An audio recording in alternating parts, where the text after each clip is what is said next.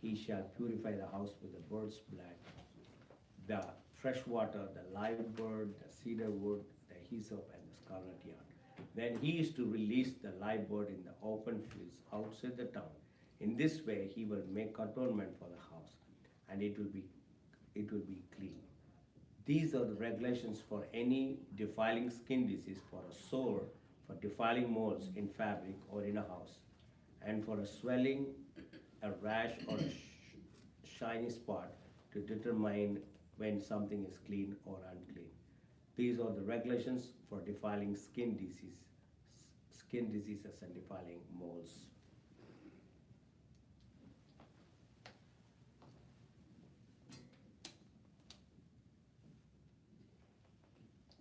Only now, 15 minutes.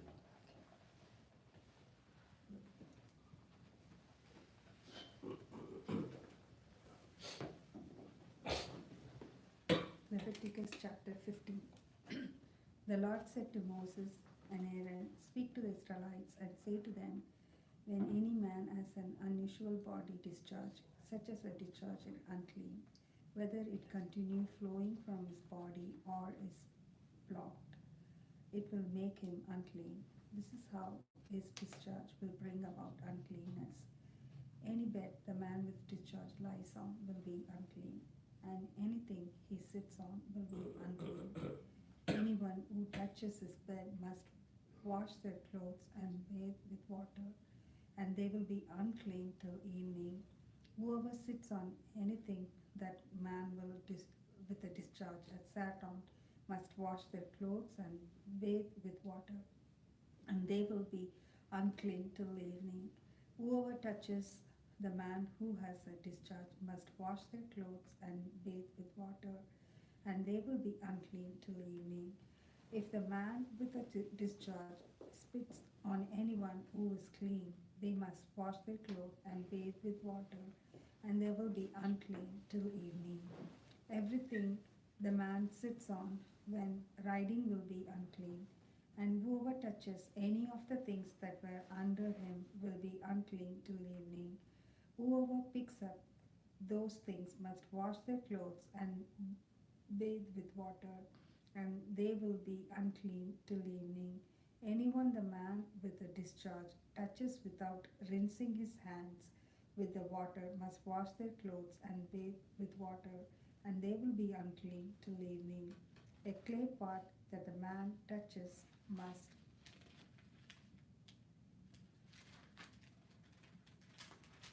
be broken, and any wooden article is to be rinsed with water. When a man is clean from his discharge, he is to count off 7 days of his ceremonial cleansing. He must wash his clothes and bathe himself with fresh water, and he will be clean. On the 8th day, he must take two doves or two young pigeons and come before the Lord to the entrance to the tent of meeting and give them to the priest. The priest is to sacrifice them, the one for a sin offering and the other for a burnt offering. In this way, he will make atonement before the Lord for the man because of his discharge. When a man has an emission of semen, he must bathe with his whole body with water, and he will be unclean till evening. Any clothing or leather that has semen must be washed with water, and it will be unclean till evening. When a man has sexual relationship with a woman and there is the emission of semen, both of them must bathe with water, and they will be unclean till evening. When a woman has a regular flow of blood, the impurity of her monthly period will last 7 days, and anyone who touches her will be unclean till evening. Anything she lies on during her period will be unclean, and anything she sits on will be unclean. Anyone who touches her bed will be unclean. They must be washed their clothes and bathe with water, and they will be unclean till evening. Anyone who touches anything she sits on will be unclean. They must wash their clothes and bathe with water, and they will be unclean till evening, whether it is the bed or anything she is sitting on. When anyone touches it, they will be unclean till evening. If a man has sexual relation with her and her monthly flow touches him, he will be unclean for 7 days. Any bed he lies on will be unclean. When a woman has a discharge of blood for many days at a time, other than her monthly period, or as a discharge that continued beyond her period, she will be unclean as long as she has the discharge, just as in the days of her period. Any bed she lies on while her discharge continue will be unclean, and as is her bed turning her monthly period, and anything she sits on will be unclean. As during her period, anyone who touches them will be unclean. They must be wash their clothes and be bathed with water, and they will be unclean till evening. When she is cleansed from her discharge, she must count off 7 days, and after that she will be ceremonially clean. On the 8th day, she must take 2 doves or 2 young pigeons and bring them to the priest at the entrance of the tent of meeting. The priest is to sacrifice one for a sin offering and the other for a burnt offering. In this way, he will make atonement for her before the Lord and for the uncleanness of her discharge. You must keep the Israelites separated from the things that make them unclean, so they will not die in their uncleanness for defiling my dwelling place, which is among them. There are the regulation for a man with a discharge, for anyone made unclean by an emission of semen, for a woman in her monthly period, for a man or woman with a discharge, and for a man who has sexual relation with a woman who is ceremonially unclean. The Lord spoke to Moses after death of the 2 sons of Aaron who died when they approached the Lord. The Lord said to Moses, tell your brother Aaron, and he's not come whenever he chooses into most holy place behind the curtain in front of the atonement cover on the ark, or else he will die. For I will appear in the cloud over the atonement cover. This is how Aaron is to enter the most holy place. He must first bring a young bull for a sin offering and a ram for a burnt offering. He is to put on the sacred linen tunic with a linen undergarment next to his body. He is to tie the linen sash around him and put on the linen turban. They are sacred garments, so he must bathe himself with the water before he puts them on. From the Israelites community, he is to take 2 male goats for a sin offering and a ram for burnt offering. Aaron is to offer the bull for his own sin offering and to make atonement for himself and his household. Then he is to take the 2 goats and present them before the Lord at the entrance to the tent of meeting. He is to cast lots for the 2 goats, one lot for the Lord and the other for the scapegoat. Aaron shall bring the goat whose lot fall into the lot and sacrifice it for sin offering. But the goat chosen by Lot as the scapegoat shall be presented alive before the Lord to be used for making atonement by sending it into the wilderness as a scapegoat. Aaron shall bring to the bull for his own sin offering to make atonement for himself and his household, and he is to slaughter the bull for his own sin offering. He is to take a censer full of burning coals from the altar before the Lord, and 2 handfuls of finely ground fragrant incense, and take them behind the curtain. He is to put the incense on the fire before the Lord, and the smoke of the incense will conceal an atonement cover above the tablets of the covenant law, so that he will not die. He is to take some of the bull's blood and with his finger sprinkle it on the front of the atonement cover. Then he shall sprinkle some of it with his finger 7 times before the atonement cover. He shall then slaughter the goat for the sin offering for the people and take its blood behind the curtain and do with it as he did with the bull's blood. He shall sprinkle it on the atonement cover and in front of it. In this way, he will make atonement for the most holy place because of the uncleanness and rebellions of the Israelites. Whatever the sins have been, he is to do the same for the tent of meeting, which is among them in the midst of their uncleanness. No one is to be in the tent of meeting from the time Aaron goes in to make atonement in the most holy place until he comes out, having made atonement for himself, his household, and a whole community of Israel. Then he shall come out to the altar that is before the Lord and make atonement for it. He shall take some of the bull's blood and some of the goat's blood and put it on all the horns of the altar. He shall sprinkle some of the blood on it with his finger 7 times to cleanse it and to consecrate it from the uncleanness of Israelites. When Aaron has finished making atonement for the most holy place, the tent of meeting and the altar, he shall bring forward the live goat. He is to lay both hands on the head of the live goat and confess over it all the wickedness and rebellion of the Israelites, all their sins, and put them on the goat's head. He shall send the goat away into the wilderness in the care of someone appointed for the task. The goat will carry on itself all the sins to remote place, and the man shall release it in the wilderness. Then Aaron is to go into the tent of meeting and take off the linen garment he put on before he entered the most holy place, and he is to leave them there. He shall be bathe himself with water in the sanctuary area and put on his regular garments. Then he shall come out and sacrifice the burnt offering for himself and the burnt offering for the people, to make atonement for himself and for the people. He shall also burn the fat of the sin offering on the altar. The man who released the goat and scapegoat must wash his clothes and bathe himself with water.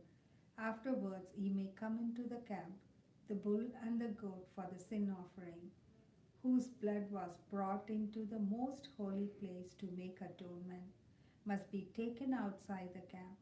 Their hides, flesh, and intestines are to be burned up. The man who burns them must wash his clothes and bathe himself with water. Afterward he may come into the camp. This is to be lasting ordinance for you. On the 10th day of the 7th month you must deny yourself and not do any work, whether native born or a foreigner residing among you, because on this day after atonement will be made for you to cleanse you. Then before the Lord you will be clean from all your sins. It is a day of Sabbath rest, and you must deny yourself. It is the lasting ordinance. The priest who is anointed and ordained to succeed his father as high priest is to make atonement.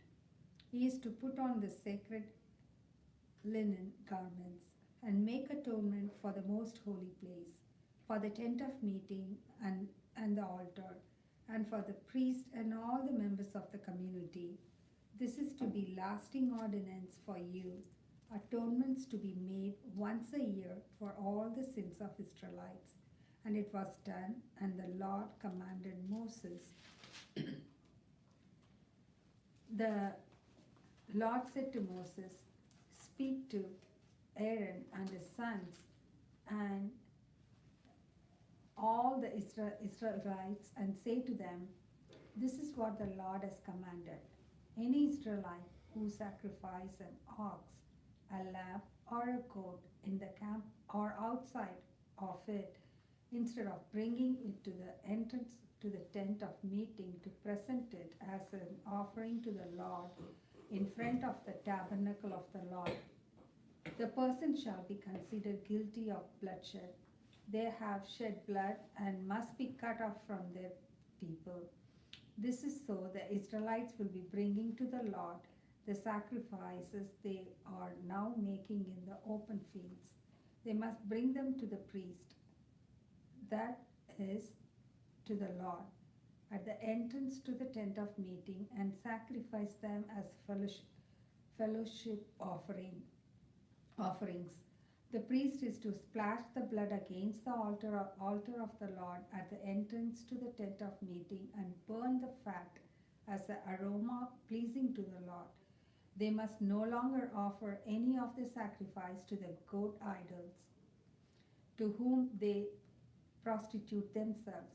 This is to be lasting ordinance for them and for the generation to come. Say to them, any Israelites or any foreigner residing among them who offers a burnt offering or sacrifice and does not bring it to the entrance to the tent of meeting to sacrifice it to the Lord must be cut off from the people of Israel. I will set my face against any Israelites or any foreigner residing among them who eats blood, and I will cut them off from the people. For the life of the creature is in the blood, and I have given it to you to make atonement for yourself on the altar. It is the blood that makes atonement for one's life. Therefore, I say to the Israelites, none of you may eat blood, nor may any foreigner residing among you eat blood. Any Israelites or any foreigner residing among you who hunts any animal or bird that may be eaten must drain out of the blood and cover it with the earth. Because the lives of every creature is its blood. That is why I have said to the Israelites, you must not eat the blood of any creatures, because the life of every creature is its blood. Any who eats it must be cut off. Anyone, whether native born or foreigner, who eats anything found dead or torn by wild animals must wash their clothes and bathe with water, and they will be ceremonially unclean till evening. Then they will be clean. But if they do not wash their clothes and bathe in themselves, they will be held responsible. The Lord said to Moses, speak to the Israelites and say to them, I am the Lord your God. You must not do as they do in Egypt, whether you used to live, and you must not do as they do in the land of Canaan, where I am bringing you. Do not follow their practices. You must obey my laws and be careful to follow my decrees.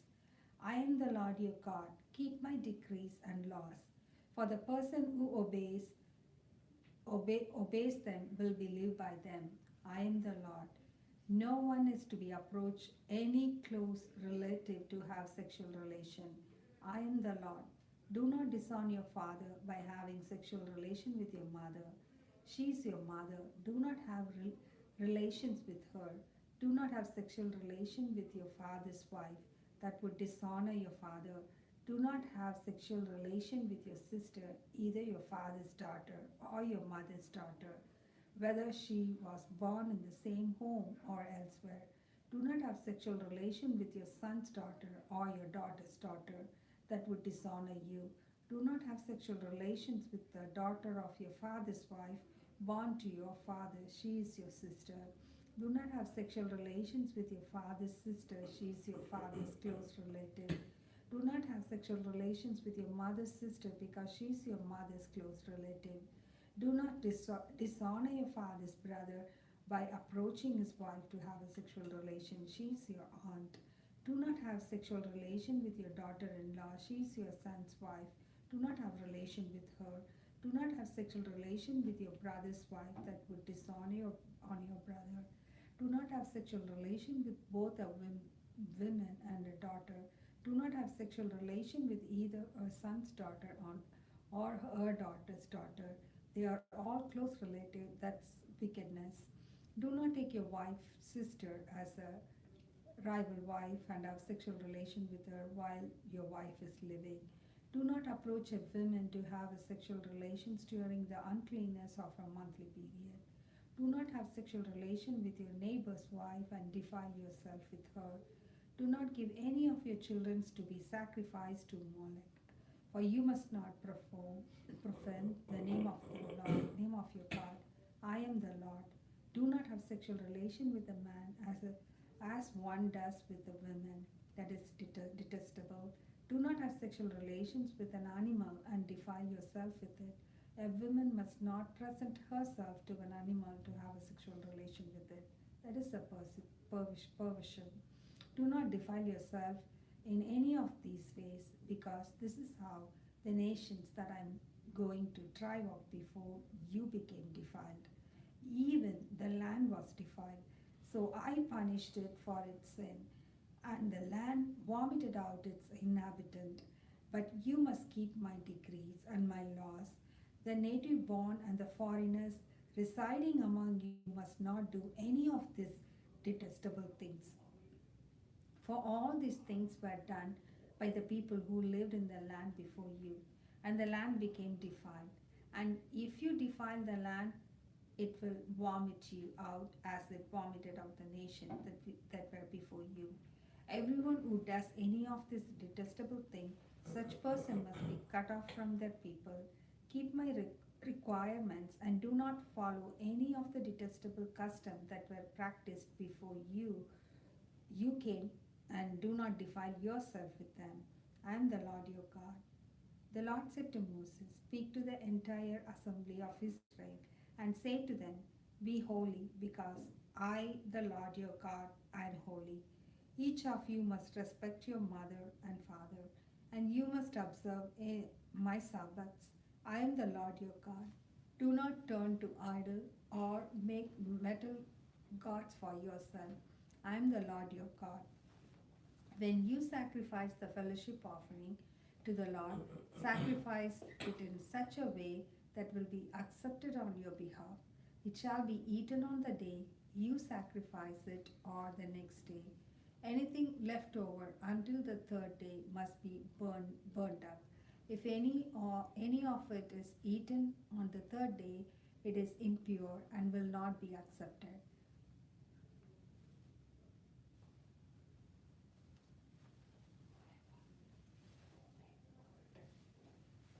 Which verse? Let it be.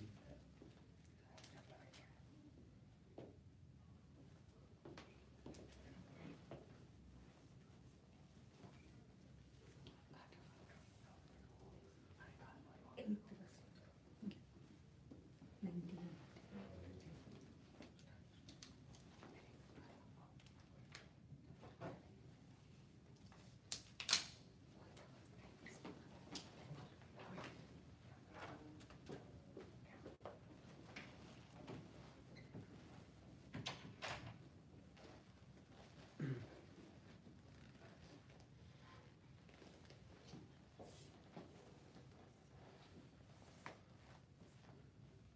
Leviticus chapter 19, verse 8.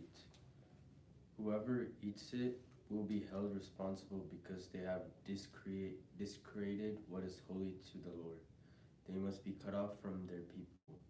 When you reap the harvest of your land, do not reap to the very edges of your field, or gather the gleanings of your harvest.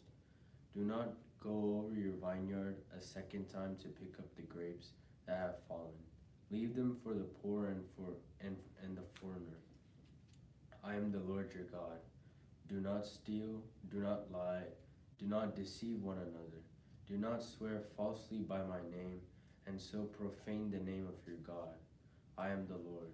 Do not defraud or rob your neighbor. Do not hold back the wages of a hired worker overnight. Do not curse the deaf or put a stumbling block in front of the blind. But fear your God, I am the Lord. Do not pervert justice, do not show partially to the poor or favoritism to the great. But judge your neighbor fairly. Do not go about spreading slander among your people. Do not do anything that endangers your neighbor's life. I am the Lord your God. Do not hate a fellow Israelite in your heart. Rebuke your neighbor frankly so you will not share in their guilt. Do not seek revenge or bear a grudge against anyone among your people, but love your neighbor as yourself. I am the Lord. Keep my decrees. Do not mate different kinds of animals. Do not plant your field with two kinds of seeds. Do not wear clothing woven of two kinds of material. If a man sleeps with a female slave who is promised to another man, but who has not been ransomed or given her freedom, there must be due punishment. Yet they are not to be put to death, because she has not been freed. The man, however, must bring a ram to the entrance to tent of meeting for a guilt offering to the Lord. With the ram of the guilt of offering, the priest is to make atonement for him before the Lord for the sin he has committed, and his sin will be forgiven. When you enter the land and plant any kind of fruit tree, regard its fruit as forbidden. For 3 years you are to consider it forbidden. It must not be eaten. In the 4th year all its fruit will be holy, an offering of praise to the Lord. But in the 5th year you may eat its fruit. In this way your harvest will be increased. I am the Lord your God. Do not eat any meat with the blood still in it. Do not practice divination or seek omens. Do not cut the hair at the sides of your head, or clip off the edges of your beard. Do not cut your bodies for the dead, or put tattoo marks on yourself. I am the Lord. Do not degrade your daughter by making her a prostitute, or the land will turn to prostitution and be filled with wickedness. Observe my Sabbaths and have reverence for my sanctuary. I am the Lord. Do not turn to mediums or seek out spiritists, for you will be defiled by them. I am the Lord your God. Stand up in the presence of the aged, show respect for the elderly, and revere your God. I am the Lord. When a foreigner resides among you in your land, do not mistreat them. The foreigner residing among you must be treated as your native born. Love them as yourself, for you were foreigners in Egypt. I am the Lord your God. Do not use dishonest standards when measuring length, weight, or quantity. Use honest scales and honest weights, an honest ephah and an honest hin. I am the Lord your God, who brought you out of Egypt. Keep all my decrees and all my laws and follow them. I am the Lord. Leviticus chapter 20. The Lord said to Moses, say to the Israelites, any Israelite or any foreigner residing in Israel who sacrifices any of his children to Moloch is to be put to death. The members of the community are to stone him. I myself will set my face against him and will cut him off from his people. For by sacrificing his children to Moloch, he has defiled my sanctuary and profaned my holy name. If the members of the community close their eyes when that man sacrifices one of his children to Moloch, and if they fail to put him to death, I myself will set my face against him and his family, and will cut them off from their people, together with all who follow him in prostituting themselves to Moloch. I will set my face against anyone who turns to mediums and spiritists to prostitute themselves by following them, and I will cut them off from their people. Consecrate yourself and be holy, because I am the Lord your God. Keep my decrees and follow them. I am the Lord, who makes you holy. Anyone who curses their father or mother is to be put to death, because they have cursed their father or mother. Their blood will be on their own head. If a man commits adultery with another man's wife, with the wife of his neighbor, both the adulterer and the adulteress are to be put to death. If a man has sexual relations with his father's wife, he has dishonored his father. Both the man and the woman are to be put to death. Their blood will be on their own heads. If a man has sexual relations with his daughter-in-law, both of them are to be put to death. What they have done is a perversion. Their blood will be on their own heads. If a man has sexual relations with a man, as one does with a woman, both of them have done what is detestable. They are to be put to death. Their blood will be on their own heads. If a man marries both a woman and her mother, it is wicked. Both he and they must be burned in the fire, so that no wickedness will be among you. If a man has sexual relations with an animal, he is to be put to death, and you must kill the animal. If a woman approaches an animal to have sexual relations with it, kill both the woman and the animal. They are to be put to death. Their blood will be on their own heads. If a man marries his sister, the daughter of either his father or his mother, and they have sexual relations, it is a disgrace. They are to be publicly removed from their people. He has dishonored his sister, and will be held responsible. If a man has sexual relations with a woman during her monthly period, he has exposed the source of her flow, and she has also uncovered it. Both of them are to be cut off from their people. Do not have sexual relations with the sister of either your mother or your father, for that would dishonor a close relative. Both of you would be held responsible. If a man has sexual relations with his aunt, he has dishonored his uncle. They will be held responsible. They will die childless. If a man marries his brother's wife, it is an act of impurity. He has dishonored his brother. They will be childless. Keep all my decrees and laws and follow them, so that the land where I am bringing you to live may not vomit you out. Excuse me. You must not live according to the customs of the nations. I'm going to drive out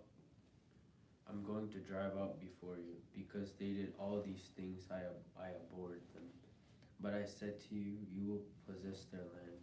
I will give it to you as an inheritance, a land flowing with milk and honey. I am the Lord your God, who has set you apart from the nations. You must therefore make a distinction between clean and unclean animals, and between unclean and clean birds. Do not defile yourself by any animal or bird, or anything that moves along the ground. Those that I have set apart as unclean for you, you are to be holy to me, because I, the Lord, am holy, and I have set you apart from the nations to be my own.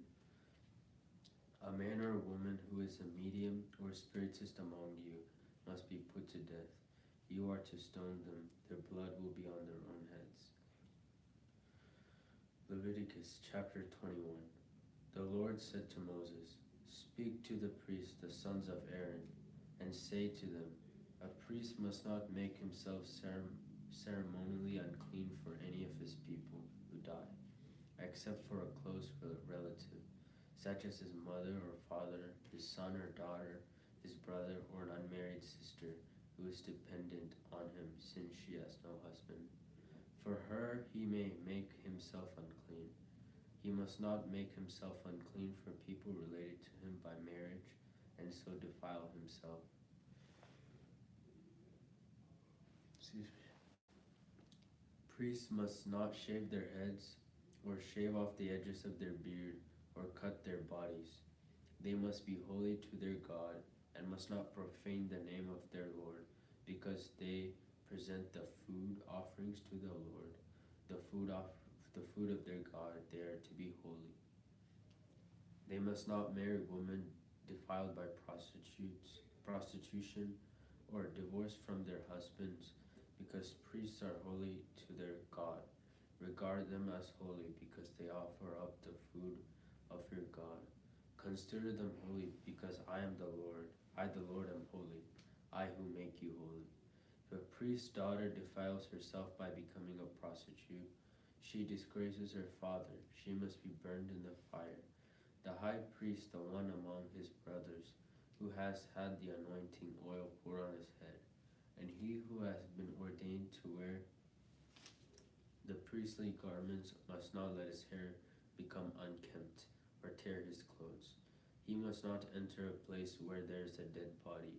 He must not make himself unclean, even for the father or mother, nor leave the sanctuary of his God or discreated.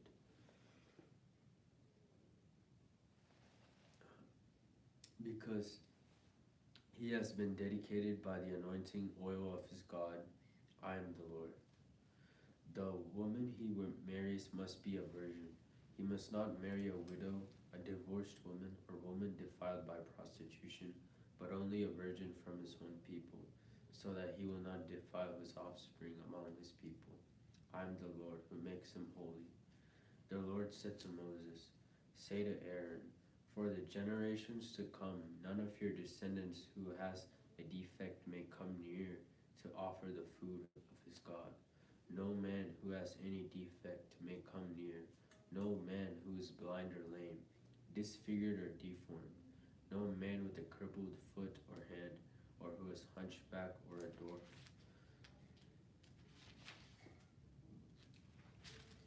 or who has any eye defect, or who has festering or running sores or damaged testicles. No descendant of Aaron the priest who has any defect is to come near to present the food offerings to the Lord. He has a defect. He must not come near to offer the food of his God. He may eat the most holy food of his God, as well as the holy food. Yet because of his defect, he must not go near the curtain or approach the altar, and so discreate my sanctuary. I am the Lord who makes them holy. So Moses told this to Aaron and his sons and to all the Israelites. The Lord said to Moses, tell Aaron and his sons to treat with respect the sacred offerings the Israelites consecrate to me, so that they will not profane my holy name. I am the Lord.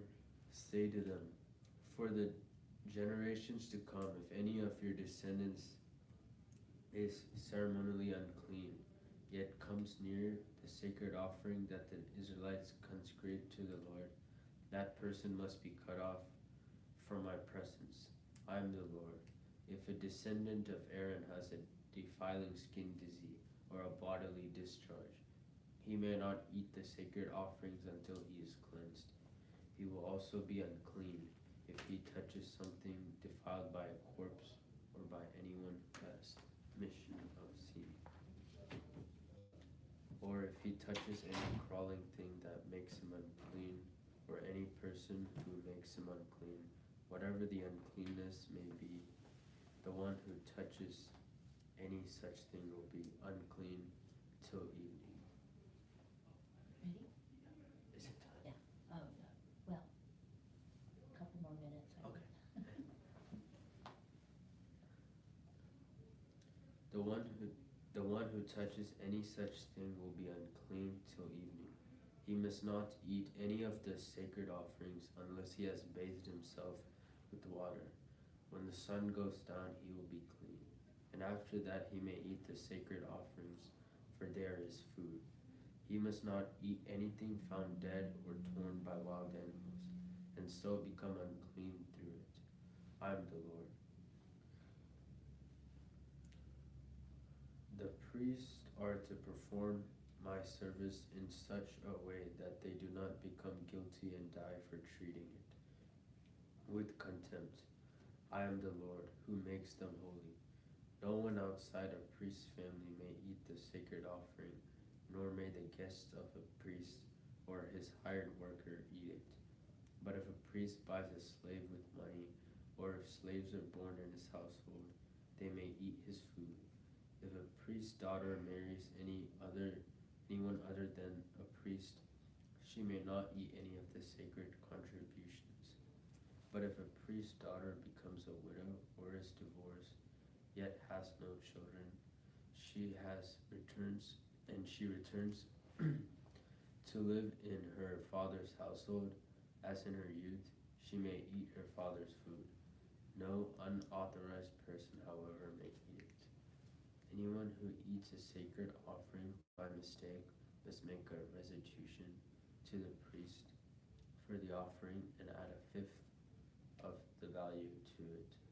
The priest must not discreate the sacred offerings the Israelites present to the Lord by allowing them to eat the sacred offerings, and so bring upon them guilt requiring payment.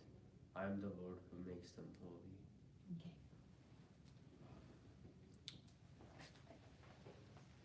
So Right here. it's from starting with Right here. unacceptable. Okay, thank you. Bye-bye. Happy New Year. Happy New Year.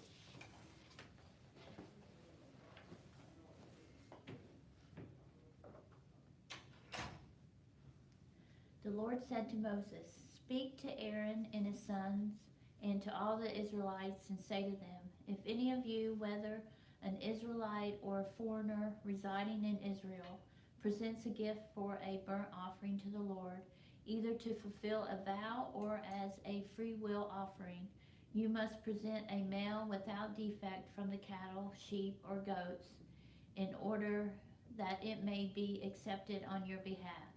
Do not bring anything with a defect, because it will not be accepted on your behalf. When anyone brings from the herd or flock a fellowship offering to the Lord to fulfill a special vow or as a free will offering, it must be without defect or blemish to be acceptable. Do not offer to the Lord the blind, the injured, or the maimed, or anything with warts or festering or running sores. Do not place any of these on the altar as a food offering presented to the Lord. You may, however, present as a free will offering an ox or a sheep that is deformed or stunted, but it will not be accepted in fulfillment of a vow. You must not offer to the Lord an animal whose testicles are bruised, crushed, torn, or cut.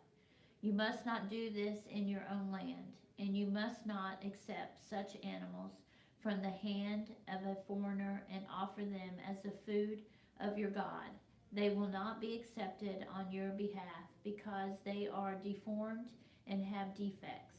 The Lord said to Moses, when a calf, a lamb, or a goat is born, it is to remain with its mother for 7 days.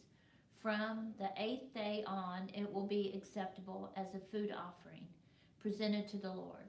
Do not slaughter a cow or a sheep and its young on the same day. When you sacrifice a thank offering to the Lord, sacrifice it in such a way that it will be accepted on your behalf. It must be eaten that same day. Leave none of it till morning. I am the Lord. Keep my commands and allow them. I am the Lord. And follow them. I am the Lord. Do not profane my holy name, for I must be acknowledged as holy by the Israelites. I am the Lord who made you holy and who brought you out of Egypt to be your God. I am the Lord. Leviticus chapter 23. The Lord said to Moses, speak to the Israelites and say to them, these are my appointed festivals, the appointed festivals of the Lord, which you are to proclaim as sacred assemblies, the Sabbath. There are 6 days when you may work, but the 7th day is a day of Sabbath, a rest, a day of sacred assembly. You are not to do any work wherever you live. It is a Sabbath to the Lord. The Passover and the festival of unleavened bread. These are the Lord's appointed festivals, the sacred assemblies you are to proclaim at their appointed times. The Lord's Passover begins at twilight on the 14th day of the first month. On the 15th day of that month, the Lord's festival of unleavened bread begins. For 7 days you must eat bread made without yeast.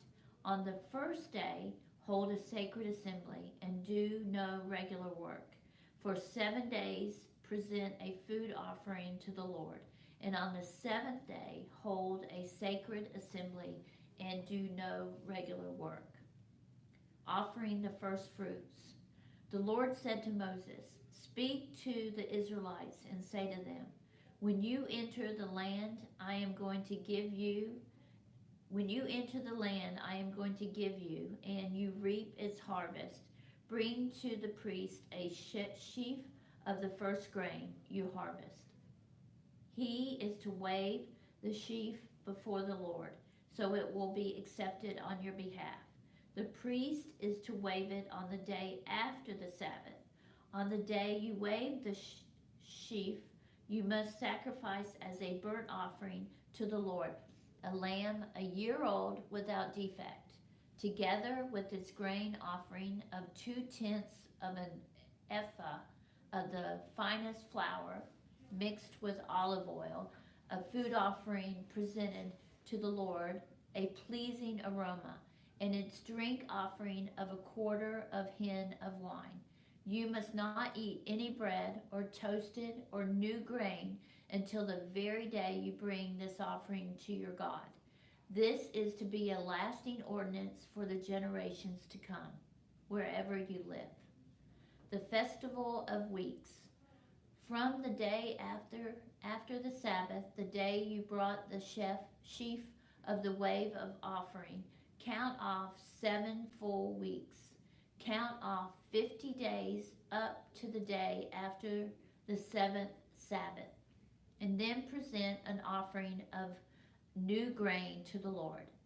From wherever you live, bring 2 loaves made of 2/10 of an ephah of the finest flour, baked with yeast as a wave offering of first fruits to the Lord.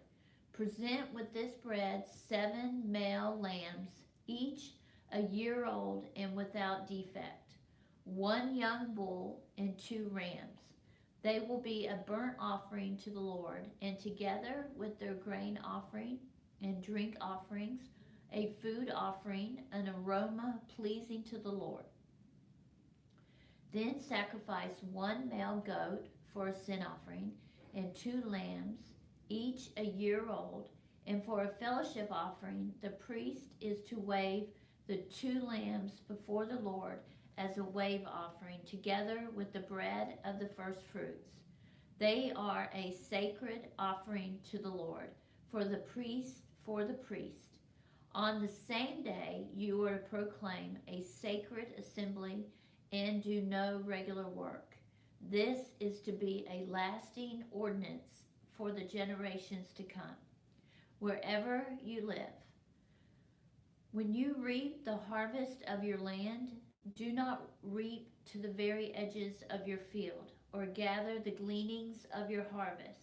Leave them for the poor and for the foreigner residing among you. I am the Lord your God. The Festival of Trumpets. The Lord said to Moses, say to the Israelites, on the first day of the 7th month, you are to have a day of Sabbath rest, a sacred assembly, commemorated with trumpet blast. Do no regular work, but present a food offering to the Lord.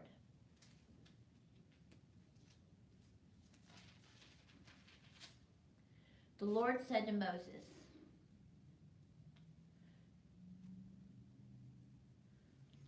the 10th day, the Day of Atonement. The Lord said to Moses, the 10th day of the 7th month is the Day of Atonement.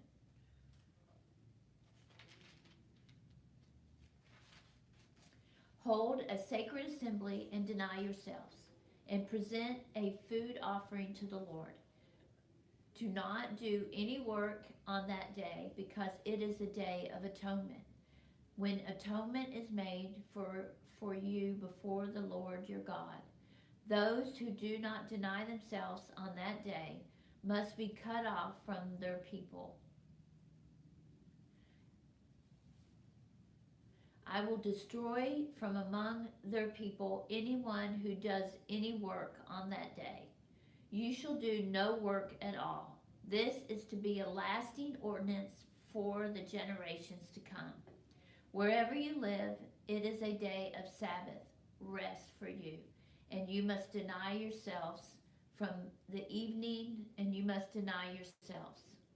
From the evening of the 9th day of the month until the following evening, you are to observe your Sabbath.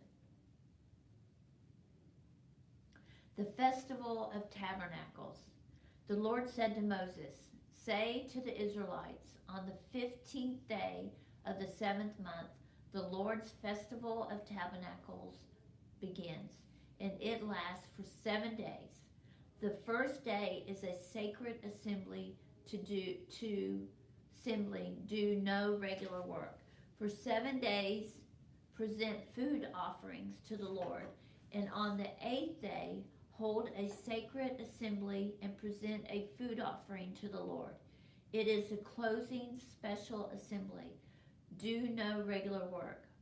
These are the Lord's appointed festivals, which you are to proclaim as sacred assemblies for bringing food offerings to the Lord. The burnt offerings and grain offerings, sacrifices and drink offerings required for each day. These offerings are in addition to those for the Lord's Sabbaths, and in addition to your gifts and whatever have vowed, and all the free will offerings you give to the Lord. So beginning with the 15th day of the 7th month, after you have gathered the crops of the land, celebrate the festival to the Lord for 7 days. The first day is a day of Sabbath rest, and the 8th day also is a day of Sabbath rest. On the first day, you are to take branches from luxuriant trees, from palms, willows, and other leafy green trees, and rejoice before the Lord your God for 7 days. Celebrate this as a festival to the Lord for 7 days each year. This is to be a lasting ordinance for the generations to come. Celebrate it in the 7th month. Live in temporary shelters for 7 days. All native-born Israelites are to live in such shelters, so your descendants will know that I had the Israelites live in temporary shelters when I brought them out of Egypt. I am the Lord your God. So Moses announced to the Israelites the appointed festivals of the Lord. Leviticus chapter 24. Olive oil and bread set before the Lord. The Lord said to Moses, command the Israelites to bring you clear oil of pressed olives for the light, so that the lamps may be kept burning continually.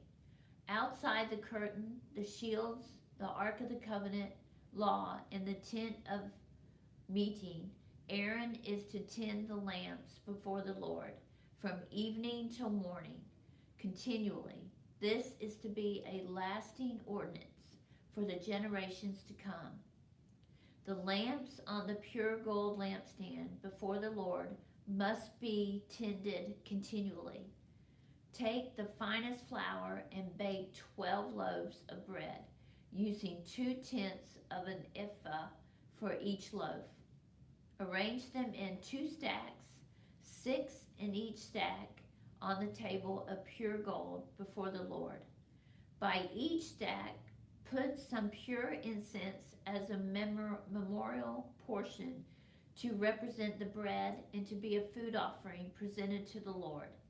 This bread is to be set out before the Lord regularly, Sabbath after Sabbath, on behalf of the Israelites, as a lasting covenant. It belongs to Aaron and his sons, who are to eat it in the sanctuary area, because it is a most holy part of their perpetual share of the food offerings presented to the Lord. A blasphemer put to death. Now the son of an Israelite mother and Egyptian father went out among the Israelites, and a fight broke out in the camp between him and an Israelite. The son of the Israelite woman blasphemed the name with a curse. So they brought him to Moses. His mother's name was Shelomith, the daughter of Dibri the Danite. They put him in custody until the will of the Lord shall be made clear to them. When the Lord said to Moses, take the blasphemer outside the camp, all those who heard him are to lay their hands on his head and the entire assembly is to stone him. Say to the Israelites, anyone who curses their God will be held responsible. Anyone who blasphemes the name of the Lord is to be put to death. The entire assembly must stone them, whether foreigner or native born. When they blaspheme the name, they are to be put to death. Anyone who takes the life of a human being is to be put to death. Anyone who takes the life of someone's animal must make restitution, life for life. Anyone who injures their neighbor is to be injured in the same manner, fracture for fracture, eye for eye, tooth for tooth. The one who has inflicted the injury must suffer the same injury.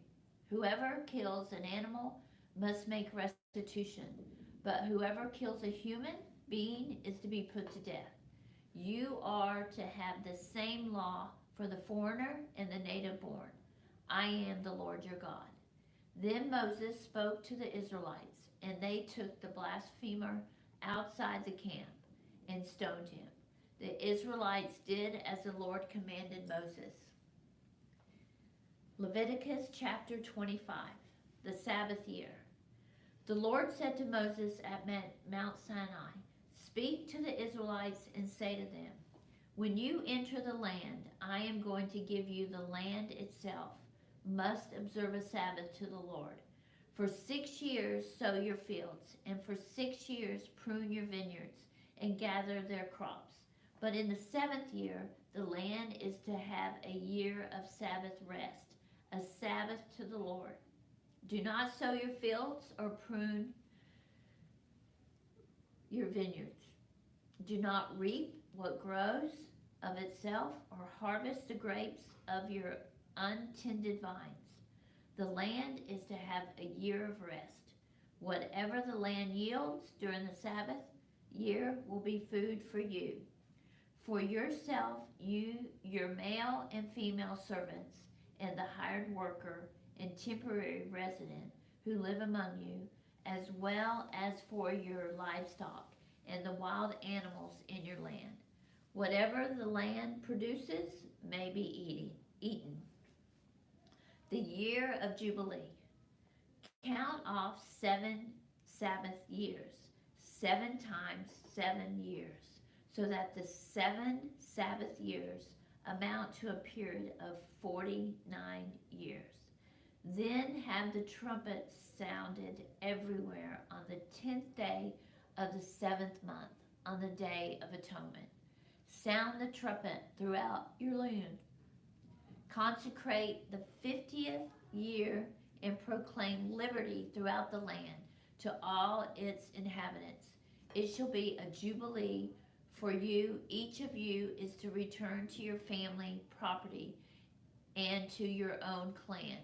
The 50th year shall be a jubilee, for you do not sow and do not reap what grows of itself, or harvest the untended vines. For it is a jubilee, and it is to be holy for you. Eat only what is taken directly from the fields. In this year of Jubilee, everyone is to return to their own property. If you sell land to any of your own people or buy land from them, do not take advantage of each other.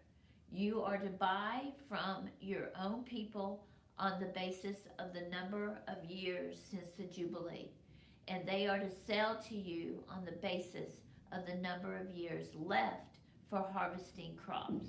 When the years are many, you are to increase the price. And when the years are few, you are to decrease the price, because what is really being sold to you is the number of crops. Do not take advantage of each other, but fear your God. I am the Lord your God. Follow my decrees and be careful to obey my laws, and you will live safely in the land. Then the land will yield its fruit, and you will eat your fill and live there in safety.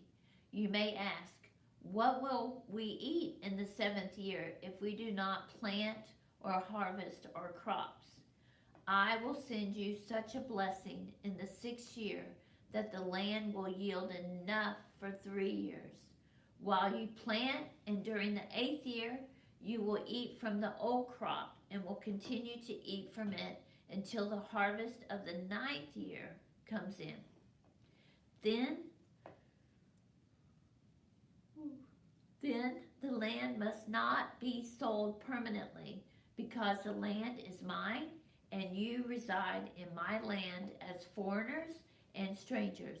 Throughout the land that you hold as a possession, you must provide for the redemption of the land. If one of your fellow Israelites becomes poor and sells some of their property, their nearest relative is to come and redeem what they have sold. If, however, there is no one to redeem it for them, but later on they prosper and acquire sufficient means to redeem it themselves, they are to determine the value for the years since they sold it and refund the balance to the one to whom they sold it, that they can go back to their own property.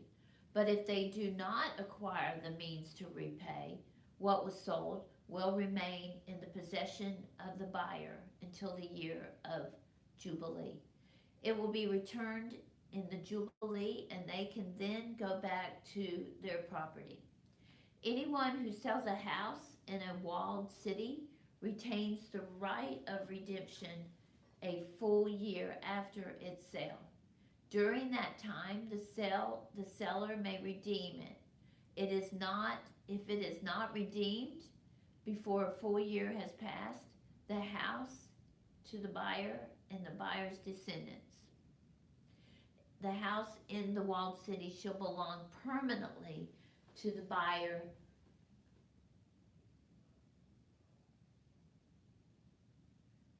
and the buyer's descendants. It is not to be returned in the Jubilee, but houses in villages without walls around them are to be considered belonging to the open country. They can be redeemed, and they are not to be returned in the Jubilee.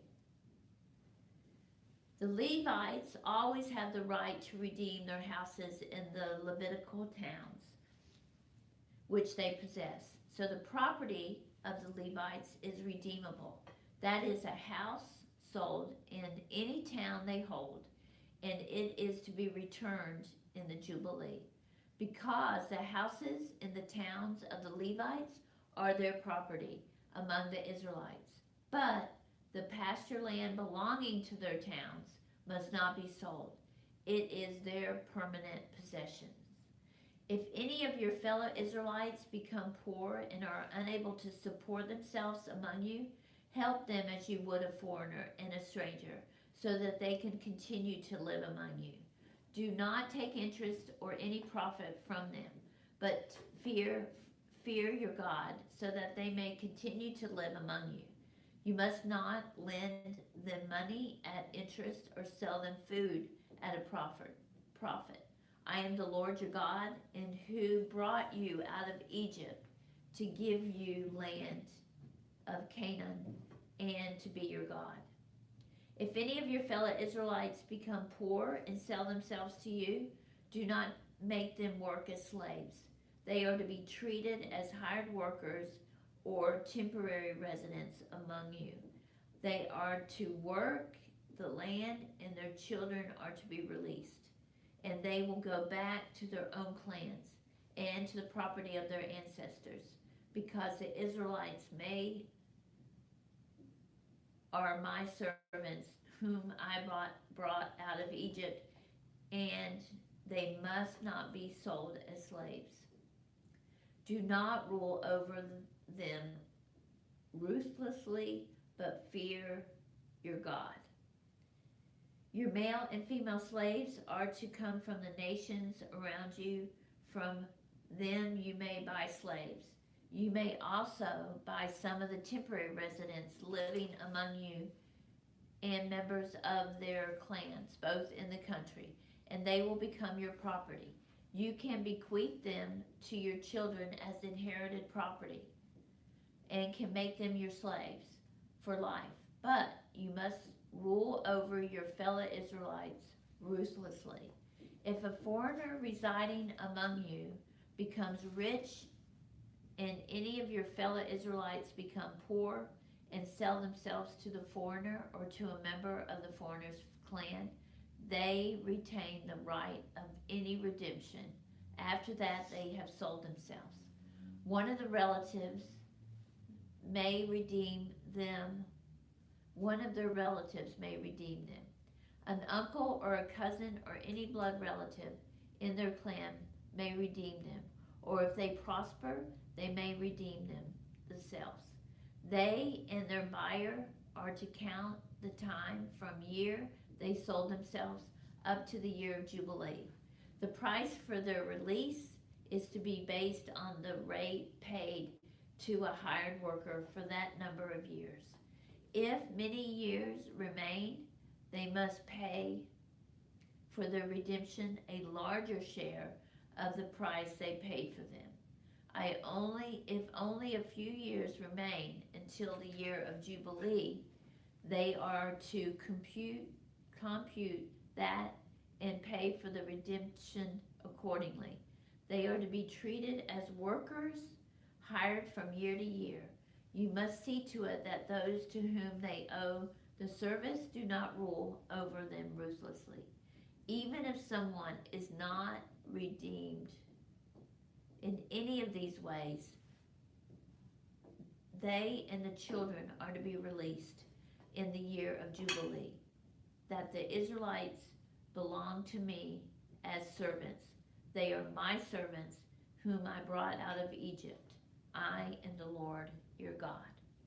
Leviticus chapter 26, reward for obedience.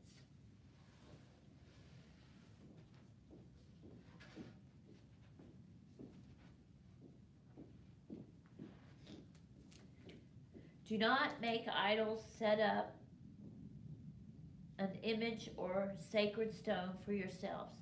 Do not place a carved stone in your land to bow down before. I am the Lord your God. Observe my Sabbath and have reverence for my sanctuary. I am the Lord. If you follow my decrees and are careful to obey my commands, I will send you rain in its season, and the ground will yield its crops and the trees their fruit. Your threshing will continue until the grape harvest, and the grape harvest will continue until planting, and you will eat all the food you want and live in safety in your land. I will grant peace in the land, and you will lie down, and no one will make you afraid.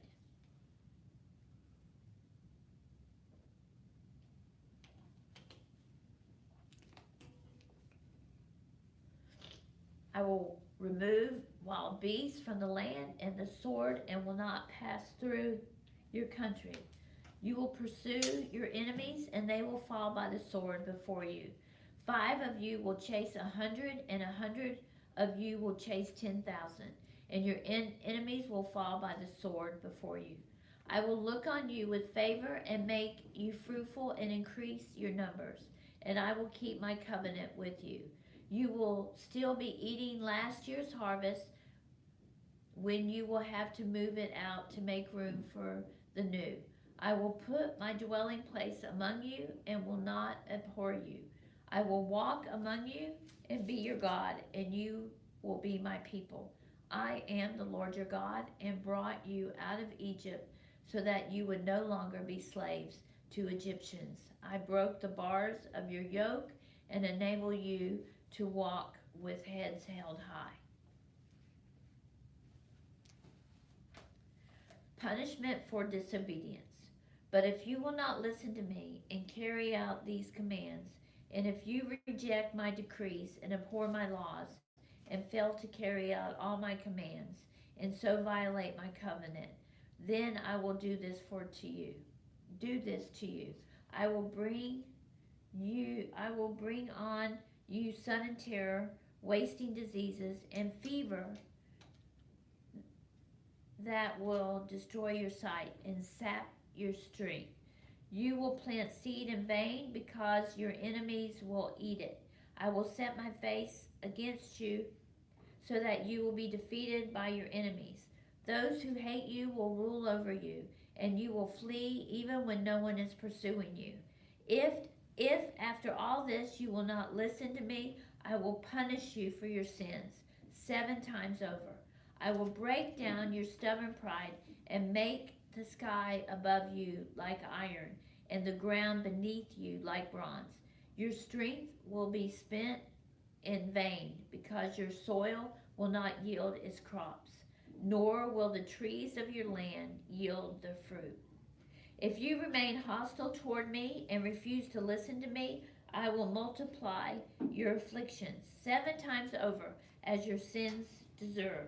I will send wild animals against you, and they will rob you of your children, destroy your cattle, and make you so few in number that your roads will be deserted. If, in spite of these things, you do not accept my correction but continue to be hostile towards me, I myself will be hostile towards you and will afflict you for your sins 7 times over. And I will bring the sword on you to avenge the breaking of the covenant. When you withdraw into your cities, I will send a plague among you, and you will be given into enemy hands. When I cut off your supply of bread, 10 women will be able to bake your bread in one oven, and they will dole out the bread by weight. You will eat, but you will not be satisfied. If, in spite of this, you still do not listen to me, but continue to be hostile toward me, then in my anger I will be hostile towards you, and I myself will punish you for your sins 7 times over. You will eat the flesh of your sons and the flesh of your daughters. I will destroy your high places, cut down your incense altars, and pile your dead bodies on the lifeless forms of your idols, and I will abhor you. I will turn your cities into ruins and lay waste your sanctuaries, and I will take no delight in the pleasing aroma of your offerings. I myself will lay waste the land so that your enemies who live there will be appalled.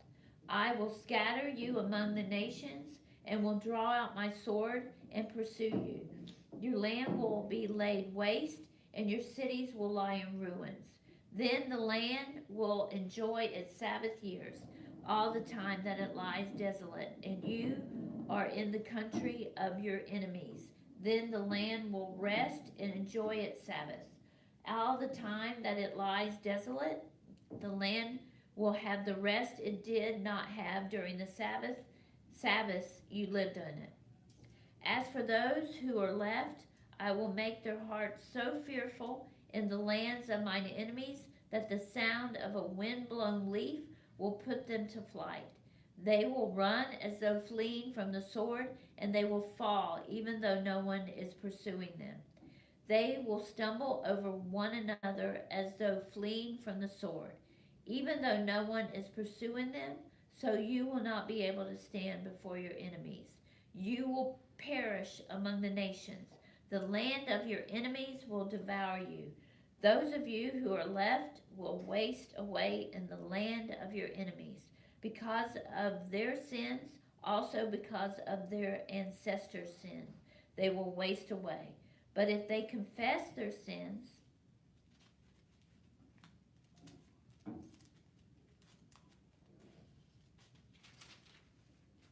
and their sins of their ancestors, their unfaithfulness and their hostility toward me, which made me hostile toward them, so that I sent them into the land of their enemies.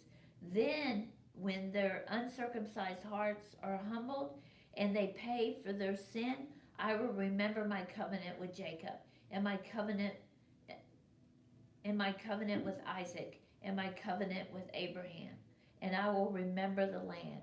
for the land will be deserted by them, and will enjoy its Sabbath while it lies desolate without them. They will pay for their sins because they rejected my laws and abhorred my decrees. Yet, in spite of this, when they are in the land of their enemies, I will not reject them or abhor them, so as to destroy them completely. Breaking my covenant with them, I am the Lord their God. But for their sake, I will remember the covenant with their ancestors, with whom I brought out of Egypt in the sight of the nations to be their God. I am the Lord. These are the decrees, the laws, and the regulations that the Lord established at Mount Sinai between himself and the Israelites through Moses. Leviticus chapter 27. Redeeming what is the Lord's. The Lord said to Moses, "Speak to the Israelites and say to them, if anyone makes a special vow to dedicate a person to the Lord by giving the equivalent value, set the value of a male between the ages of 20 and 60 at 50 shekels of silver, according to the sanctuary shekel. For a female, set her value at 30 shekels. For a person between the ages of 5 and 20, set the value of a male at 20 shekels, and a female at 10 shekels. For a person between 1 month and 5 years, set the value of a male at 5 shekels of silver, and that of a female at 3 shekels of silver. For a person 60 years old or more, set the value of a male at 15 shekels, and of a female 10 shekels. If anyone making the vow is too poor to pay the specified amount, the person being dedicated as to be presented to the priest, who will be the value according to what the one making the vow can afford. If what they vowed is an animal that is acceptable as an offering to the Lord, such an animal given to the Lord becomes holy. They must not exchange it or substitute a good one for a bad one, or a bad one for a good one. If they should substitute one animal for another, both it and the substitute become holy. If what they vowed is a ceremonial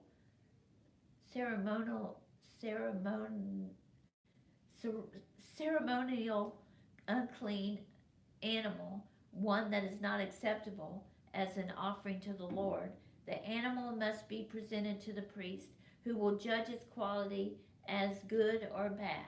Whatever value the priest then sets, that is what it will be.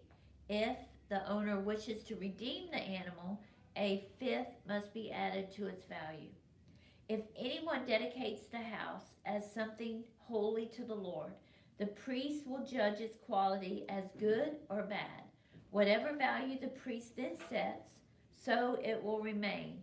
If the one who dedicates the house wishes to redeem, then they must add a fifth of its value to the house, will again become theirs.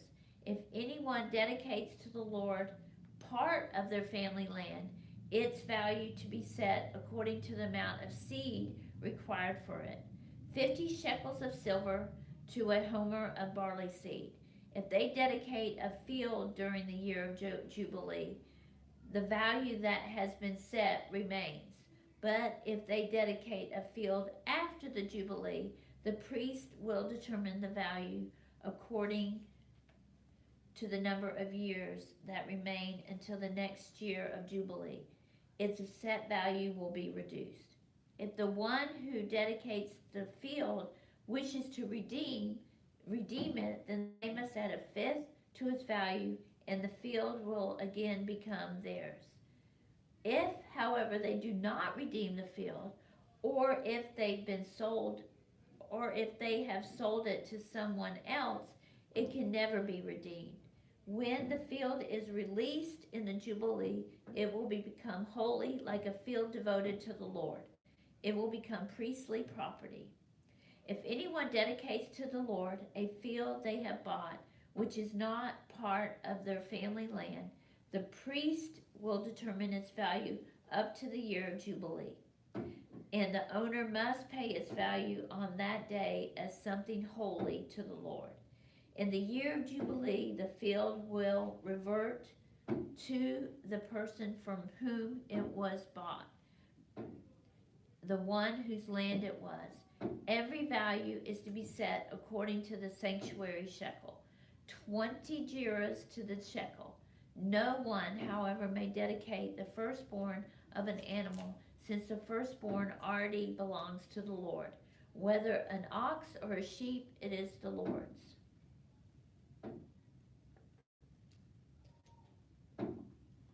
If it is one of the unclean animals, it may be bought back at its set value, adding a fifth of the value to it. If it is not redeemed, it is to be sold at its set value. But nothing that a person owns and devotes to the Lord, whether a human being or an animal or family land, may be sold or redeemed. Everything so devoted is most holy to the Lord. No person devoted to destruction may be ransomed. They are to be put to death. A tithe of everything from the land, whether grain from the soil or fruit from the trees, belongs to the Lord. It is holy to the Lord. Whomever would redeem any of their tithe must add a fifth of the value to it. Every tithe of the herd and flock, every 10th animal that passes under the shepherd's rod will be holy to the Lord. No one may pick out the good from the bad or make any substitution. If anyone does make a substitution, both the animal and its substitute become holy and cannot be redeemed. These are the commands the Lord gave Moses at Mount Sinai for the Israelites.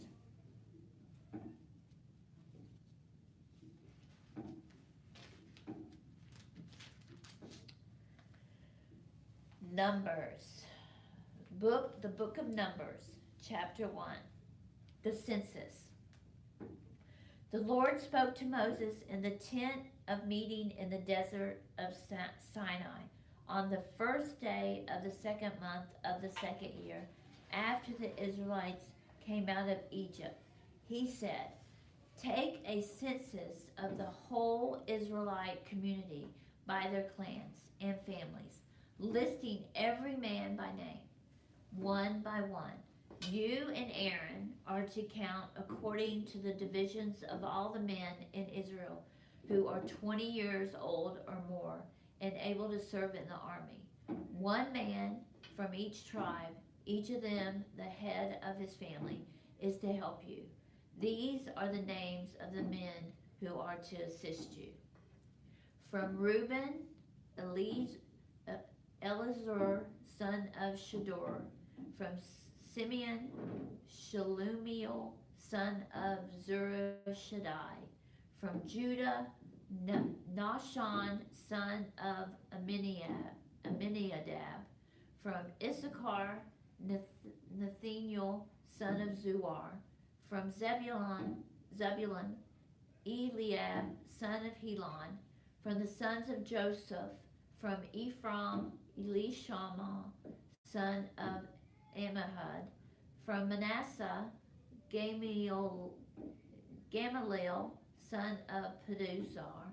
From Benjamin, Abidan, son of Gideoni. From Dan, Ahazir, son of Ammishaddad. From Asher, Pagiel, son of Okran. From Gad, Eliasaph, son of Duel. From Naphtali, Ahiri, son of Enan. These were the men appointed from the community, the leaders of their ancestral tribes. They were the heads of the clans of Israel.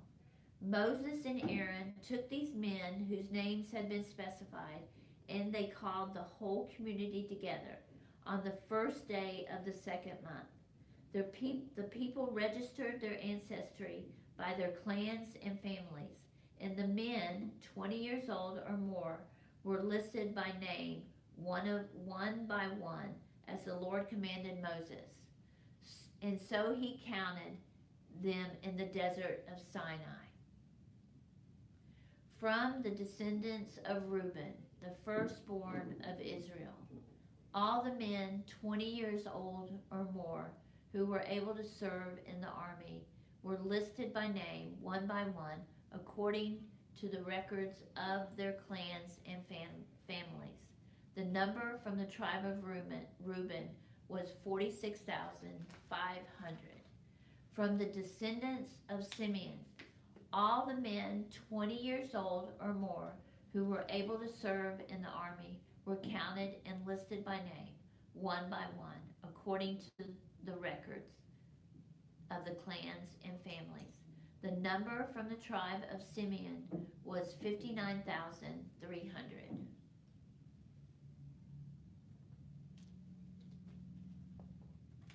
From the descendants of Gad, all the men 20 years old or more who were able to serve in the army were listed by name according to the records of their clans and families.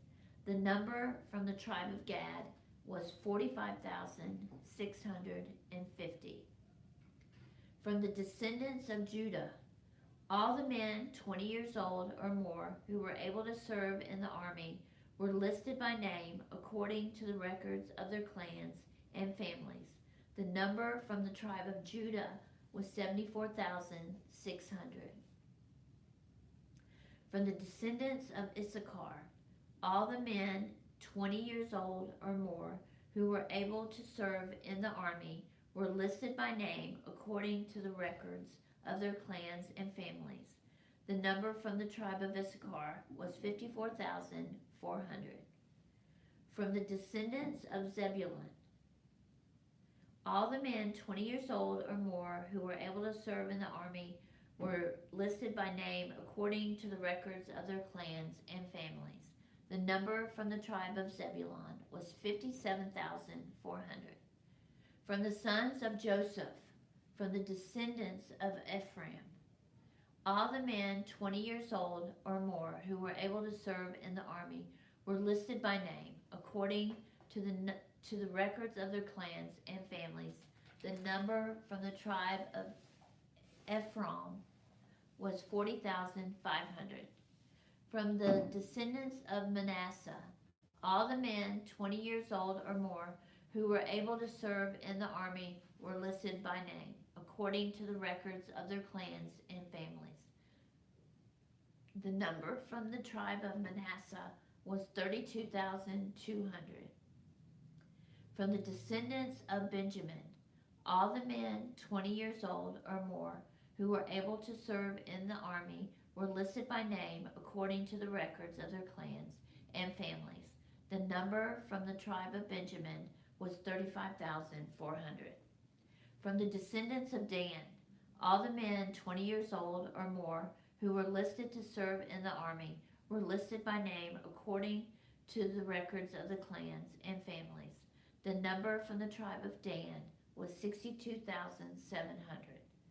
From the descendants of Asher, all the men 20 years old or more who were able to serve in the army were listed by name according to the records of their clans and their families.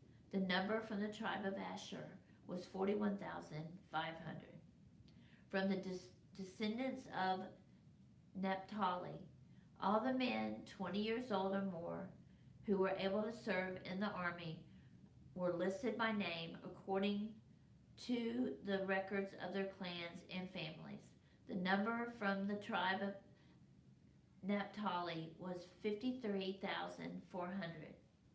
These were the men counted by Moses and Aaron and the 12 leaders of Israel, each one representing his family. All the Israelites 20 years old or more who were able to serve in Israel's army were counted according to their families. The total number was 603,550. The ancestral tribe of the Levites, however, was not counted along with the others. The Lord had said to Moses, You must not count the tribe of Levi or include them in the census of the other Israelites. Instead, appoint the Levites to be in charge of the tabernacle of the covenant law, over all its furnishings and everything according and belonging to it. They are to carry the tabernacle and all its furnishings. They are to take care of it and encamp around it. Whenever the tabernacle is to move, the Levites are to take it down, and whenever the tabernacle is to be set up, the Levites shall do it. Anyone else who approaches it is to be put to death. The Israelites are to set up their tents by divisions, each of them in their own camp under the standard. The Levites, however, are to set up their tents around the tabernacle of the covenant law, so that my wrath will not fall on the Israelite community. The Levites are to be responsible for the care of the tabernacle and the covenant law. The Israelites did all this just as the Lord commanded Moses. Numbers chapter 2.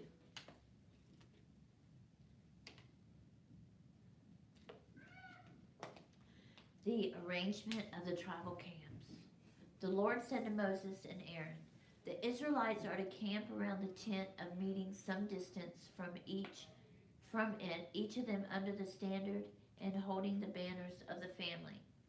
On the east, toward the sunrise, the divisions of the camp of Judah are to encamp under the standard. The leader of the people of Judah is Nahshon, son of Amminadab. His division numbers 74,600. The tribe of Issachar will camp next to them. The leader of the people of Issachar is Nathaniel, son of Zuar. His division numbers are 54,400. The tribe of Zebulun will be next. The leader of the people of Zebulun is Eliab, son of Helon. His division numbers 57,400. All the men assigned to the camp of Judah, according to the division numbers, 186,400. They will set out first. On the south will be the divisions of the camp of Reuben, from under their standard. The leader of the people of Reuben, Elazar, son of Shedor. His division numbers 46,500. The tribe of Simeon will camp next to them. The leader of the people of Simeon is Shelumiel, son of Zurishaddai. His division numbers 59,300. The tribe of Gad will be next. The leader of the people of Gad is Eliasaph, son of Dual. His division numbers is 45,650. All the men assigned to the camp of Reuben, according to the divisions, number 151,450. They will set out second. Then the tent of meeting in the camp of the Levites will set out in the middle of the camps. They will set out in the same order as they encamp, each in their own place among the standard. On the west will be the divisions of the camp of Ephraim, under which standard the leader of the people of Ephraim is Elishama, son of Ammihud. His division numbers 40,500. The tribe of Manasseh will be next to them. The leader of the people of Manasseh is Gamaliel, son of Pedahizar. His division numbers 32,200. The tribe of Benjamin will be next. The leader of the people of Benjamin is Abidan, son of Gideoni. His division numbers 35,400. All the men assigned to the camp of Ephraim, according to the divisions, number 108,100. They will set out third. On the north will be the divisions of the camp of Dan. Under their standard, leader of the people of Dan is Ahazar, son of Ammishaddai.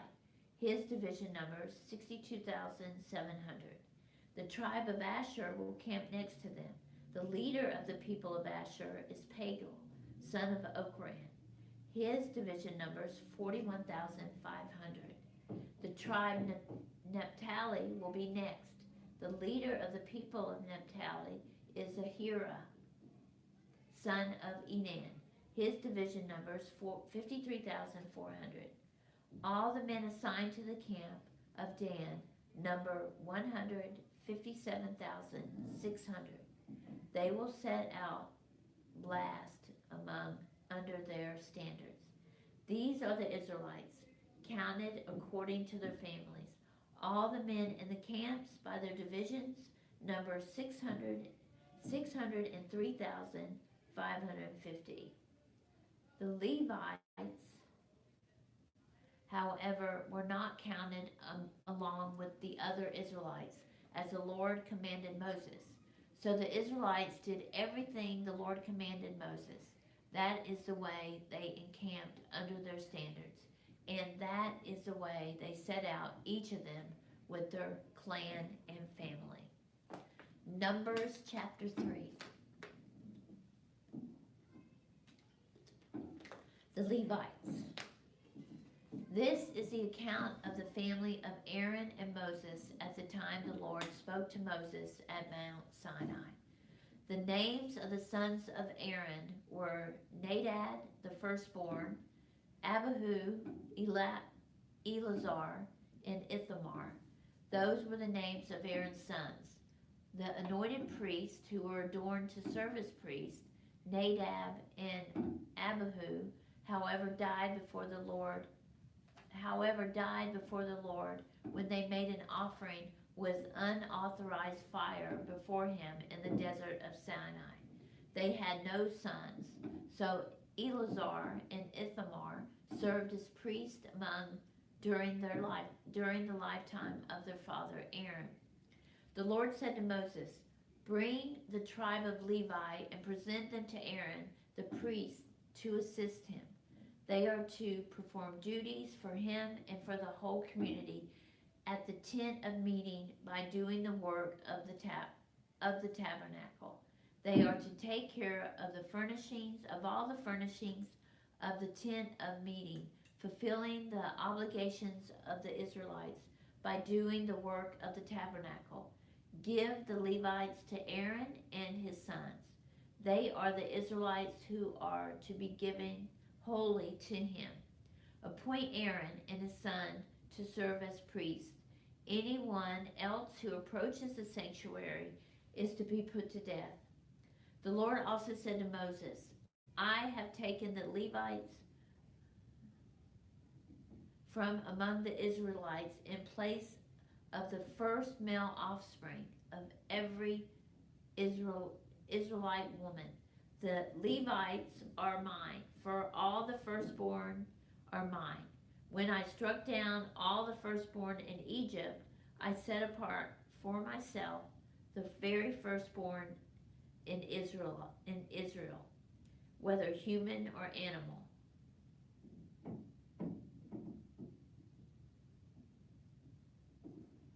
The Lord said to Moses in the desert of Sinai, "Count the Levites by their families and clans. Count every male a month, old or more." So Moses counted them as he was commanded by the word of the Lord.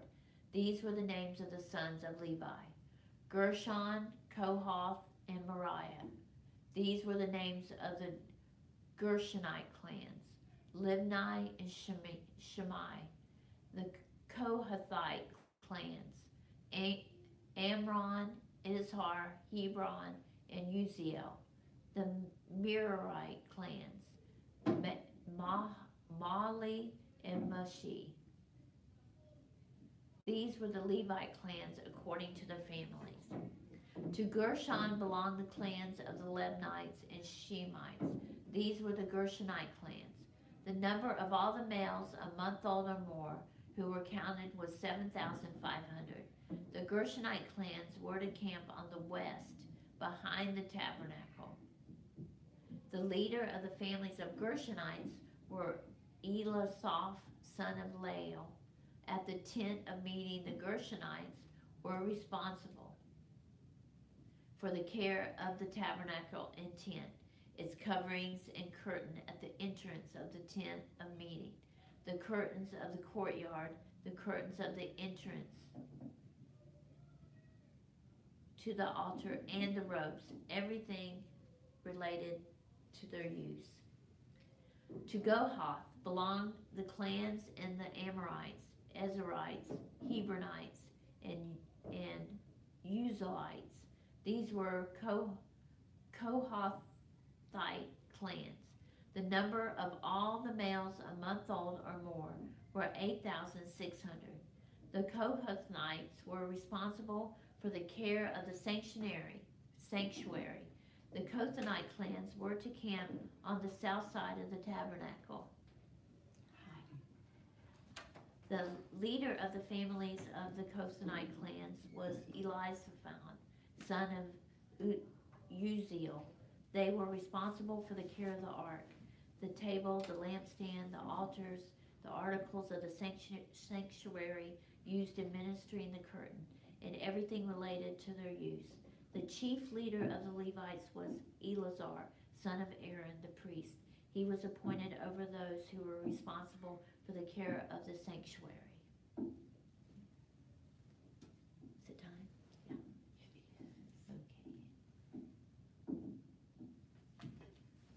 Okay. Beautiful, thank you. 33. You're welcome. Bye-bye. Happy New Year. You too, dear.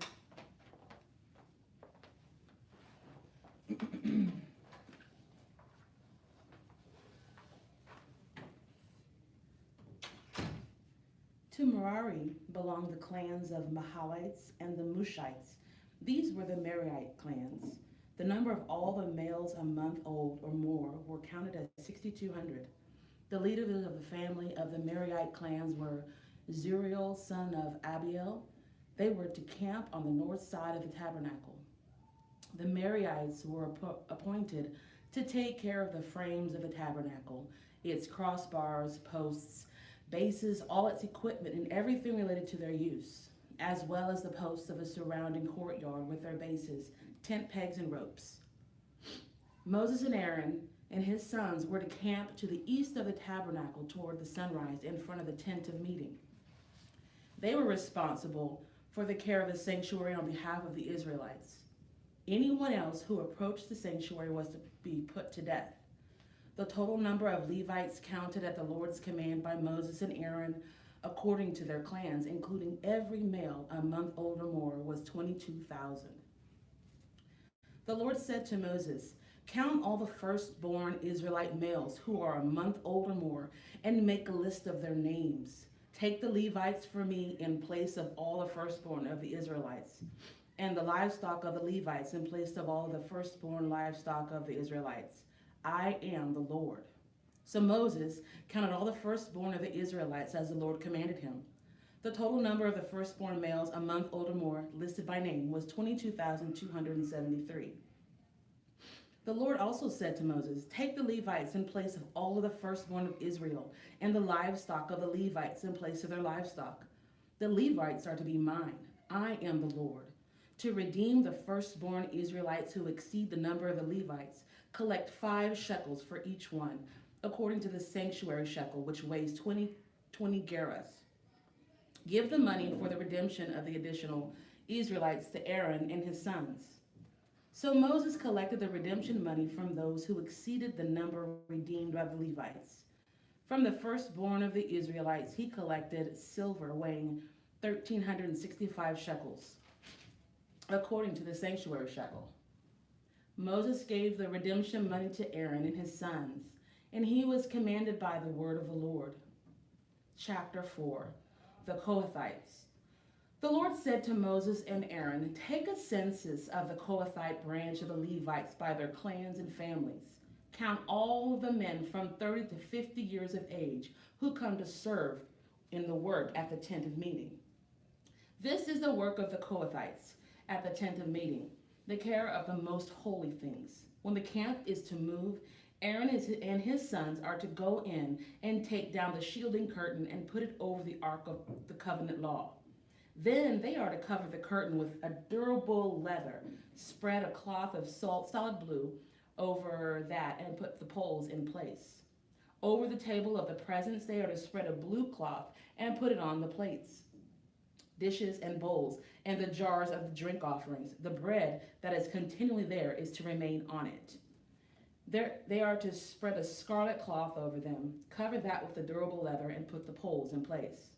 They are to take a blue cloth and cover the lampstand that is for light, together with its lamps, its wick trimmers and trays, and all of its jars for the olive oil used to supply it. Then they are to wrap it and all of its accessories in a covering of the durable leather and put it on a carrying frame. Over the gold altar, they are to spread a blue cloth and cover that with the durable leather and put the poles in place. They are to take all of the articles used for ministering in the sanctuary, wrap them in blue cloth, cover that with the durable leather, and put them on a carrying frame. They are to remove the ashes from the bronze altar and spread a purple cloth over it. Then they are to place it on all the utensils used for ministering at the altar, including the fire pans, meat forks, shovels, and sprinkling bowls. Over it, they are to spread a covering of a durable leather and put the poles in place. After Aaron and his sons have finished covering the holy furnishings and all of the holy articles, and when the camp is ready to move, only then are the Kohathites to come and do the carrying. But they must not touch the holy things, or they will die. And the Kohathites are to carry those things that are in the tent of meeting. Eleazar, son of Aaron, the priest, is to have charge over the oil for the light, the fragrant incense, the regular grain offering, and the anointing oil. He is to be in charge of the entire tabernacle and everything in it, including its holy furnishings and articles. The Lord said to Moses and Aaron, "See that the Kohathite tribal clans are not destroyed from among the Levites, so that they may live and not die when they come near the most holy things. Do this for them." Aaron and his sons are to go into the sanctuary and assign each man his work and what he is to carry. But the Kohathites must not go in and look at the holy things, even for a moment, or they will die. The Lord said to Moses, "Take a census also of the Gershonites by their families and clans. Count all of the men from 30 to 50 years of age who come to serve in the work at the tent of meeting. This is the service of the Gershonites clan in their carrying and their other work. They are to carry the curtains of the tabernacle, that is, the tent of meeting, its covering and its outer covering of durable leather, the curtains of the entrance to the tent of meeting, the curtains of the courtyard surrounding the tabernacle and the altar, the curtain for the entrance to the courtyard, the ropes, and all of the equipment used in the service of the tent. The Gershonites are to do all that needs to be done with these things. All their service, whether carrying or doing other work, is to be done under the direction of Aaron and his sons. You shall assign them as their responsibility all they are to carry. This is the service of the Gershonite clans at the tent of meeting. Their duties are to be under the direction of Ithamar, son of Aaron, the priest. Count the Merarites by their clans and families. Count all of the men from 30 to 50 years of age who come to serve in the work at the tent of meeting. As part of their service at the tent, they are to carry the frames of the tabernacle, its crossbars, posts, and bases, as well as the posts of the surrounding courtyard with their bases, tent pegs, ropes, all of their equipment, and everything related to their use. Assign to each man the specific things he is to carry. This is the services of the Merarite clans as they do work at the tent of meeting under direction of Ithamar, son of Aaron, the priest. Moses and Aaron, the leaders of the community, counted the Kohathites by their clans and families. All the men from 30 to 50 years of age who came to serve in the work at the tent of meeting, counted by clans, were 2,750. This was a total of all those in the Kohathite clans who served at the tent of meeting. Moses and Aaron counted them according to the Lord's command through Moses. The Gershonites were counted by their clans and families. All of the men from 30 to 50 years of age who came to serve in the work at the tent of meeting, counted by their clans and families, was 2,630. This was the total of those in the Gershonite clans who served at the tent of meeting. And Moses and Aaron counted them according to the Lord's command. The Merarites were counted by their clans and families. All of the men from 30 to 50 years of age who came to serve in the work at the tent of meeting, counted by their clans, was 3,200. This was the total of those in the Merarite clans. Moses and Aaron counted them according to the Lord's command through Moses. So Moses, Aaron, and the leaders of Israel counted all the Levites by their clans and families. All the men from 30 to 50 years of age who came to do the work of serving and carrying the tent of meeting numbered 8,580. At the Lord's command, through Moses, each was assigned his work and told what to carry. Thus they were counted as the Lord commanded Moses. Chapter 5. The Lord said to Moses, "Command the Israelites to send away from the camp anyone who has a defiling skin disease or a discharge of any kind, or who is ceremonially unclean because of a dead body. Send away male and female alike. Send them outside the camp, so they will not defile their camp, where I dwell among them." The Israelites did so. They sent them outside the camp. They did just as the Lord had instructed Moses. The Lord said to Moses, "Say to the Israelites, any man or woman who wrongs another in any way and is unfaithful to the Lord is guilty and must confess the sin they have committed. They must make full restitution for the wrong they have done, add a fifth of the value to it, and give it all to the person they have wronged. But if the person has no close relative to whom restitution can be made for the wrong, the restitution belongs to the Lord and must be given to the priest along with the ram with which atonement is made for the wrongdoer. All the sacred contributions the Israelites bring to a priest will belong to him. Sacred things belong to their owners, but what they give to the priest will belong to the priest."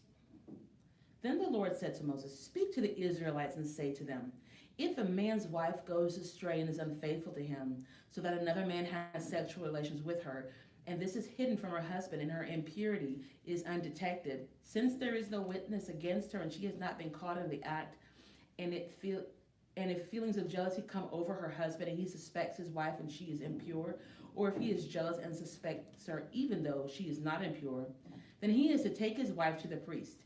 He must also take an offering of 1/10 of an ephah of barley flour on her behalf. He must not pour olive oil on it or put incense on it, because it is a grain offering for jealousy, a remainder offering to draw attention to wrongdoing. The priest shall bring her and have her stand before the Lord. Then he shall take some holy water in a clay jar and put some dust from the tabernacle floor into the water. After the priest has had the woman stand before the Lord, he shall loosen her hair and place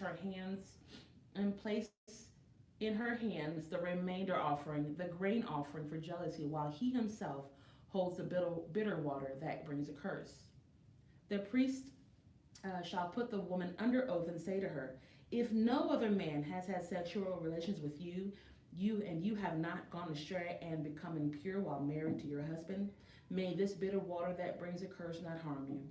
But if you have gone astray while married to your husband and you have made yourself impure by having sexual relations with another man other than your husband, here the priest is to put the woman under this curse.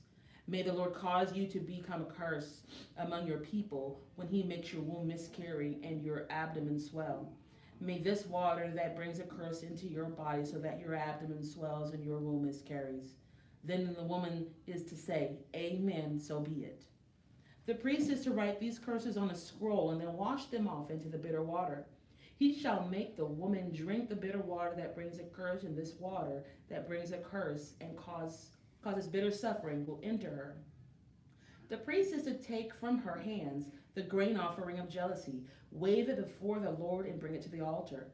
The priest is then to take a handful of the grain offering as a memorial offering and burn it on the altar. After that, he is to have the woman drink the water. If she has made herself impure and been unfaithful to her husband, this will be the result. When she is made to drink the water that brings a curse and causes bitter suffering, it will enter her. Her abdomen will swell and her womb will miscarry, and she will become a curse. If, however, the woman has not made herself impure but is clean, she will be cleared of any guilt and will be able to have children. This, then, is the law of jealousy when a woman goes astray and makes herself impure while married to her husband, or when feelings of jealousy come over a man because he suspects his wife. The priest is to have her stand before the Lord and is to apply this entire law to her. The husband will be innocent of any wrongdoing, but the woman will bear the consequences of her sin. Chapter 6. The Lord said to Moses, "Speak to the Israelites and say to them, if a man or a woman wants to make a special vow, a vow of dedication to the Lord as a Nazirite, they must abstain from wine and other fermented drink and must not drink vinegar made from wine or other fermented drink. They must not drink grape juice or eat grapes or raisins. As long as they remain under the Nazirite vow, they must not eat anything that comes from the grapevine, not even the seeds or skins. During the entire period of their Nazirite vow, no razor may be used on their head. They must be holy until the period of their dedication to the Lord is over, and they must let their hair grow long. Throughout the period of their dedication to the Lord, the Nazirite must not go near a dead body. Even if their own father or mother or brother or sister dies, they must not make themselves ceremonially unclean on account of them, because the symbol of their dedication to God is on their head. Excuse me. Throughout the period of their dedication, they are consecrated to the Lord. If someone dies suddenly in the Nazirite's presence, thus defiling their hair that symbolizes their dedication, they must shave their head on the seventh day, the day of their cleansing. Then on the eighth day, they must bring 2 doves or 2 young pigeons to the priest at the entrance of the tent of meeting. The priest is to offer one as a sin offering and the other as a burnt offering to make atonement for the Nazirite, because they sinned by being in the presence of the dead body. That same day, they are to consecrate their head again. They must rededicate themselves to the Lord for the same period of dedication and must bring a year-old lamb as a guilt offering. The previous days do not count because they became defiled during the period of dedication.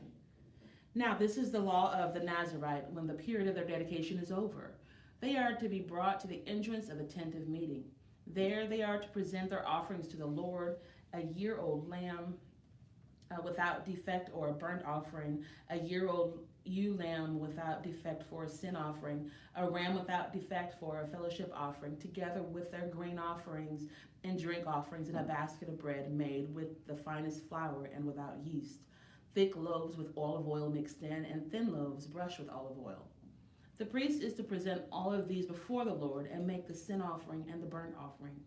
He is to present the basket of unleavened bread and is to sacrifice the lamb as a fellowship offering to the Lord, together with its grain offering and drink offering. Then at the entrance to the tent of meeting, the Nazirite must shave off the hair that symbolizes their dedication.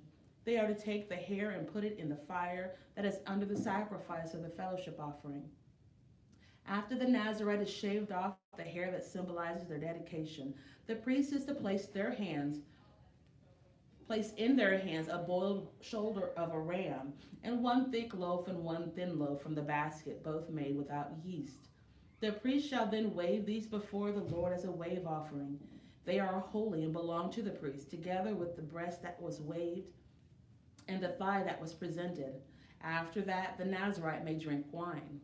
This is the law of the Nazirite who vows offerings to the Lord in accordance with their dedication. In addition to whatever else they can afford, they must fulfill the vows they have made according to the laws of the Nazirite. The Lord said to Moses, "Tell Aaron and his sons, this is how you are to bless the Israelites. Say to them, the Lord bless you and keep you. The Lord make his face shine upon you and be gracious to you. The Lord turn his face towards you and give you peace. So they will put my name on the Israelites and I will bless them." Chapter 7. When Moses finished setting up the tabernacle, he anointed and consecrated it and all of its furnishings. He also anointed and consecrated the altar and all of its utensils. Then the leaders of Israel and the heads of the families were the tribal leaders in charge of those who were counted made offerings. They brought as their gifts before the Lord 6 covered carts and 12 oxen, an ox from each leader and a cart from every 2. These they presented before the tabernacle. The Lord said to Moses, "Accept these from them, and they may be used in the work at the tent of meeting. Give them to the Levites as each man's work requires." So Moses took the carts and oxen and gave them to the Levites. He gave 2 carts and 4 oxen to the Gershonites as their work required, and he gave 4 carts and 8 oxen to the Merarites as their work required. They were all under the direction of Ithamar, son of Aaron the priest. But Moses did not give any of the Kohathites because they were to carry on their shoulders the holy things for which they were responsible. When the altar was anointed, the leaders brought their offerings for its dedication and presented them before the altar. For the Lord had said to Moses, "Each day one leader is to bring this offering for the dedication of the altar." The one who brought his offering on the first day was Nahshon, son of Amminadab, of the tribe of Judah. His offering was 1 silver plate weighing 130 shekels, and 1 silver sprinkling bowl weighing 70 shekels, both according to the sanctuary shekel, each filled with the finest flour with olive oil as a grain offering, 1 gold dish weighing 10 shekels filled with incense, 1 young bull, 1 ram, and 1 male lamb a year old for a burnt offering, 1 male goat for a sin offering, and 2 oxen, 5 rams, 5 male goats, 5 male lambs a year old to be sacrificed as a fellowship offering. This was the offering of Nahshon, son of Amminadab. On the second day, Nathaniel, son of Zuar, the leader of Issachar, brought his offering. The offering he brought was 1 silver plate weighing 130 shekels, and 1 silver sprinkling bowl weighing 70 shekels, both according to the sanctuary shekel, each filled with the finest flour mixed with olive oil as a grain offering, 1 gold dish weighing 10 shekels filled with incense, 1 young bull, 1 ram, and 1 male lamb a year old for a burnt offering, 1 male goat for a sin offering, and 2 oxen, 5 rams, 5 male goats, and 5 male lambs a year old to be sacrificed as a fellowship offering. This was the offering of Nathaniel, son of Zuar. On the third day, Eliab, son of Helon, the leader of the people of Zebulun, brought his offering. His offering was 1 silver plate weighing 130 shekels, and 1 silver sprinkling bowl weighing 70 shekels, both according to the sanctuary shekel, each filled with the finest flour mixed with olive oil as a grain offering, 1 gold dish weighing 10 shekels filled with incense, 1 young bull, 1 ram, 1 male lamb a year old for a burnt offering, 1 male goat for a sin offering, and 2 oxen, 5 rams, 5 male goats, and 5 male lambs a year old to be sacrificed as a fellowship offering. This was the offering of Eliab, son of Helon. On the fourth day, Elisur, son of Shedur, the leader of the people of Reuben, brought his offering. His offering was 1 silver plate weighing 130 shekels, and 1 silver sprinkling bowl weighing 70 shekels, both according to the sanctuary shekel, each filled with the finest flour with olive oil as a grain offering, 1 gold dish weighing 10 shekels filled with incense, 1 young bull, 1 ram, and 1 male lamb a year old for a burnt offering, 1 male goat for a sin offering, and 2 oxen, 5 rams, 5 male goats, and 5 male lambs a year old to be sacrificed as a fellowship offering. And this was the offering of Elisur, son of Shedur. On the fifth day, Shelumiel, son of Zurishaddai, the leader of the people of Simeon, brought his offering. His offering was 1 silver plate weighing 130 shekels, and 1 silver sprinkling bowl weighing 70 shekels, both according to the sanctuary shekel, each filled with the finest flour mixed with olive oil as a grain offering, 1 gold dish weighing 10 shekels filled with incense, 1 young bull, 1 ram, 1 male lamb a year old for a burnt offering, 1 male goat for a sin offering, and 2 oxen, 5 rams, 5 male goats, and 5 male lambs a year old to be sacrificed as a fellowship offering. This was the offering of Shelumiel, son of Zurishaddai. On the sixth day, Elisaph, son of Duel, the leader of the people of Gad, brought his offering. His offering was 1 silver plate weighing 130 shekels, and 1 sprinkling bowl weighing 70 shekels, both according to the sanctuary shekel, each filled with the finest flour mixed with olive oil as a grain offering, 1 gold dish weighing 10 shekels filled with incense, 1 young bull, 1 ram, and 1 male lamb a year old for a burnt offering, 1 male goat for a sin offering, and 2 oxen, 5 rams, 5 male goats, and 5 male lambs a year old to be sacrificed as a fellowship offering. This was the offering of Eliasaph, son of Duel. On the seventh day, Elishama, son of Ammihud, the leader of the people of Ephraim, brought this offering. His offering was 1 silver plate weighing 130 shekels and 1 silver sprinkling bowl weighing 70 shekels, both according to the sanctuary shekel, each filled with the finest flour mixed with olive oil as a grain offering. 1 gold dish weighing 10 shekels filled with incense, 1 young bull, 1 ram, 1 male lamb a year old for a burnt offering, 1 male goat for a sin offering, and 2 oxen, 5 rams, 5 male goats, and 5 male lambs a year old, to be sacrificed as a fellowship offering. This was the offering of Elishama, son of Ammihud. On the 8th day, Gamaliel, son of Pedahzur, the leader of the people of Manasseh, brought his offering. His offering was 1 silver plate weighing 130 shekels and 1 silver sprinkling bowl weighing 70 shekels, both according to the sanctuary shekel, each filled with the finest flour mixed with olive oil as a grain offering, 1 gold dish weighing 10 shekels filled with incense, 1 young bull, 1 ram, 1 male lamb a year old for a burnt offering, 1 male goat for a sin offering, and 2 oxen, 5 rams, 5 male goats, and 5 male lambs a year old, to be sacrificed as a fellowship offering. And this was the offering of Gamaliel, son of Pedahzur. On the 9th day, Abidan, son of Gideoni, the leader of people of Benjamin, brought his offering.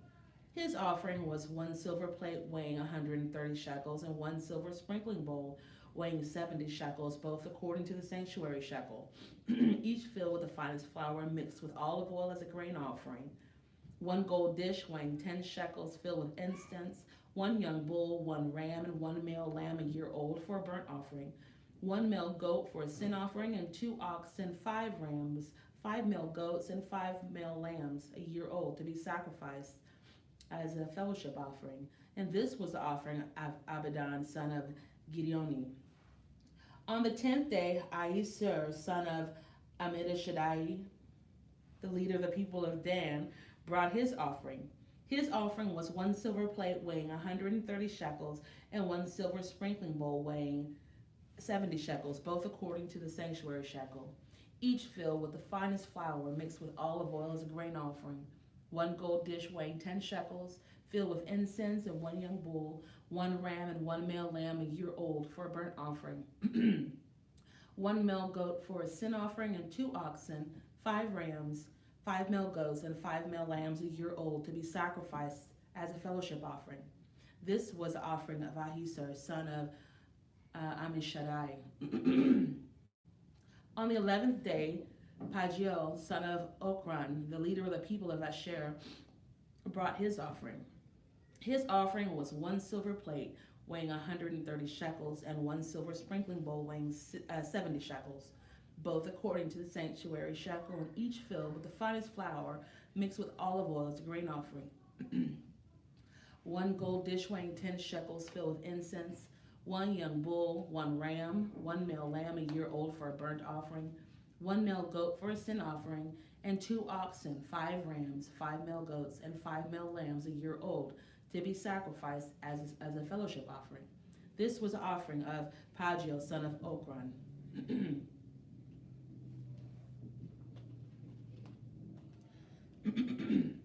On the 12th day, Ahira, son of Enan, the leader of the people of Naphtali, brought his offering. His offering was 1 silver plate weighing 130 shekels and 1 silver sprinkling bowl weighing 70 shekels, both according to the sanctuary shekel, each filled with the finest flour mixed with olive oil as a grain offering, 1 gold dish weighing 10 shekels filled with incense, 1 young bull and 1 ram and 1 male lamb a year old for a burnt offering, 1 male goat for a sin offering, and 2 oxen, 5 rams, 5 male goats, and 5 male lambs a year old, to be sacrificed as a fellowship offering. This was the offering of Ahira, son of Enan. These were the offerings of the Israelite leaders for the dedication of the altar when it was anointed: 12 silver plates, 12 sprinkling bowls, 12 gold dishes. Each silver plate weighed 130 shekels, and each sprinkling bowl weighed 70 shekels. Altogether, the silver dishes weighed 2,400 shekels, according to the sanctuary shekel. the 12 gold dishes filled with incense weighing 10 shekels each, according to the sanctuary shekel. Altogether, the gold dishes weighed 120 shekels. The total number of animals for the burnt offering came to 12 young bulls, 12 rams, and 12 male lambs a year old, together with their grain offering. 12 male goats were used for the sin offering. The total number of animals for the sacrifice of the fellowship offering came to 24 oxen, 60 rams, 60 male goats, and 60 male lambs a year old. These were the offerings for the dedication of the altar after it was anointed. When Moses entered the tent of meeting to speak to the Lord, he heard the voice of him speaking to him from between the two cherubim above the atonement cover on the ark of the covenant of law. In this way, the Lord spoke to him.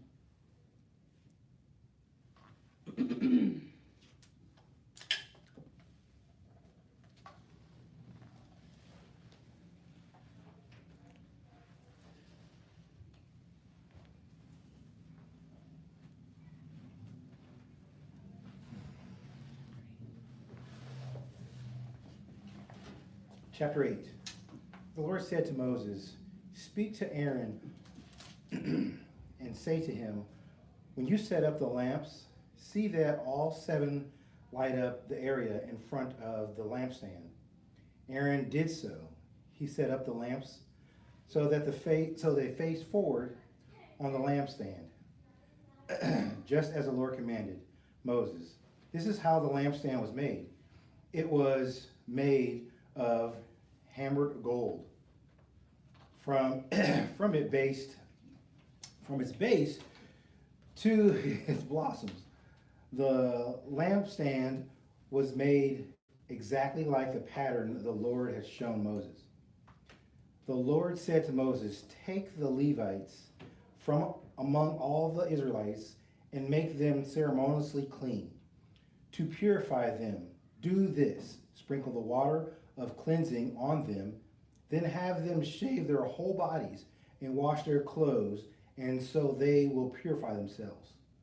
Have them take a young bull with its grain offering of the finest flour mixed with olive oil. Then you are to take a second young bull for a sin offering.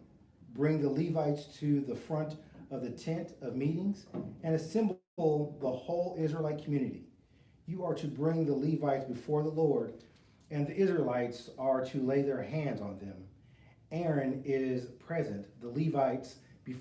Aaron is to present the Levites before the Lord as a wave offering from the Israelites, so that they may be ready to do the work of the Lord. Then the Levites are to lay their hands on the heads of the bulls, using one for a sin offering to the Lord and the other for a burnt offering, to make atonement for the Levites. Have the Levites stand in front of Aaron and his sons, and then present them as a wave offering to the Lord.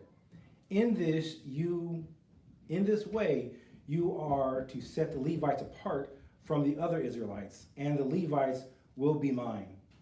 After you have purified the Levites and presented them as a wave offering, they are to come to do their work at the tent of meetings. They are the Israelites who are to be given holy to me. I have taken them as my own in place of the firstborn, the first male offspring from every Israelite woman. Every firstborn male in Israel, whether human or male, is mine. When I struck down all of the firstborn in Egypt, I set them apart for myself, and I have taken the Levites in place of all the firstborn sons in Israel.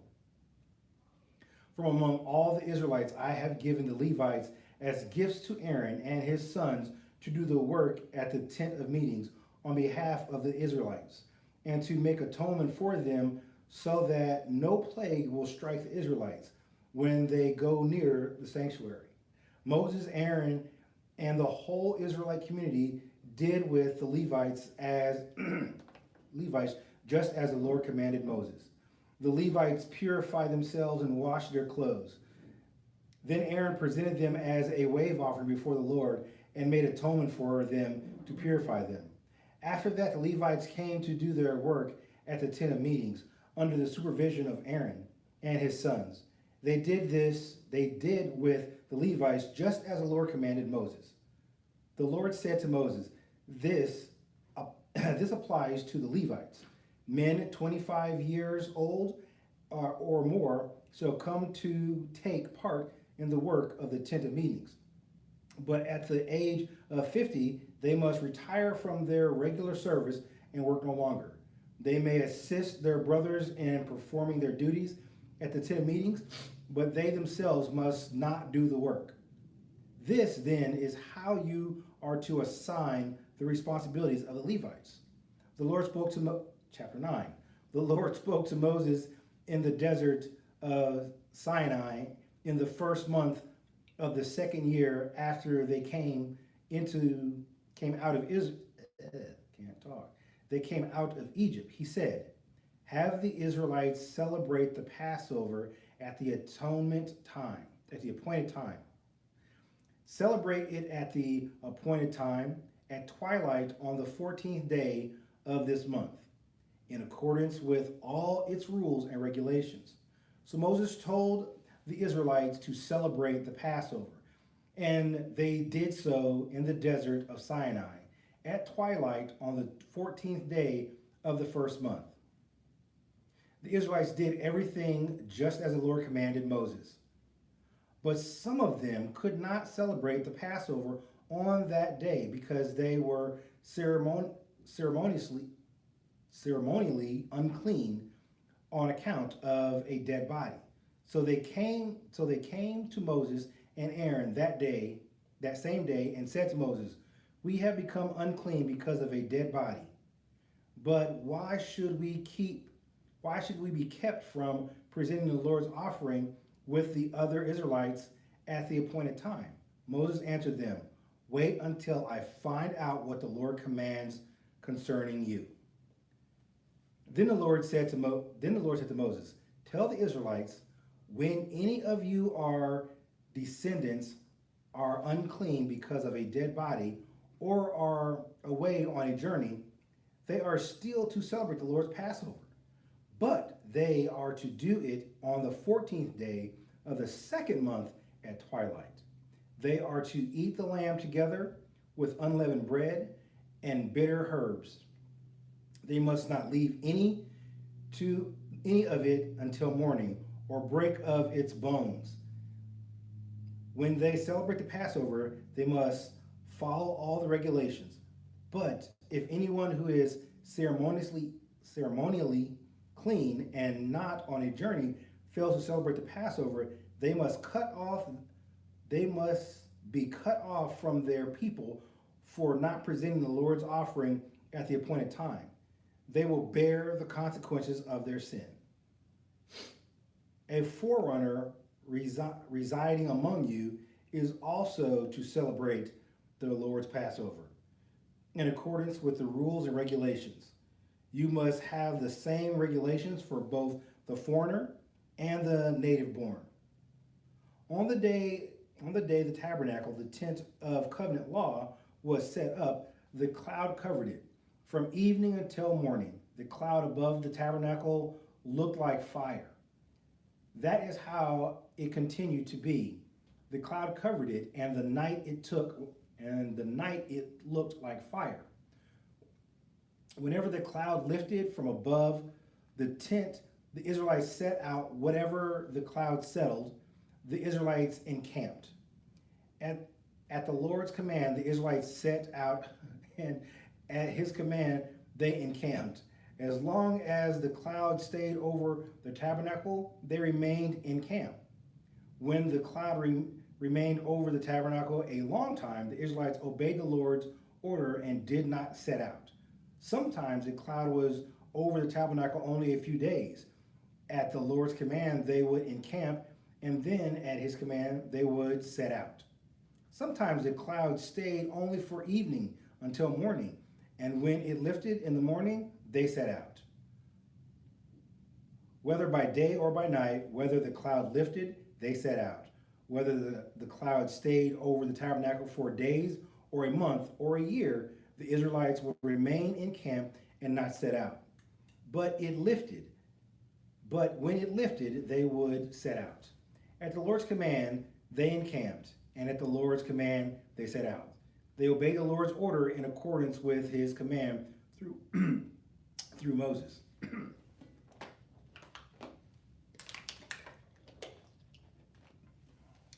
The Lord said to Moses, "Make 2 trumpets of hammered silver and use them to call the community together and for having the camps set out. When both have sounded, the whole community is to assemble before you at the entrance of the tent of meetings. If only one is sounded, the leaders, the heads of the clan of Israel are to assemble before you. When a trumpet blast is sounded, the tribes camping on the east are to set out. At the sound of the second blast, the camps on the south are to set out. The blast will be the signal for setting out. To gather the assembly, blow the trumpets, but not with the signal for setting out.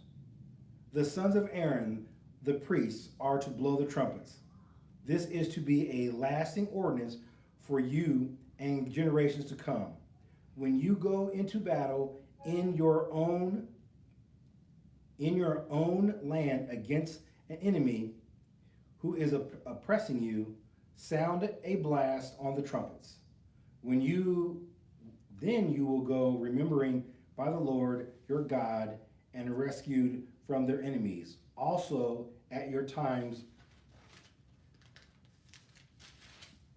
of rejoicing, your appointed festivals, and the new moon feasts, you are to sound the trumpets over your burnt offerings and fellowship offerings, and they will be a memorial for you before your God. I am the Lord your God. On the 20th day of the 2nd month of the 2nd year, the cloud lifted from above the tabernacle of the covenant law. Then the Israelites set out from the desert of Sinai and traveled from place to place until the cloud came to rest in the desert of Paran. They set out this first time at the Lord's command through Moses. The divisions of the camp of Judah went first, under their standard. Noshan, son of Amminadab, was in command. Nethol, son of Zerah, was over the division of the tribe of Issachar. And Eliab, son of Helon, was over the division of the tribe of Zebulun. Then the tabernacle was taken down, and the Gershonites and Merarites who carried it set out. The division of the camp of Reuben went next. Under their command, Eleazar, son of Shudar, was in command. Shalim, son of Zuradai, was over the division of the tribe of Simeon. And Elabas, son of Duel, was over the division of the tribe of Gad. Then the Kothites set out carrying the holy things. The tabernacle was to be set up before they arrived. The division of the camp of Ephraim went next. Under their standard, Elishama, son of Ammadad, was in command. Gamaliel, son of Pedorj, was over the division of the tribe of Manasseh. And Abdon, son of Gideoni, was over the division of the tribe of Benjamin. Finally, as the rear guard for all the units, the division of the camp of Dan set out under their standard. Anazar, son of Amishadi, was in command. Pegal, son of Okran, was over the division of the tribe of Asher. And Asherah, son of Enan, was over the division of tribe of Naphtali. This was the order of march for the Israelite division as they set out. Moses said to Habab, son of Ruel, the Midianite, Moses' father-in-law, we are set out for the place about which the Lord said, I will give it to you. Come with us, and we will treat you well, and the Lord has promised good things to Israel. He answered, No, I will not go. I am going back to my own land and my own people. But Moses said, Please do not leave us. You know where we should camp in the wilderness, and you can be our eyes. If you come with us, we will share with you whatever good things the Lord gives us. So they set out from the mountain of the Lord and traveled for 3 days. The ark of the covenant of the Lord went before them during those 3 days to find them a place of rest. The cloud of the Lord was over them by day when they set out from the camp. Whenever the ark was set out, Moses said, Rise up, Lord. Rise up, Lord. May your enemies be scattered. May your foes flee before you. Whenever it came to rest, he said, Return, Lord, to the countless thousands of Israel. Chapter 11.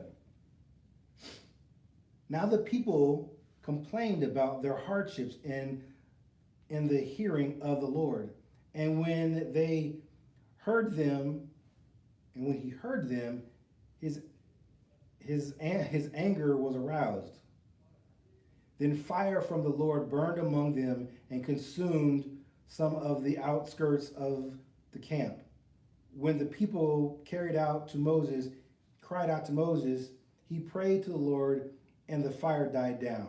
So that place was called Tabriah, because fire from the Lord had burned among them. The rabble with them began to crave their food, and again the Israelites started wailing and said, If only we had meat to eat. We remembered the fish we ate in Egypt at no cost. Also the cucumbers, melons, leeks, onions, and garlic. But now we have lost our appetite. We never see anything but this manna. The manna was like colander seed and looked like resin. The people went around gathering it, and then ground it in a hand mill and crushed it in a mortar. They cooked it in a pot or made it into loaves, and it tasted like something made with olive oil. Then the dew settled on the camp at night. The manna also came down. Moses heard the people of every family wailing at the entrance of their tents. The Lord became exceedingly angry, and Moses was troubled. He asked the Lord, Why have you brought this trouble on your servant? What have I done to displease you that you put the burden of all these people on me? Did I conceive all of the people? Did I give them birth? Why do you tell me to carry them in my arms as a nurse carries an infant to the land you promised on oath to their ancestors? Where can I get meat for all these people? They keep wailing at me, giving us meat to eat. Give us meat to eat. I cannot carry all these people by myself. The burden is too heavy for me. If this is how you are going to treat me, please go ahead and kill me. If I have found favor in your eyes, and do not let my face be my own ruin. The Lord said to Moses, Bring me 70 of Israel's elders who are known to you as leaders and officials among the people. Have them come to the tent of meetings, that they may stand there with you. I will come down and speak with you there, and I will take some of the power of the Spirit that is on you and put it on them. They will share the burden of the people with you, so that you will not have to carry it alone. Then the people consecrate yourselves in preparation for tomorrow, when you will eat meat. The Lord heard you when you wailed. If only we had meat to eat. We were better off in Egypt. Now the Lord will give you meat, and you will eat it. You will not eat it for just 1 day or 2 days or 5 or 10 or 20, but for a whole month, until it comes out of your nostrils and you loathe it, because you have rejected the Lord who is among you, and have wailed before him, saying, why did you ever leave Egypt? But Moses said, here I am among 600,000 men on foot, and you said, I will give them meat to eat for a whole month. Would they have enough in flocks and herds with slaughtered for them? Would they have enough if all the fish in the sea were caught for them? The Lord answered Moses, is the Lord's arm too short? Now you will see whether or not what I say will come true to you. So Moses went out and told the people that the Lord had said what the Lord had said. He brought together 70 of the elders and had them stand around the tent. Then the Lord came down in a cloud and spoke with him. And he took some of the power of the Spirit that was on him and put it on the 70 elders. When the Spirit rested on them, they professed, but did not do so again. Professed. However, the 2 men whose names were Elad and Medad had remained in the camp. They were listed among the elders, but did not go out to the tent. Yet the Spirit also rested on them, and they prophesied in the camp. A young man ran and told Moses, Elad and Medad are professing in the camp. Joshua, son of Nun, who had been Moses' aide since young, spoke up and said, Moses, my Lord, stop them. But Moses replied, are you jealous for my sake? I wish that all the Lord's people were prophets, and that the Lord would put his Spirit on them. Then Moses and the elders of Israel returned to the camp. Now a wind went out from the Lord and drove quail in from the sea. It scattered them up to 2 cubits deep all around the camp, as far as the day's walk in any direction. All that day and night and all the next day the people went out and gathered quail. No one gathered less than 10 homers. Then they spread them out all around the camp. But while the meat was still between their teeth and before it could be consumed, the anger of the Lord burned against the people, and he struck them with a severe plague. Therefore the place was called Kibro Hatava, because they were buried the people who had craved other food. From Koba Habav, the people traveled to Hazeroth and stayed there. Chapter 12. Miriam and Aaron began to talk against Moses because of his Cushite wife, who he had married in Cushite. Has the Lord spoken only through Moses? They asked. Hasn't he also spoken through us? And the Lord heard this.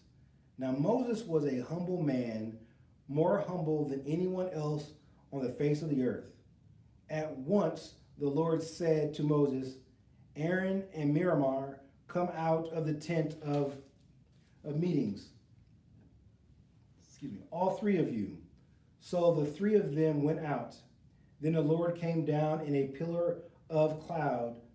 He stood at the entrance to the tent and summoned Aaron and Miriam. When the two of them stepped forward, he said, "Listen to my words. When there is a prophet among you, I, the Lord, reveal myself to them in visions. I speak to them in dreams. But this is not true of my servant Moses. He is faithful in all my house. With him I speak face to face, clearly, and not in riddles. He sees the form of the Lord. Why then are you not afraid to speak against my servant Moses?" The anger of the Lord burned against them, and he left them. When the cloud lifted from above the tent, Miriam's skin was leprous. It became as white as snow. Leprous. Aaron turned toward her and saw that she had a defiled skin disease, and he said to Moses, "Please, my Lord, I ask you not to hold against us the sin we have so foolishly committed. Do not let her be like a stubborn infant coming from its mother's womb with its flesh half eaten away." So Moses cried out to the Lord, "Please, God, heal her." The Lord replied to Moses, "If her father had spit in her face, would she not have been in disgrace for 7 days? Confine her outside the camp for 7 days. After that, she can be brought back." So Miriam was confined outside the camp for 7 days, and the people did not move on till she was brought back. After that, the people left Hazeroth and encamped in the desert of Paran. Chapter 13. The Lord said to Moses, "Send some men to explore the land of Canaan, which I am giving to the Israelites. From each ancestral tribe, send one of its leaders." So at the Lord's command, Moses sent them out from the desert of Paran. All of them were leaders of the Israelites. These are the names. From the tribe of Reuben, Shema, son of Zachar. From the tribe of Simeon, Saphat, son of Hori. From the tribe of Judah, Caleb, son of Jephunneh. From the tribe of Issachar, Igal, son of Joseph. From the tribe of Ephraim, Hoshea, son of Nun. From the tribe of Benjamin, Palti, son of Raphu. From the tribe of Zebulun, Gadil, son of Sodi. From the tribe of Manasseh, a tribe of Joseph, Gadi, son of Susi. From the tribe of Dan, Amiel, son of Gamili. From the tribe of Asher, Sether, son of Michael. From the tribe of Naphtali, Nahabi, son of Voshi. From the tribe of Gad, Gul, son of Maki. These are the names of the men Moses sent to explore the land. Moses gave Hoshi, son of Nun, the name Joseph. When Moses sent them to explore Canaan, he said, "Go up through the Negev and on into the hill country. See what the land is like and whether the people who live there are strong or weak, few or many. What kind of land do they live in? Is it good or bad? What kind of town do they live in?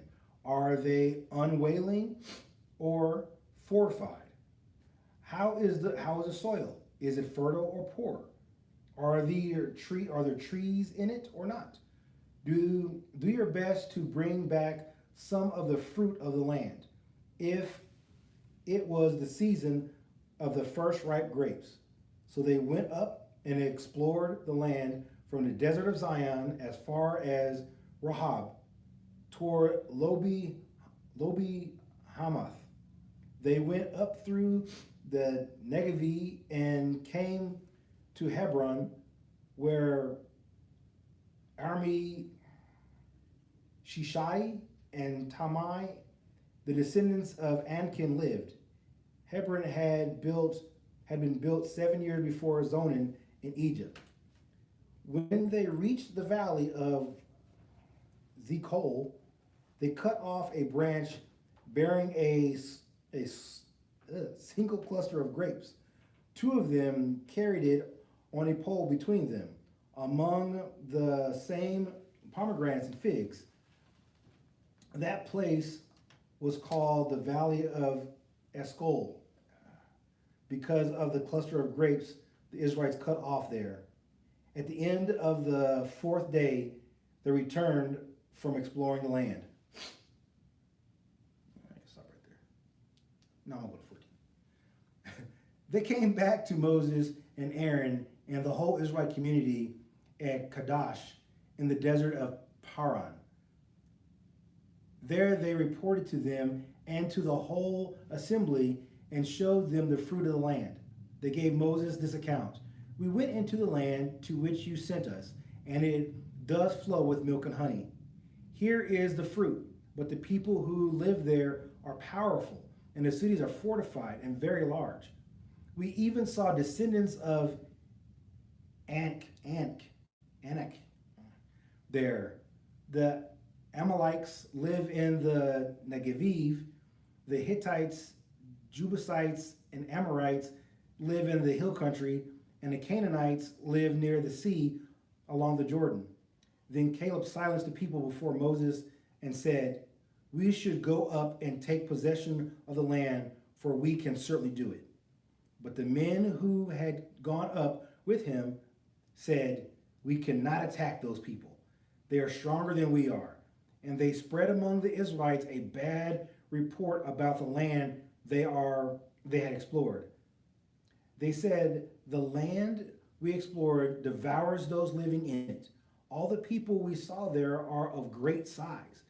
We saw the Nephilim there. The descendants of Anak come from the Nephilim. We seem like grasshoppers in our own eyes, and we look the same to them."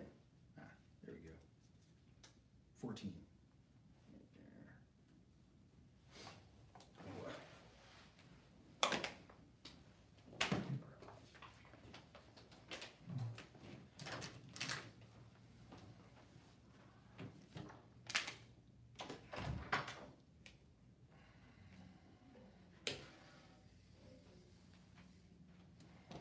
The people rebel, chapter 14.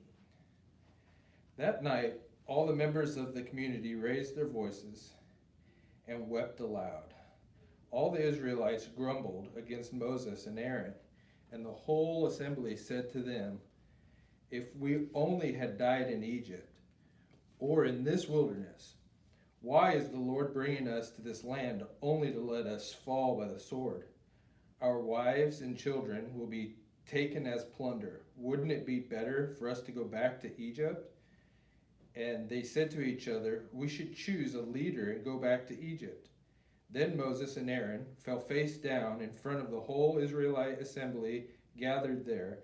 Joshua son of Nun and Caleb son of Jephunneh, who were among those who had explored the land, tore their clothes and said to the entire Israelite assembly, "The land we passed through and explored is exceedingly good.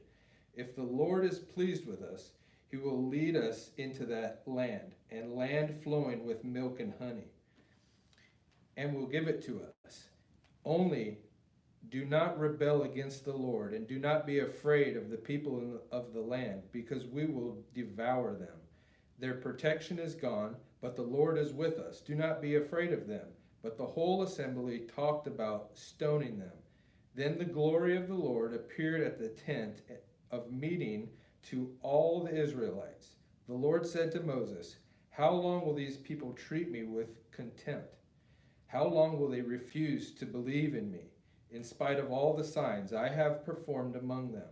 I will strike them down with a plague and destroy them, but I will make you into a nation greater and stronger than they." Moses said to the Lord, "Then the Egyptians will hear about it. By your power you brought these people up and among them. They will let them, they will tell the inhabitants of this land about it.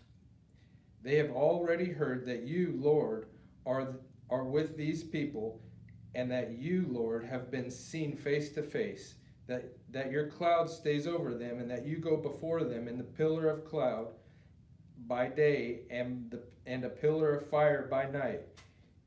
If you put all these people to death, leaving none alive, the nations who have heard this report about you will say, the Lord was not able to bring these people into the land he promised. Then on oath. So he slaughtered them in the wilderness. Now may the Lord's strength be displayed. Just as you have declared, the Lord is slow to anger, abounding in love, and forgiving sin and rebellion. Yet he does not leave the guilty unpunished. He punishes the children for the sin of the parents to the third and the fourth generation, in accordance with your great love. Forgive the sin of these people, just as you have pardoned them from the time they left Egypt until now. The Lord replied, I have forgiven them, as you asked. Nevertheless, as surely as I lived, and surely as the glory of the Lord fills the whole earth, not one of those who saw my glory and the signs I performed in Egypt and in the wilderness, but who disobeyed me and tested me 10 times, not one of them will ever see the land I promised an oath to the ancestors. No one who has treated me with contempt will ever see it. But because my servant Caleb has a different spirit and follows me wholeheartedly, I will bring him into the land he went to, and his descendants who will inherit it. Since the Amalekites and the Canaanites are living in the valleys, turn back tomorrow and set out towards the desert, along the route to the Red Sea. The Lord said to Moses and Aaron, how long will this wicked community grumble against me? I have heard the complaints of these grumbling Israelites. So tell them, as surely as I live, declares the Lord, I will do to you the very thing I heard you say. In this wilderness your bodies will fall. Every one of you 20 years old or more, who has counted in the census and who has grumbled against me, not one of you will enter the land I swore with uplifted hand to make your home, except Caleb son of Jephunneh and Joshua son of Nun. As for your children that you said would be taken as plunder, I will bring them into enjoy the land you have rejected. But as for you, your bodies will fall in the wilderness. Your children will be shepherds here for 40 years, suffering for your unfaithfulness, until the last of your bodies lie in the wilderness. For 40 years, 1 year for each of the 40 days you explored the land. You will suffer for your sins and know what it's like to have me against you. I, the Lord, have spoken, and I surely do these things to this whole wicked community, which has band together against me. They will meet their end in the wilderness. Here they will die. So the men Moses had sent to explore the land, who returned and made the whole community grumble against him by spreading a bad report about it. These men were responsible for spreading the bad report about the land, were struck down and died of a plague before the Lord. Of the men who went to explore the land, only Joshua of Nun and Caleb son of Jephunneh survived. When Moses reported this to all of the Israelites, they mourned bitterly. Early next morning they set out for the highest point in the hill country, saying, now we are ready to go up to the land the Lord promised. Surely we have sinned. But Moses said, why are you disobeying the Lord's command? This will not succeed. Do not go up, because the Lord is not with you, you will be defeated by your enemies, for the Amalekites, and the Canaanites will face you there. Because you have turned away from the Lord, he will not be with you, and you will fall by the sword.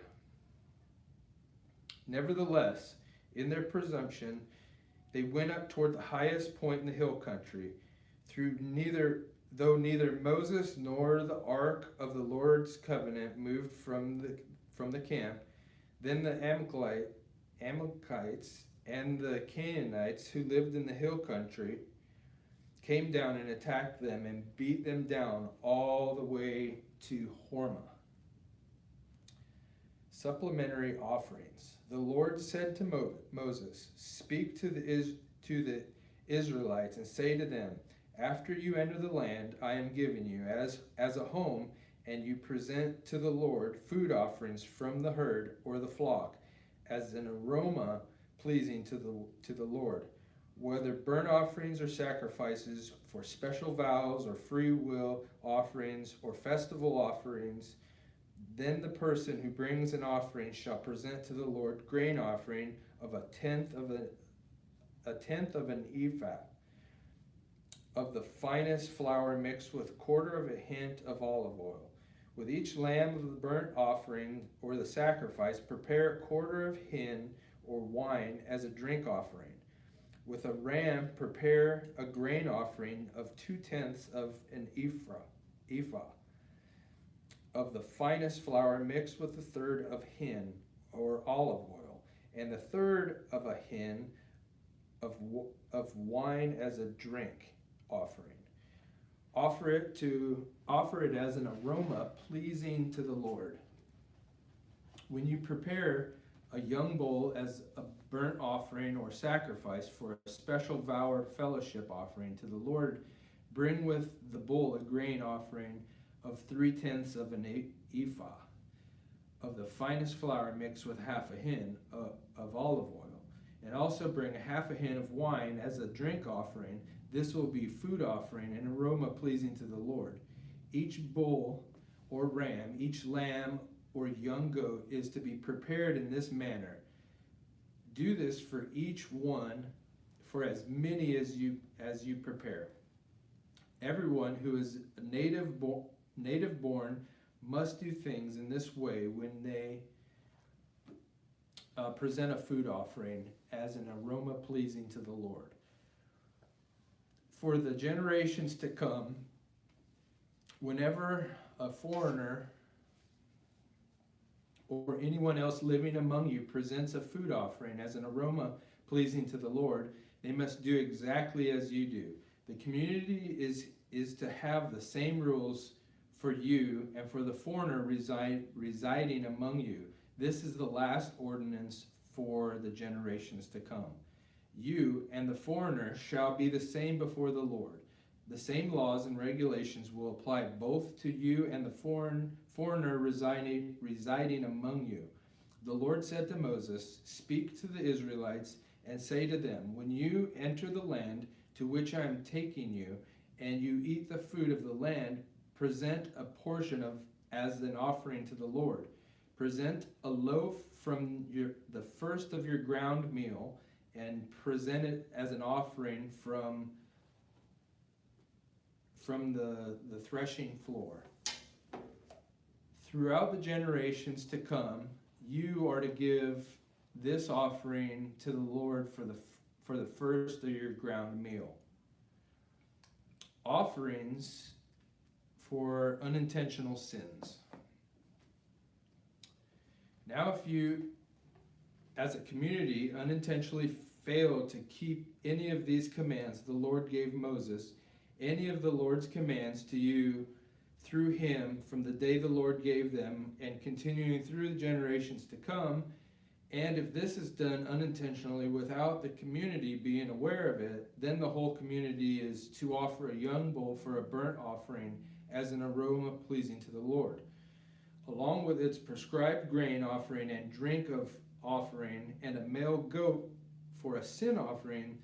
The priest is to make atonement for the whole Israelite community, and they will be forgiven.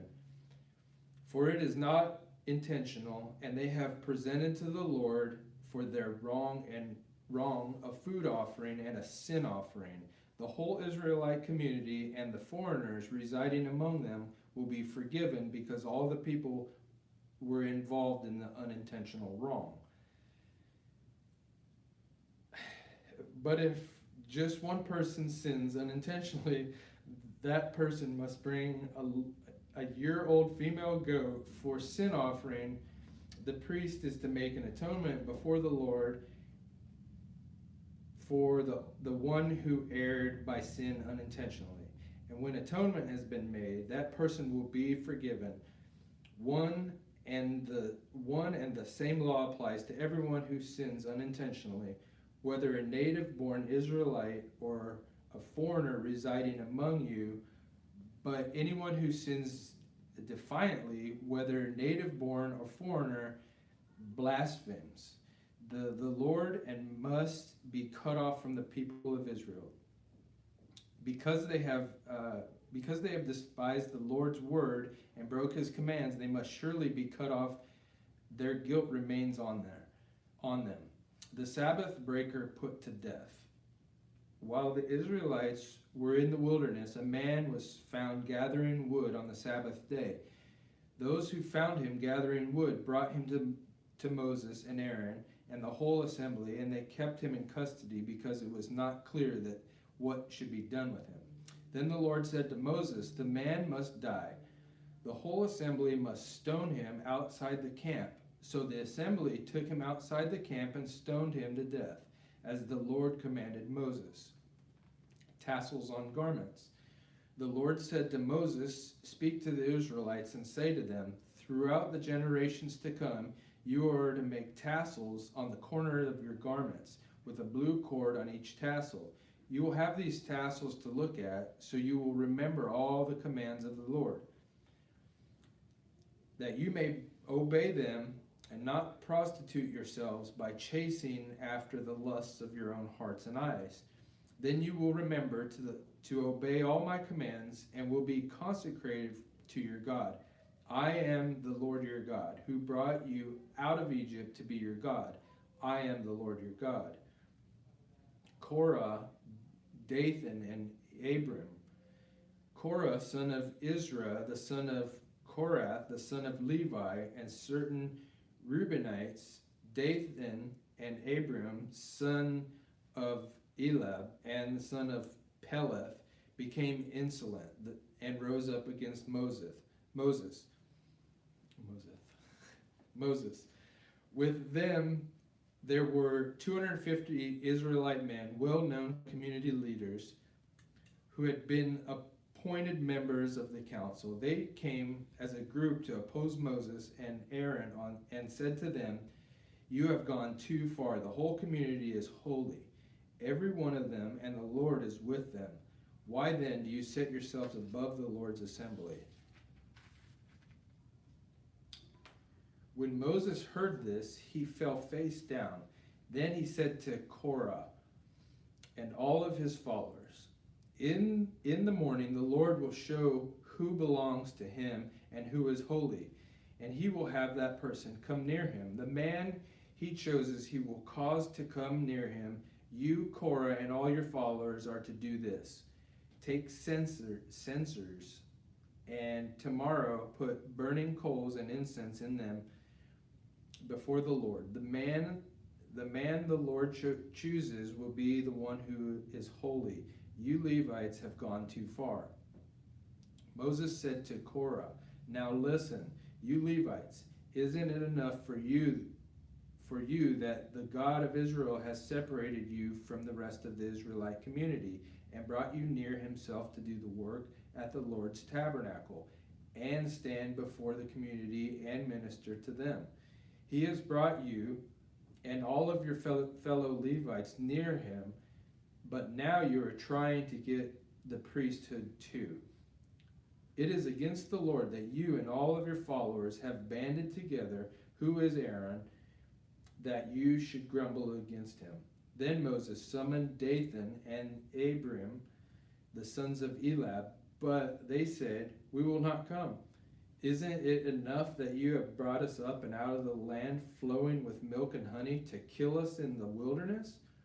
And now you want to lord it over us. And now you also want to lord it over us. Moreover, you haven't brought us into the land flowing with milk and honey, or given us an inheritance of fields and vineyards. Do you want to treat these men like slaves? No, we will not come."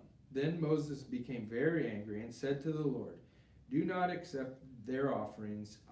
I have not taken so much as a donkey from them, nor have wronged any of them." Moses said to Korah, "You and all your followers are to appear before the Lord tomorrow, and you and they and Aaron, each man is to take his censer and put incense in it, 250 censers in all, and present it before the Lord. You and Aaron are to present your censers also." So each of them took his censer, put burning coals and incense in it, and stood with Moses and Aaron at the tabernacle to the tent of meeting. When Korah had gathered all his followers in opposition to them at the entrance to the tent of meeting, the glory of the Lord appeared to the entire assembly. The Lord said to Moses and Aaron, "Separate yourselves from this assembly, so I can put an end to them at once." But Moses and Aaron fell face down and cried out, "O God, the God who gives breath to all living things, will be angry with the entire assembly when only one man sins." Then the Lord said to Moses, "Say to the assembly, move away from the tents of Korah, Dathan, and Abiram." Moses got up and went to Dathan and Abiram, and the elders of Israel followed him. He warned the assembly, "Move back from the tents of these wicked men. Do not touch anything belonging to them, or you will be swept away because of all of their sins." So they moved away from the tents of Korah, Dathan and Abiram. Dathan and Abiram had come out where they were standing with their wives, children, and little ones at the entrance to their tents. Then Moses said, "This is how you will know the Lord has sent me to do all these things, that it was not my idea. If these men die a natural death and suffer the fate of all mankind, then the Lord has not sent me. But if the Lord brings about something totally new, and the earth opens its mouth and swallows them with everything that belongs to them, and they go down alive into the realm of the dead, then you will know that these men have treated the Lord with contempt." As soon as he finished saying all this, the ground under them split apart. The earth opened its mouth and swallowed them in their households. And all those associated with Korah, together with their possessions, they went down alive into the realm of the dead with everything they owned, and the earth closed over them, and they perished and were gone from the community. At their cries, all of the Israelites around them fled, shouting, "The earth is going to swallow us too." And fire came out from the Lord and consumed the 250 men when they were offering the incense. The Lord said to Moses, "Tell Eleazar,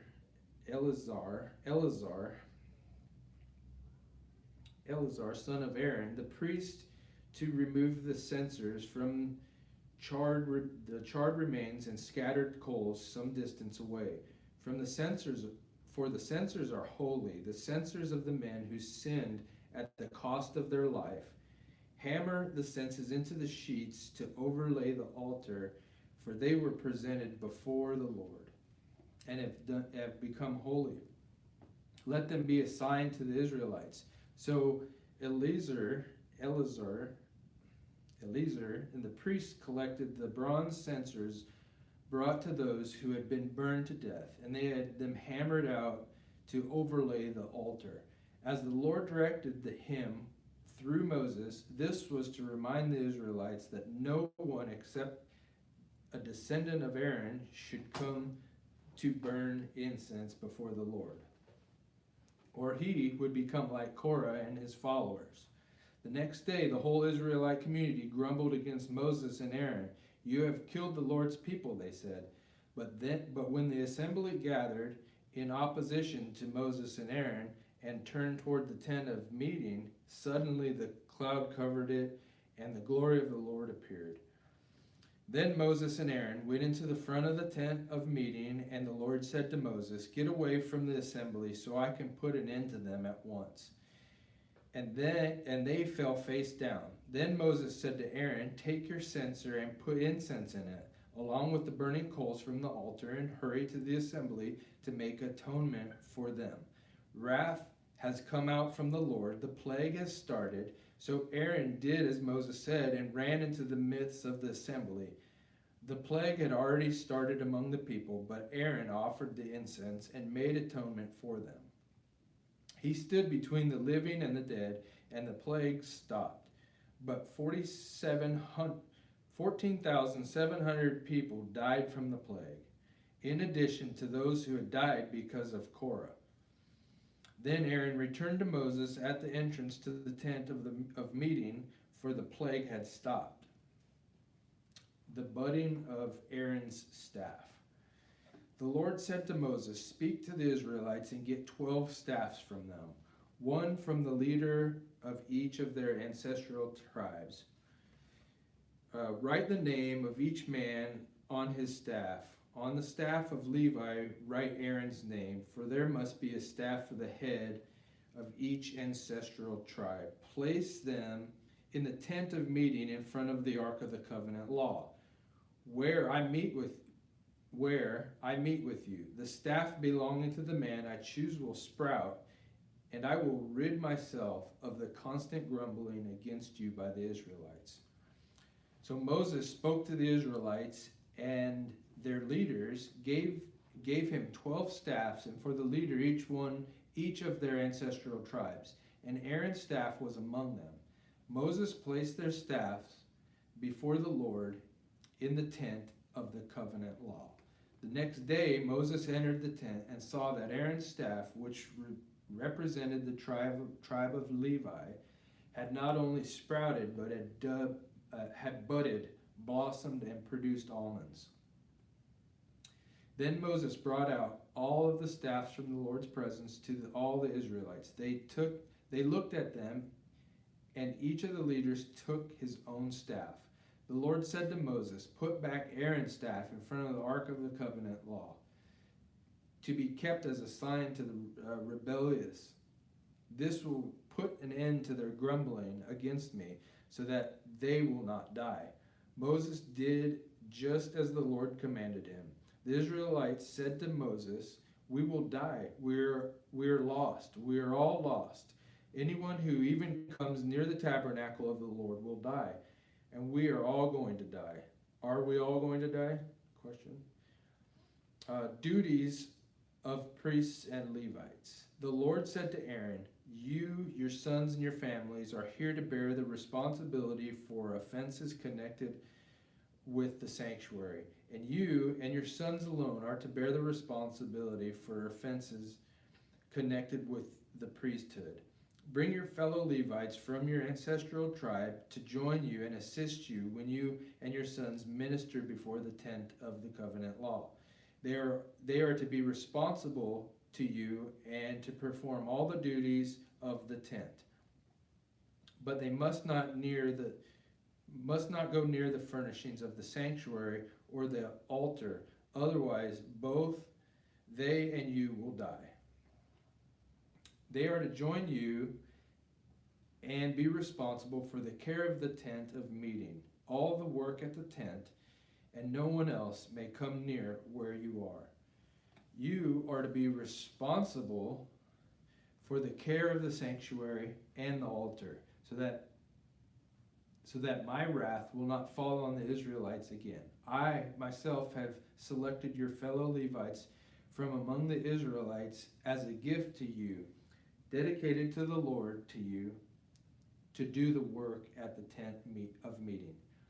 But only you and your sons may serve as priests in connection with everything at the altar, and inside the curtain I am giving you the service of the priesthood as a gift. Anyone else who comes near the sanctuary is to be put to death. Offerings of the priests and Levites. Then the Lord said to Aaron, I myself have put you in charge of the offerings presented to me. All the holy offerings the Israelites give me, I give to you and your sons as a portion, your perpetual share. You are to have the part of the most holy offerings that is kept from the fire. From all the gifts they bring me as most holy of offerings, whether grain or sin or guilt offerings, that part belongs to you and your sons. Eat it as something most holy. Every male shall eat it. You must regard it as holy. This is also yours. Whatever is set aside from the gifts of all the wave offerings of the Israelites, I give this to you and your sons and daughters as your perpetual share. Everyone in your household who is ceremonially clean may eat it. I give you all the finest olive oil and all of the finest new wine and grain they give the Lord as the first fruits of their harvest. All the land's first fruits that they bring to the Lord will be yours. Everyone in the household who is ceremonially clean may eat it. Everything in Israel that is devoted to the Lord is yours. The first offspring of every womb, both human and animal, that is offered to the Lord is yours. But you must redeem every firstborn son and every firstborn male of unclean animals. When they are a month old, you must redeem them at the redemption price set at 5 shekels of silver. According to the sanctuary shekel, which weighs 20 gerahs. But you must not redeem the firstborn of the cow, a sheep or a goat. They are holy. Splash their blood against the altar and burn their fat as food offering, an aroma pleasing to the Lord. Their meat is to be yours, just as the breast of the wave offering and the right thigh are yours. Whatever is set aside from the holy of offerings and the Israelites present to the Lord, I give you your sons and your daughters as perpetual share. It is an everlasting covenant of salt before the Lord for both you and your offspring.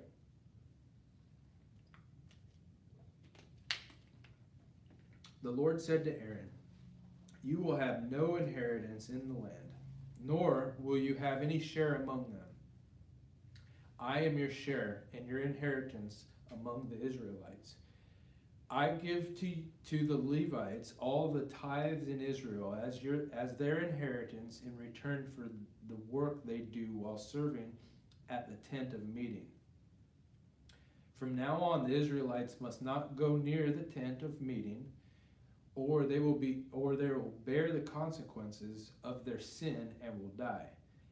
It is the Levites who are to do the work of the tent of meeting and bear the responsibility for any offenses they commit against it. This is the last offering ordinance for the generations to come. They will receive no inheritance among the Israelites. Instead, I give to the Levites as their inheritance the tithes that the Israelites present as an offering to the Lord. This is why I said concerning them, they will have no inheritance among the Israelites. The Lord said to Moses, speak to the Levites and say to them, when you receive from the Israelites the tithe I give you as your inheritance, you must present 1/10 of that tithe as the Lord's offering. Your offering will be reckoned to you as grain from the threshing floor or juice from the winepress. In this way you also will present an offering to the Lord from all the tithes you receive from the Israelites. From these tithes you must give the Lord's portion to Aaron the priest. You must present as the Lord's portion the best and holiest part of everything given to you.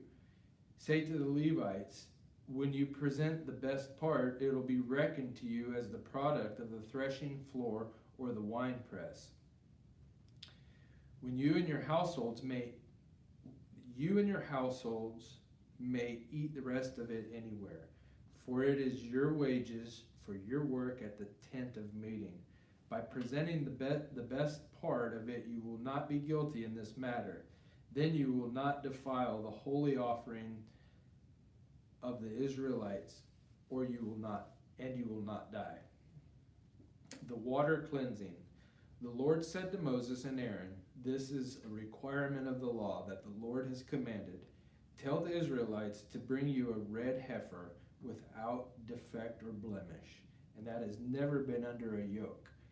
Give it to Eleazar, the priest. It would be taken outside of the camp and slaughtered in his presence. Then Eleazar the priest is to take some of its blood on his finger and sprinkle it 7 times towards the front of the tent of meeting. While he watches, the heifer is to be burned, its hide, flesh, blood, intestines. The priest is to take some cedar wood, hyssop, and scarlet wool and throw them onto the burning heifer. After that, the priest may wash his clothes and bathe himself with water. He may then come into the camp, but he will be ceremonially unclean until evening. The man who burns it must also wash his clothes and bathe with water, and he too will be unclean until that evening. A man who is clean shall gather up the ashes of the heifer and put them in a ceremonial clean place outside of the camp. They are to be kept by the Israelite community for use in the water of cleansing it for purification from sin. The man who gathers up the ashes of the heifer must also wash his clothes. He too will be unclean till evening. This will be a lasting ordinance for both the Israelites and the foreigners residing among them. Whoever touches a human corpse will be unclean for 7 days. They must purify themselves with the water on the 3rd day, and on the 7th day, then they will be clean. But if they do not purify themselves on the 3rd and the 7th days, they will not be clean.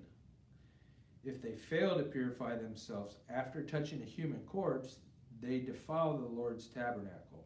They must be cut off from Israel, because the water of cleansing has not been sprinkled on them. They are unclean.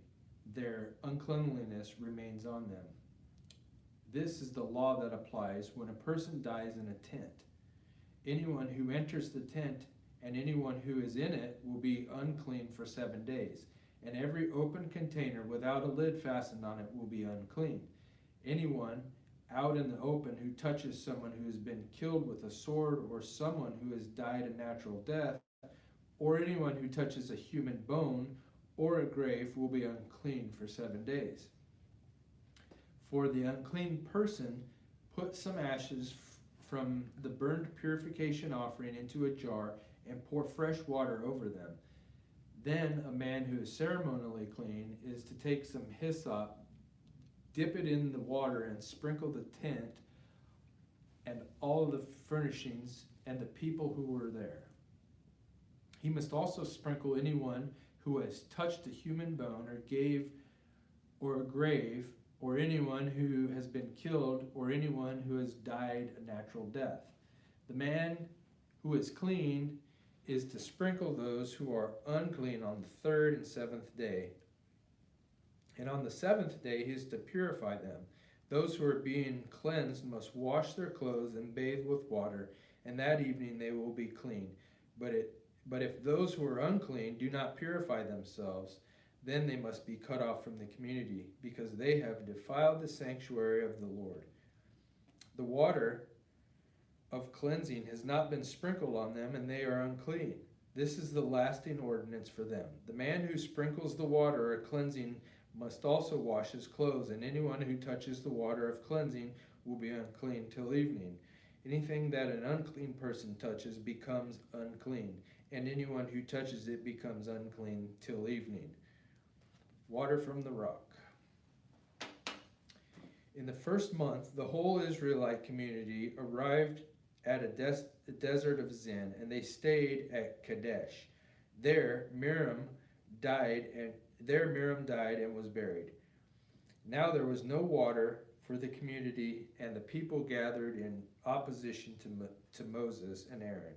They quarreled with Moses and said, If only we had died with our brothers, fell dead before the Lord. Why did you bring the Lord's community into the wilderness, and that we and our livestock should die here?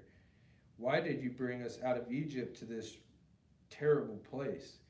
It has no grain or figs, grapevines or pomegranates, and there is no water to drink. Moses and Aaron went from the assembly to the entrance of the tent of meeting and fell face down. And the glory of the Lord appeared to them. The Lord said to Moses, Take the staff, and you and your brother Aaron gather the assembly together. Speak to that rock before their eyes, and it will pour out its water. You will bring water out of the rock for the community, so their livestock can drink. So Moses took the staff from the Lord's presence, just as he commanded him. He and Aaron gathered the assembly together in the front of the rock, and Moses said to them, Listen, you rebels, must we bring you water out of this rock?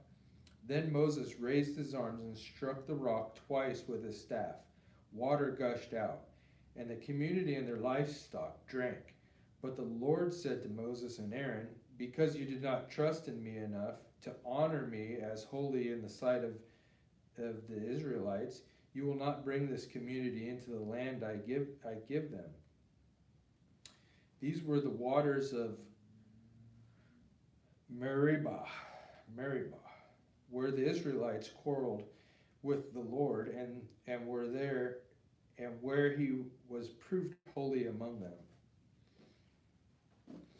Edom denies Israel's passage. Moses sent messengers from Kadesh to the king of Edom, saying, This is what your brother Israel says. You know about all the hardships that have come on us.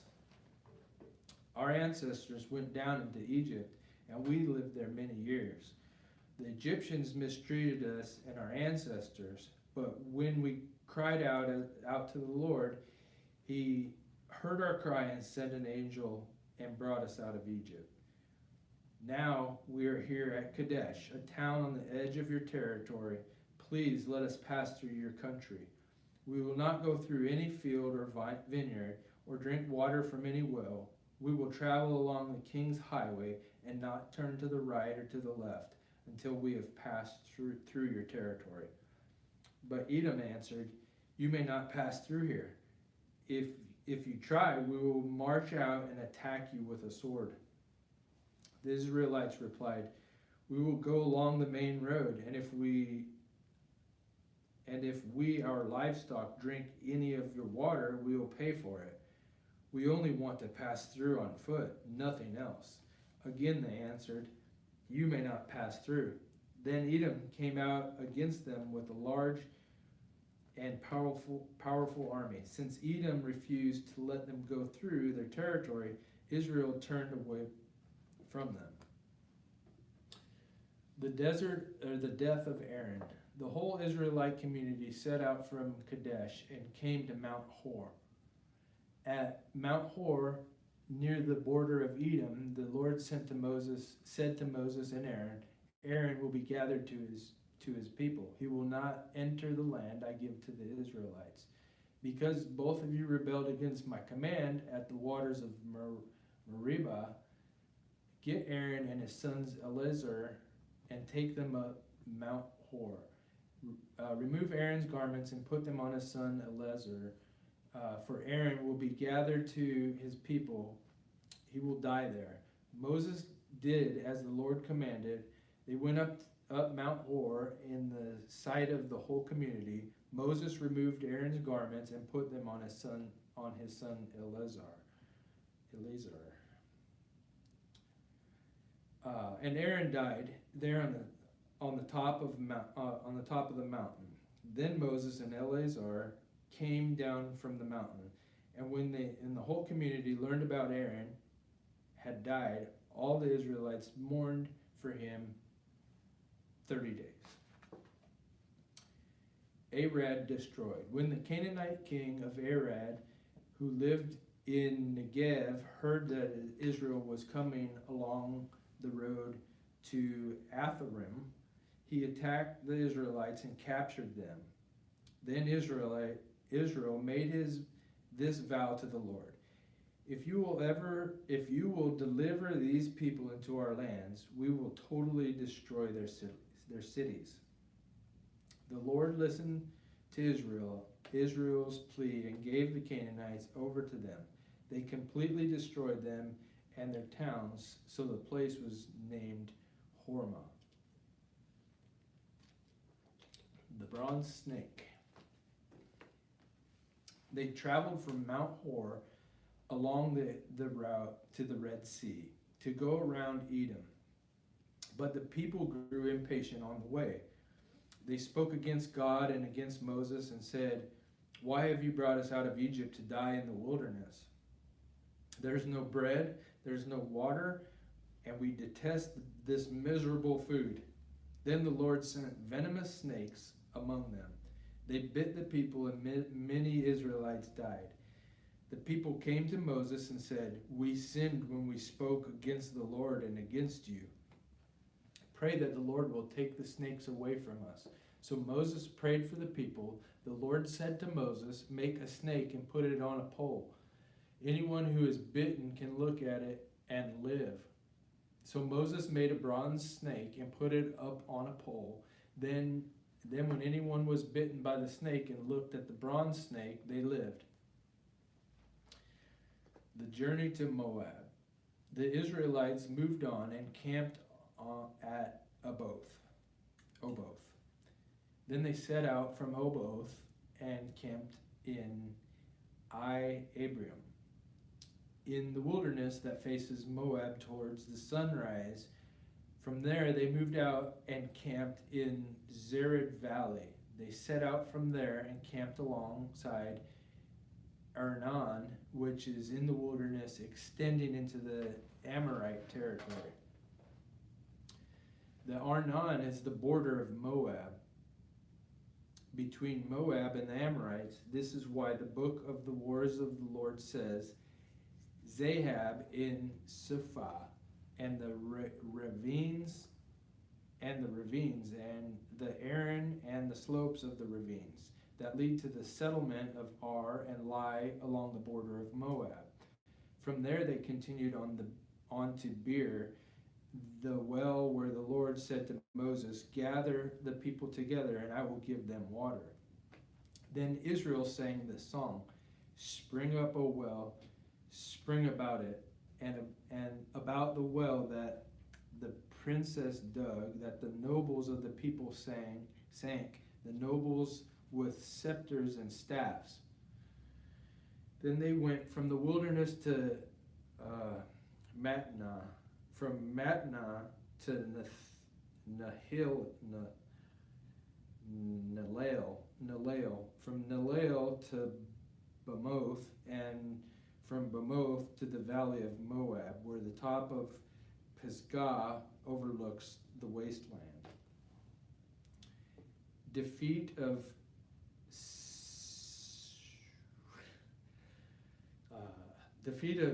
Sihon and Og. Israelites sent messengers to say to Sihon, king of the Amorites, "Let us pass through your country. We will not turn aside any field or vineyard or drink water from any well. We will travel along the king's highway until we've passed through your territory." But Sihon would not let Israel pass through this territory. He mustered his entire army and marched out into the wilderness against Israel. When he reached Jahaz, he fought with Israel. Israel, however, put him to the sword and took over his land from Arnon to the Jabbok, but only as far as the Ammonites, because their border was fortified. Israel captured all the cities of the Amorites and occupied them, including Heshbon and all its surrounding settlements. Heshbon was the city of Sihon, king of the Amorites, who had fought against the former king of Moab and had taken from him all his land as far as Arnon. That is why the poet says, "Come to Heshbon and let it be rebuilt. Let Shihon's city be restored." Fire went out from Heshbon, a blaze from the city of Sihon. It consumed Ar of Moab, the citizens of Arnon's heights. Woe to you, Moab! You are destroyed. People of Chemosh he has given up his sons as fugitives and his daughters as captives to Sihon, king of the Amorites, but we have overthrown them. Heshbon's dominion has been destroyed all the way to Dibon. We have demolished them as far as Nophah, which extends to Medeba. So Israel settled in the land of the Amorites. After Moses had sent spies to Jazer, the Israelites captured its surrounding settlements and drove out the Amorites who were there. Then they turned and went along the road toward Bashan, and Og, king of Bashan, and his whole army marched out to meet them in the battle at Adri. The Lord said to Moses, "Do not be afraid of him, for I have delivered him into your hands, along with his whole army and his land. Do to him what you did to Sihon king and the Amorites, who reigned in Heshbon." So they struck him down, together with his sons and his whole army, leaving them no survivors, and they took possession of his land. Balak summons Balaam. Then the Israelites traveled to the plains of Moab and camped along the Jordan across from Jericho.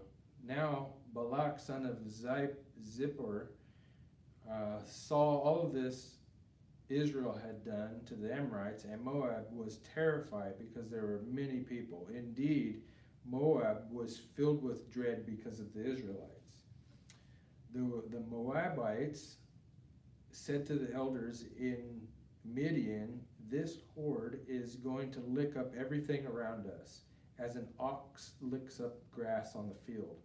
So Balak, son of Zippor, who was king of Moab at the time, sent messengers to summon Balaam, son of Beor, who was at the Pethor near the Euphrates River in his native land. Balak said, "A people has come out of Egypt. They cover the face of the land and have settled next to me. How come? Now come and put a curse on these people, because they are too powerful for me. Perhaps then I will be able to defeat them and drive them out of the land. For I know that whoever you bless is blessed, and whoever you curse is cursed." The elders of Moab and Midian left talking with them and The elders of Moab and Midian left taking with them the fee for divination. When they came to Balaam, they told him what Balak said. "Spend the night here," Balaam said to them, "and I will report back to you what the answer the Lord gives me." So the Moabite officials stayed with him. God came to Balaam and asked, "Who are these men with you?" Balaam said to God, "Balak, son of Zippor, king of Moab, send me this message. A people that has come out of Egypt covers the face of the land. Now come and put a curse on them for me. Perhaps then I will be able to fight them and drive them away." But God said to Balaam, "Do not go with them. You must not put a curse on those people because they are blessed." The next morning, Balaam got up and said to Balak's officials, "Go back to your own country, for the Lord has refused to let me go with you." Said the Moabite officials, "Return to Balak," and said, "Balaam refused to come with us." Then Balak sent other officials, more numerous and more distinguished than the first. They came to Balaam and said, "This is what Balak son of Zippor says. Do not let anything keep you from coming to me, because I will reward you handsomely, and do whatever you say. Come and put a curse on these people for me." But Balaam answered them, "Even if Balak gave me all the silver and gold in his palace, I could not do anything great or small to go beyond the command of the Lord my God. Now spend the night here so I can find out what else the Lord will tell me." That night God came to Balaam and said, "Since these men have come to summon you, go with them, but do only what I tell you." Balaam's donkey. Balaam got up in the morning, saddled his donkey, and went with the Moabite officials. But God was very angry when he went, and the angel of the Lord stood in the road to oppose him. Balaam was riding on his donkey, and his 2 servants were with him. When the donkey saw an angel of the Lord standing in the road with a drawn sword in his hand, it turned off the road into a field. Balaam beat it to get it back on the road. Then the angel of the Lord stood in a narrow path through the vineyards with walls on both sides. When the donkey saw the angel of the Lord, it pressed close to the wall, crushing Balaam's foot against it. So he beat the donkey again. Then the angel of the Lord moved on ahead and stood in a narrow place where there was no room to turn, either to the left or to the right or to the left. When the donkey saw the angel of the Lord, it lay down under Balaam, and he was angry and beat it with his staff. Then the Lord opened the donkey's mouth and said to Balaam, "What have I done to make you beat me these 3 times?" Balaam answered to the donkey, "You have made a fool of me. If only I had a sword in my hand, I would kill you right now." The donkey said to Balaam, "Am I not your own donkey, which you've always ridden to this day? I've been in the habit of doing this to you." "No," he said. Then the Lord opened Balaam's eyes and saw the angel of the Lord standing in the road with his sword drawn. So he bowed low and fell face down. The angel of the Lord asked him, "Why have you beaten your donkey these 3 times?" "I have come here to oppose you because your path is a reckless one before me. The donkey saw me and turned away from me these 3 times. If it had not turned away, I would certainly have killed you by now. But I would have spared it." Balaam said to the angel of the Lord, "I have sinned. I did not recognize you were standing in the road to oppose me. Now if you were displeased, I will go back." The angel of the Lord said to Balaam, "Go with the men, but speak only what I tell you." So Balaam went with Balak's officials. When Balak heard that Balaam was coming, he went out to meet him at the Moabite town on the Arnon border at the edge of his territory. Balak said to Balaam, "I did not send you an urgent summons. Why did you come to me? I am really not able to reward you." "Well, I have come to you now, Balaam replied, "but I can't say whatever I please. I must speak only what God puts in my mouth." Then Balaam went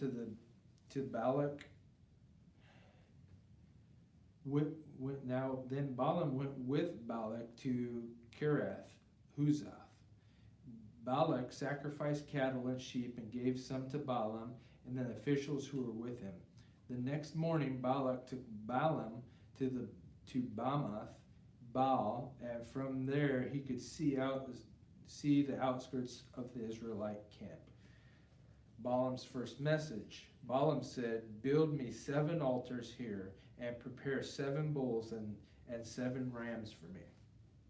Balak did as Balaam said, and the 2 of them offered a bull and ram on each altar. Then Balaam said to Balak, stay here beside your offering while I go aside. Perhaps the Lord will come to meet with me. Wherever he reveals to me, I will tell you. Then he went off to a barren height. God met with him, and Balaam said, I have prepared 7 altars, and on each of the altars I have offered a bull and a ram. The Lord put a sword in Balaam's mouth and said, go back to Balak and give him his sword. So he went back to him and found him standing beside the offering with the Moab officials. Then Balaam spoke his message. Balak brought me from Aram, the king of Moab, from eastern mountains. Come, he said, curse Jacob for me. Come, denounce Israel. How can I curse those whom God has not cursed? How can I denounce those whom the Lord has not denounced? From the rocky peaks I see them, from the heights I view them. I see people who live apart and do not consider themselves one of the nations. Who can count on the dust of Jacob, or number even a fourth of Israel? Let me die the death of the righteous, and may my final be like theirs. Balak said to Balaam, what have you done to me? I brought you to curse my enemies, but you've done nothing but bless them. He answered, must I not speak what the Lord puts in my mouth? Balaam's second message. Then Balak said to him, come with me to a place where you can see them. You will not see them all, but only the outskirts of their camp. And from there, curse them from me. So he took him to the field of Zophim on the top of Pisgah. And there he built 7 altars, offered a bull and ram on each altar. Balaam said to Balak, stay here beside your offering while I meet with him over there. The Lord met with Balaam and put a word in his mouth and said, go back to Balak and give him his sword, or give him this sword. So he went to him and found him him standing beside his offering with Moabite officials. Balak asked him, what did the Lord say? Then he spoke his message. Arise, Balak, listen, hear me, son of Zippor. God is not human that he should lie, not a human being that he should change his mind. Does he speak and then not act? Does he promise and not fulfill? I have received a command to bless. He has blessed, and I cannot change it. No misfortune is seen in Jacob, no misery observed in Israel. The Lord their God is with them. The shout of the king is among them. God brought them out of Egypt. They have the strength of a wild ox. There is no divination against Jacob, no evil omens against Israel. It will now be said of Jacob and Israel, see what God has done. The people rise like a lioness. They rouse themselves like a lion that does not rest till it devours its prey and drinks the blood of its victims. Then Balak said to Balaam, neither curse them at all, nor bless them at all. Balaam answered, did I not tell you I must do whatever the Lord says? Balaam's third message. Then Balak said to Balaam, come, let me take you to another place. Perhaps it will please God to let you curse them for me from there.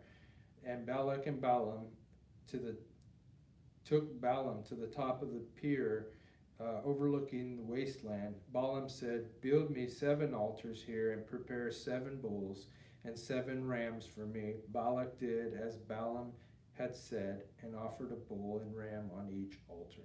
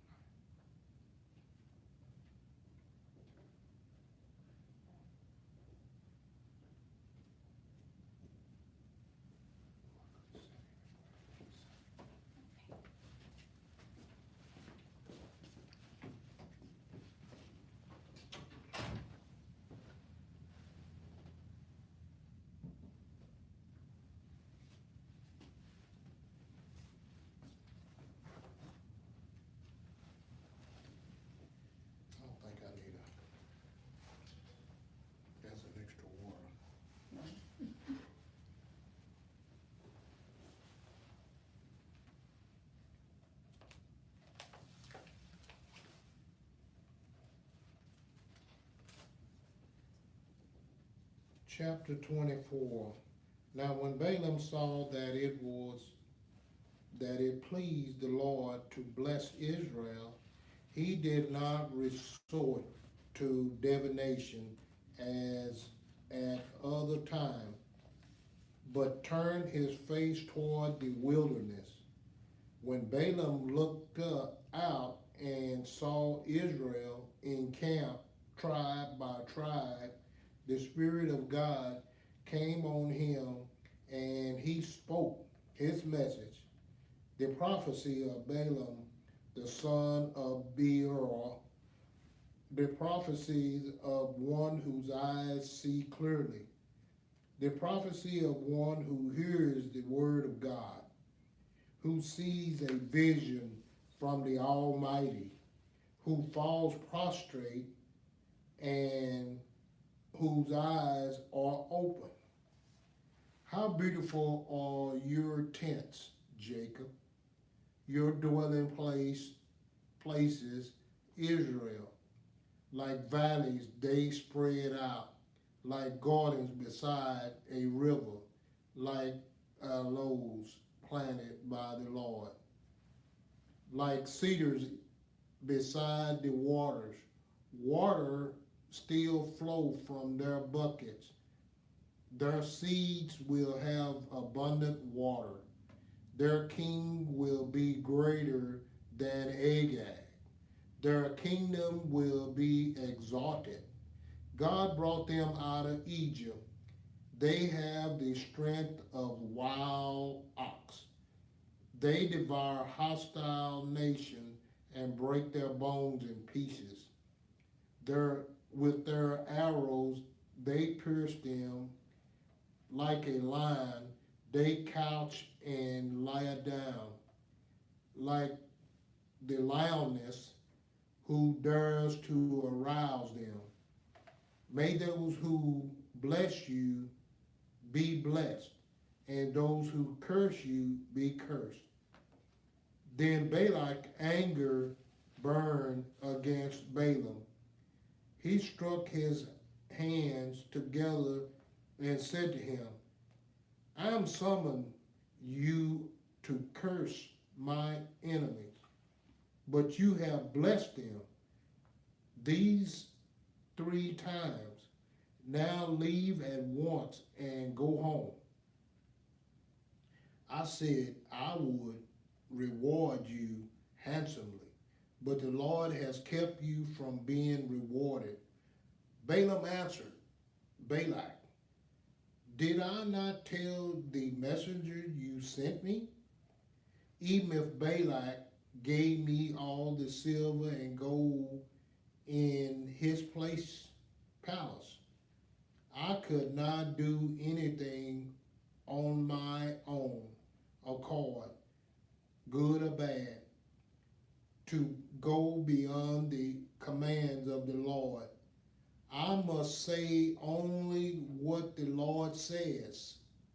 Now I am going back to my people, but come, let me warn you of what this people will do to your people in the days to come. Balaam's 4th message. Then he spoke his message, the prophecy of Balaam, son of Beor, the prophecy of those one whose eyes sees clearly, the prophecy of one who hears the word of God, who has knowledge from the Most High, who sees a vision from the Almighty, who falls prostrate and whose eyes are open. I see him, but not now. I hold him, but not near. A star will come out of Jacob. A scepter will rise out of Israel. He will rush the forehead of Moab, the skull of all the people of Seth. Edom will be conquered. Seir, his enemies will be conquered, but Israel will grow strong A ruler will come out of Jacob and destroy the survivors of the city. Balaam's fifth message. Then Balaam saw Amalek and spoke his message. Amalek was the first among the nations, but therein will be utter destruction. Balaam's sixth message. Then he saw the Kenites and spoke his message. Your dwelling place is secure. Your nest is set in a rock. Yet Kenites will be destroyed when Asher takes you captive. Balaam's seventh message. Then he spoke his message, Alas, who can live when God does this? Ships will come from the shores of Cyprus. They will subdue Asher and Eber, but they too will come to ruins. When Balaam got up and returned home, and Balak went his own way, Moab seduces Israel. Chapter 25. While Israel was staying in Shittim, the men began to indulge in sexual immorality with Moabite women, who invited them to sacrifices to their gods. The people ate with sacrificial meal and bowed down before these gods. So Israel yoked themselves to Baal of Peor, and the Lord's anger burned against them. The Lord said to Moses, take all the leaders of these people, kill them, and expose them in broad daylight before the Lord, so that the Lord's fierce anger may turn away from Israel. So Moses said to Israel's judges, each of you must put to death those of your people who have yoked themselves to the Baal of Peor. Then the Israelite man brought into the camp Midianites, a Midianite woman, right before the eyes of Moses and the whole assembly of Israel, while they were weeping at the entrance to the tent of meeting. When Phinehas, son of Eleazar, the son of Aaron, the priest, saw this, he left the assembly, took a spear in his hand, and followed the Israelite into the tent. He drove the spear into both of them, right through the Israelite man into the woman's stomach. Then the plague against the Israelite was stopped. But those who died in the plague numbered 24,000. The Lord said to Moses, Phinehas, son of Eleazar, the son of Aaron, the priest, has turned my anger away from the Israelite, since he was the zealous of my honor among them, as I am. I did not put an end to them. In my zeal, therefore, tell him, I am making my covenant of peace with him. He and his descendants will have a covenant of the lasting priesthood, because he was zealous for the honor of his God and made atonement for the Israelite. The name of the Israelite who was killed with the Midianite woman was Zimri, son of Salu, the leader of the Simeonites family. And the name of the Midianite woman who was put to death was Cosbi, daughter of Zear, and a tribal chief of the Midianite family. The Lord said to Moses, treat the Midianite as enemies and kill them. They treated you as enemies when they deceived you in Peor incident involving their sister Cosbi, the daughter of a Midianite leader, the woman who was killed when the plague came as a result of that incident. The second census, after the plague, the Lord said to Moses and Eleazar, son of Aaron, the priest, take a census of the whole Israelite community by family, all those 20 years old or more, or who are able to serve in the army of Israel. So on the plains of Moab, by the Jordan across the Jericho, Moses and Eleazar the priest spoke with them and said, take a census of the men 20 years old or more, as the Lord commanded Moses.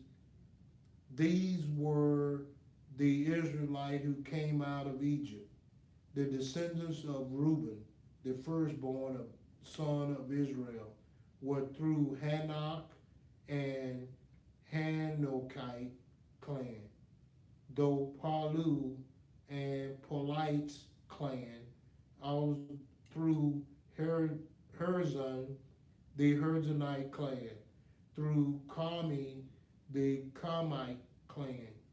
These were the clans of Reuben, whose number were 43,730. The son of Palu was Eliab, and the son of Eliab was Nemuel, Dathan, and Abiram.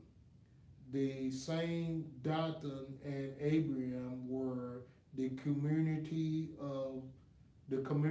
official who rebelled against Moses, and Aaron were among Korah followers when they rebelled against the Lord.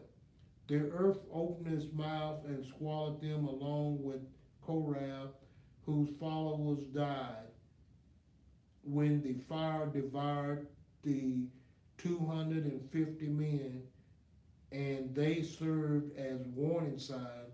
The line of Korah, however, did not die out. The descendants of Simeon by their clan were through Nemuel and the Nemuite clan, through Jamin, the Jamite clan, through Jachin, the Jachnite clan, through Jerah, the Jerite clan, through Shaul, the Shulite clan. These were the clans of Simeon, whose number was 22,200. The descendants of Gad by their clan were through Zepon, the Zepronite clan, through Haggai, the Hagganite clan, through Shanu, the Shonite clan, through Ozni, the Oznite clan, through Eri, the Erite clan, through Arad, the Aradi, the Ardite clan, through Arai, the Arielite clan. These were the clans of Gad. Those numbered about 40,500. Er and Onan were the sons of Judah. They died in Canaan. The descendants of Judah by their clan were through Shelite, the Selonite clan, through Perez, the Perizzite clan, through Zerah, the Hittite clan. The descendants of Perez were through Herzon, the Herzonite clan, through Hemiel, the Humanite clan. These were the clans of Judah. Those numbered 76,500. The descendants of Issachar by their clan were Tola, the Toliite clan, through Pula, the Pulite clan, through Joshua, Bub, the Joshuaite clan, through Simeon, the Shemonite clan. These were the clans of Issachar. Those numbered about 64,300.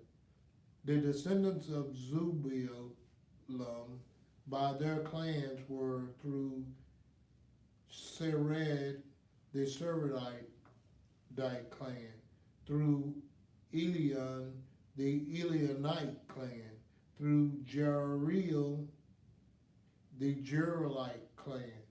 These were the clans of Jebulun. Those numbered about 60,500.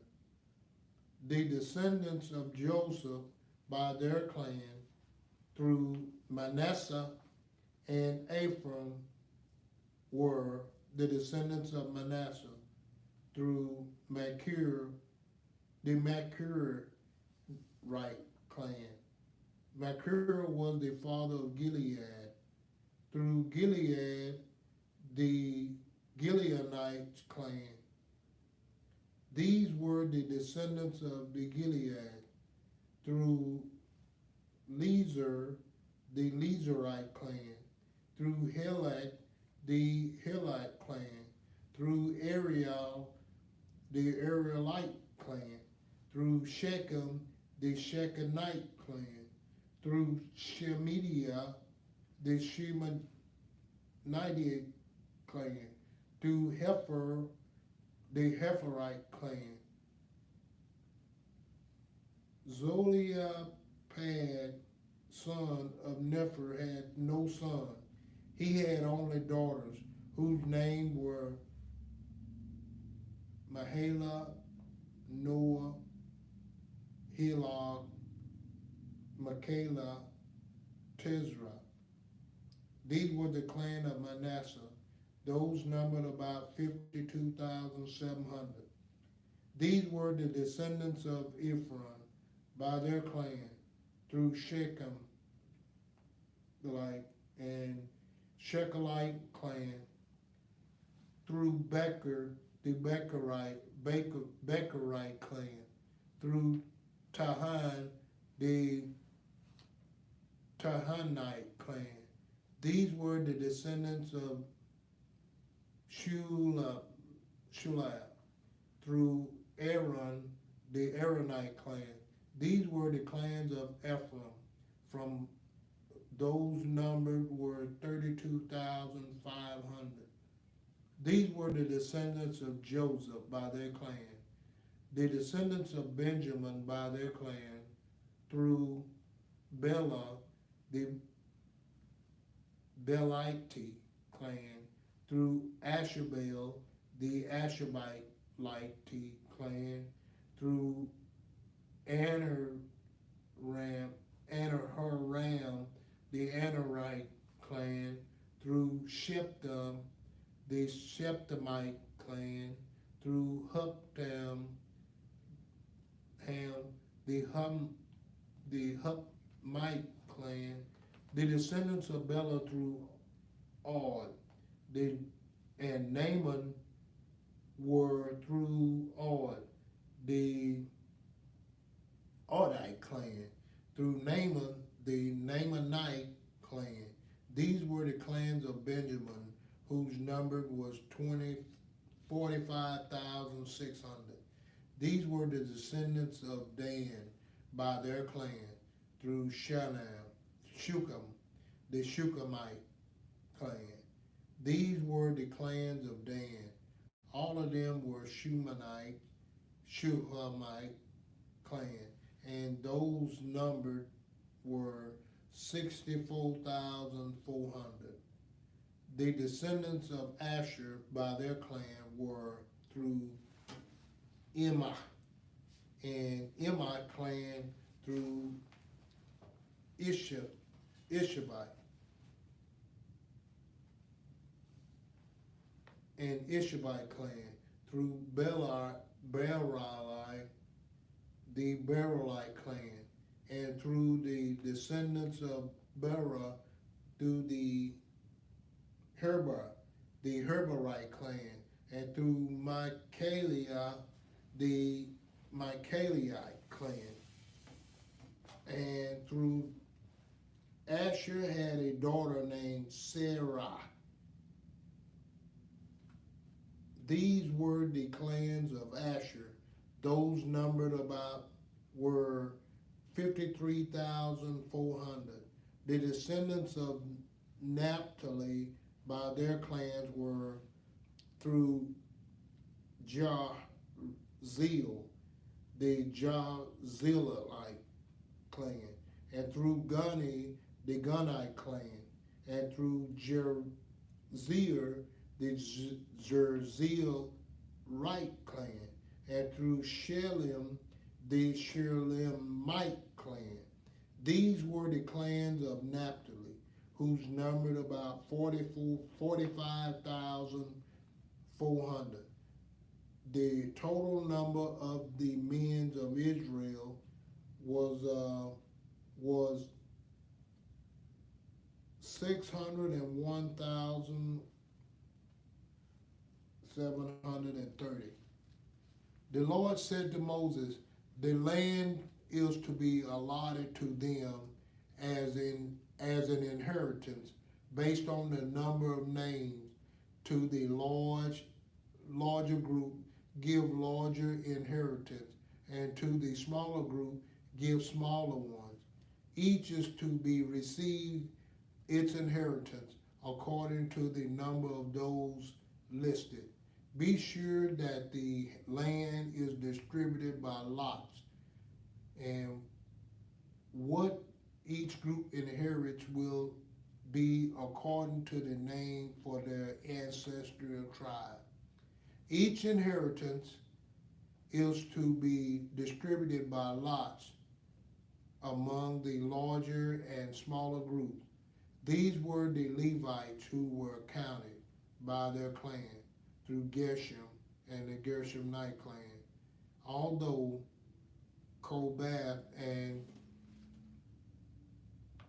Kohathite clan through Mercury and Mercurite clan. These also were Levite clan. Levianite clan, the Herbanite clan, the Mahalite clan, the Mushalite clan, the Koralite clan.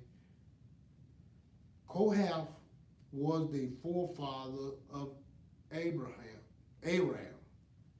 The name of Aram's wife was Jochebed, a descendant of Levi, who was born to the Levites, in Egypt. To Aram, she bore Aaron, Moses, and their sister Miriam. Aaron was the father of Nadab and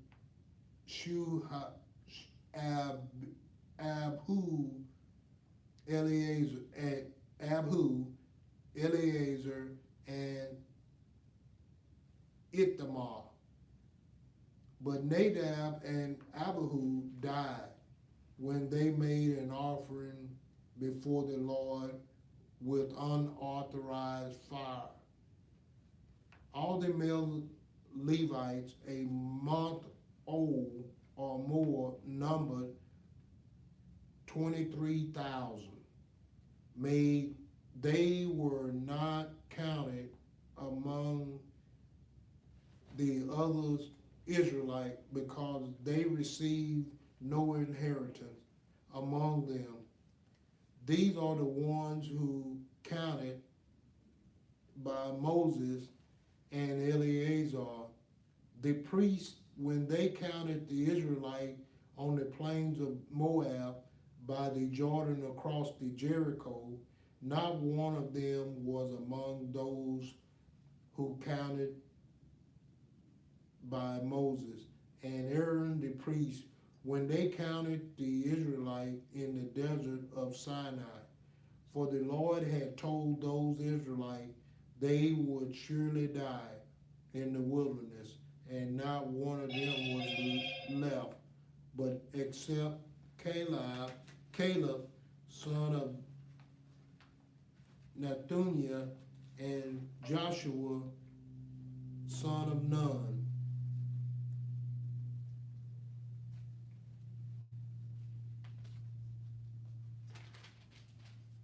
Chapter 27, Zelophehad's daughters.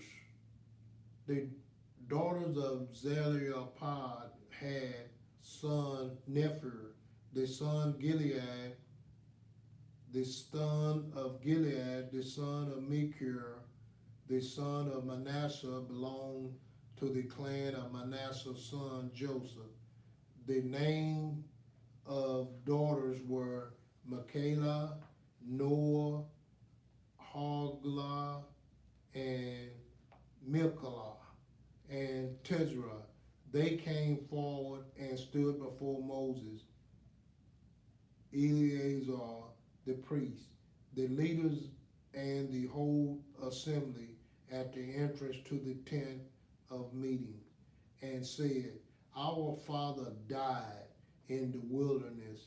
He was not among Korah followers who banded together against the Lord, but he died for his own sin and left no son. Why should our father's name disappear from this clan because he had no son? Give us property among our father's relatives. So Moses brought their case before the Lord, and the Lord said to him, What Zelophehad had daughters are saying is right. You must certainly give them property as an inheritance among their father's relatives, and give their father's inheritance to them. Say to the Israelite, if a man dies and leave no son, give his inheritance to his daughters. If he has no daughters, give the inheritance to his brothers. If he has no brothers, give the inheritance to his father's brothers. If his father had no brothers, give the inheritance to the nearest relative in his clan, that he may possess it. This is to have the force of law for the Israelite, as the Lord commanded Moses. Joshua to succeed Moses. Then the Lord said to Moses, Go up this mountain in the Abraham range and see the land I have given these Israelites. After you have seen it, you will be gathered to your people as your brother Aaron was. For when the community rebelled at the waters in the desert of Zebah, of you disobeyed my command to honor me as holy before their eyes. These were the waters of Meribah, Kadesh, in the desert of Zin. Moses said to the Lord, May the Lord, the God who gives breath to all living things, appoint someone over this community to go out and come in and before them. One will lead them out and bring them in. So the Lord people will not be like sheep without a shepherd.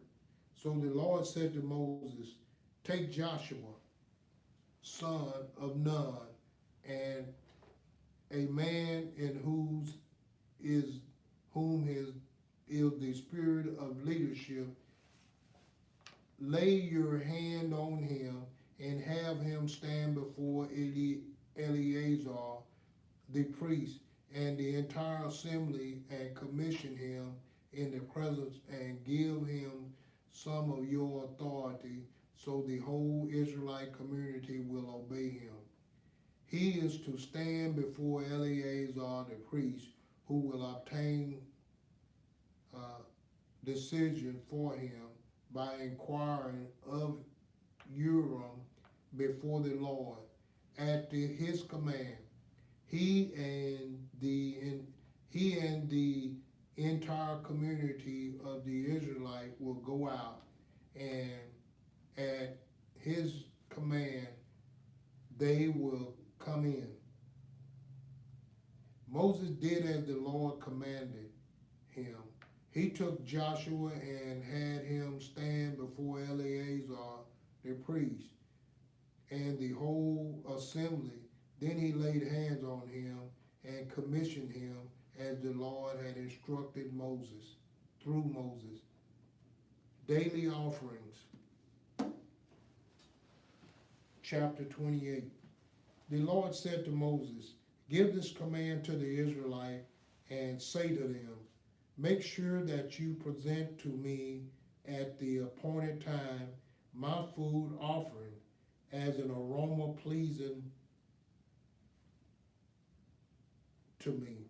Say to them, this is the Lord's food offering. You are to present to the Lord 2 lambs a year old without defect as regular burnt offering. Each day offer 1 lamb in the morning and the other at twilight, together with a grain offering of 1/10 of the ephah of the finest flour mixed with a 1/4 of hin of oil from pressed olives. This is the regular burnt offering instituted at Mount Sinai as a pleasing aroma, a food offering presented to the Lord. The accompanying drink offering is to be a 1/4 of hin of fermented drink with each lamb. Pour out the drink offering to the Lord at the sanctuary. Offer the second lamb at twilight along the same kind of grain offering and drink offering that you offer in the morning. This is food offering, an aroma pleasing to the Lord. The Sabbath offering.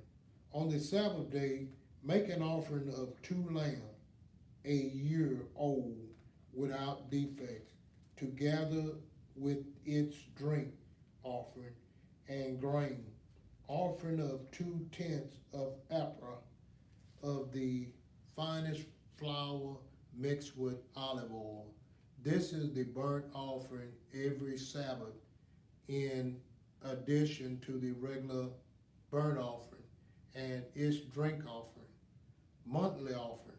On the first of every month, present to the Lord burnt offerings of 2 young bulls, 1 ram, 7 male lambs, a year old, all without defects.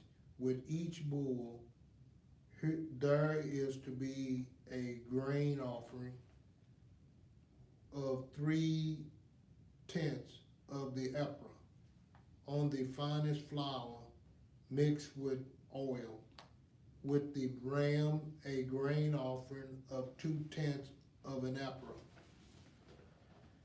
of the finest flour mixed with oil, and each lamb a grain offering of 1/10 of ephah, the finest flour mixed with oil.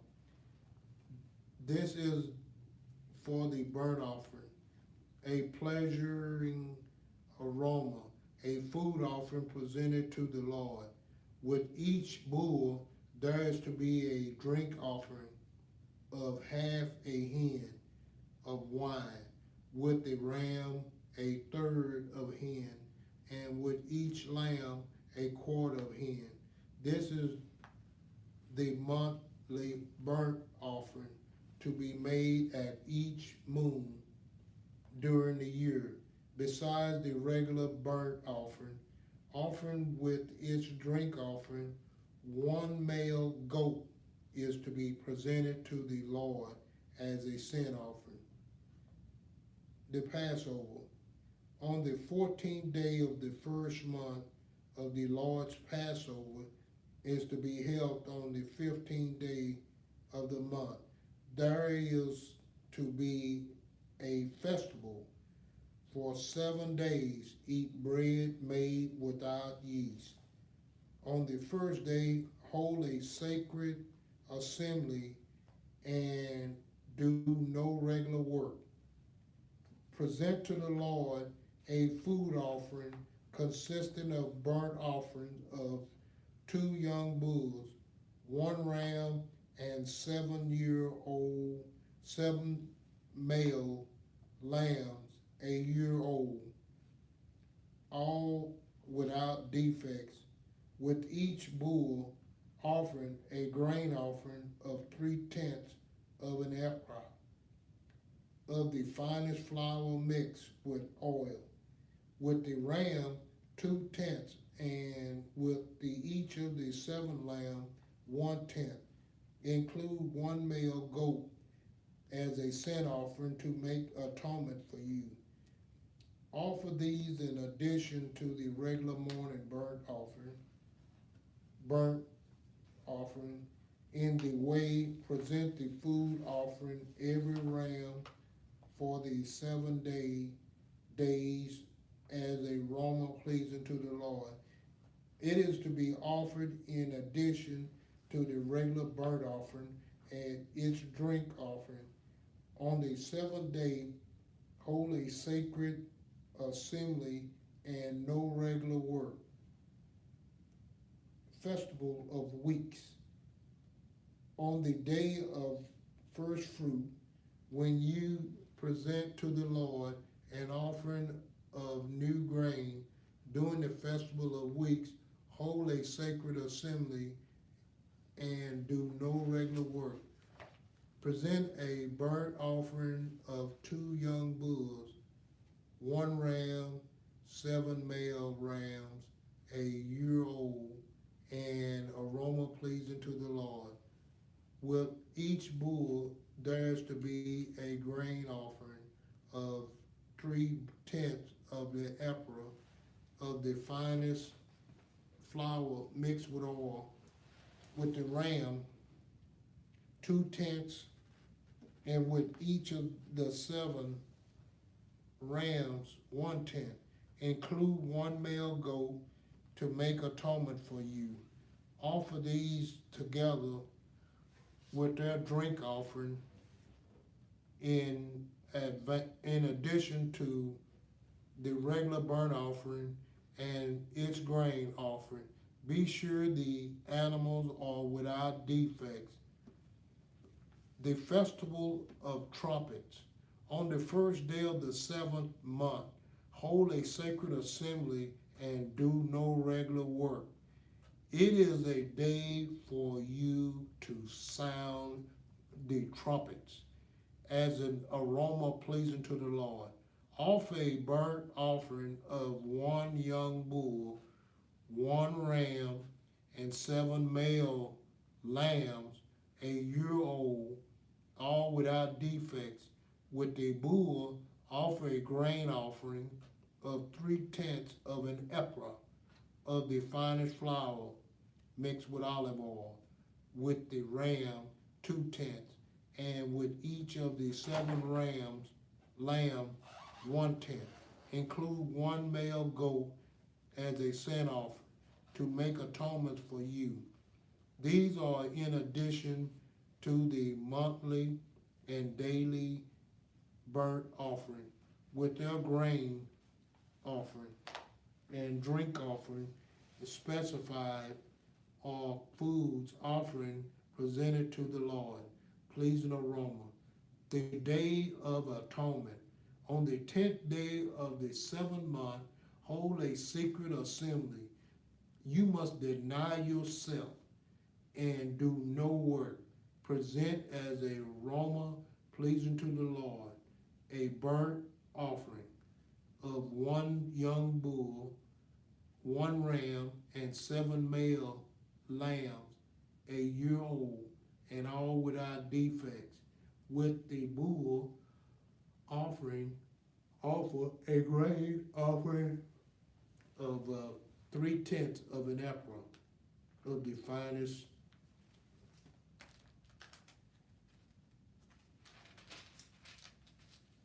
finest flour, mixed with oil. With the ram, 2/10, and with each of the 7 lambs, 1/10. Include 1 male goat as a sin offering in addition to sin offering for atonement and regular burnt offering with its grain offering and their drink of offering. The Festival of Tabernacles. On the 15th day of the 7th month, hold a sacred assembly to no regular work. Celebrate the festival to the Lord for 7 days. Present as an aroma pleasing to the Lord a food offering consisting of a burnt offering of 13 young bulls, 2 rams, 14 male lambs, a year old, without defects. With each of the 13 bulls, offer a grain of offering of 3/10 of ephah of the finest flour mixed with oil. With each of the 2 rams, 2/10, and 1 each for 4/10 lambs. 1/10 include 1 male goat as a sin offering in addition to the regular burnt offering with its grain offering and drink offering. On the 2nd day, offer 12 young bulls, 2 rams, and 14 male lambs as a year old, with all without defects. With the bulls, rams, and lambs, offer their grain offering and drink offering according to the number specified, including 1 male goat as a sin offering, in addition to the regular burnt offering with its grain offering and their drink offering. On the 3rd day, offer 11 bulls, 2 rams, and 14 male lambs a year old, all without defects.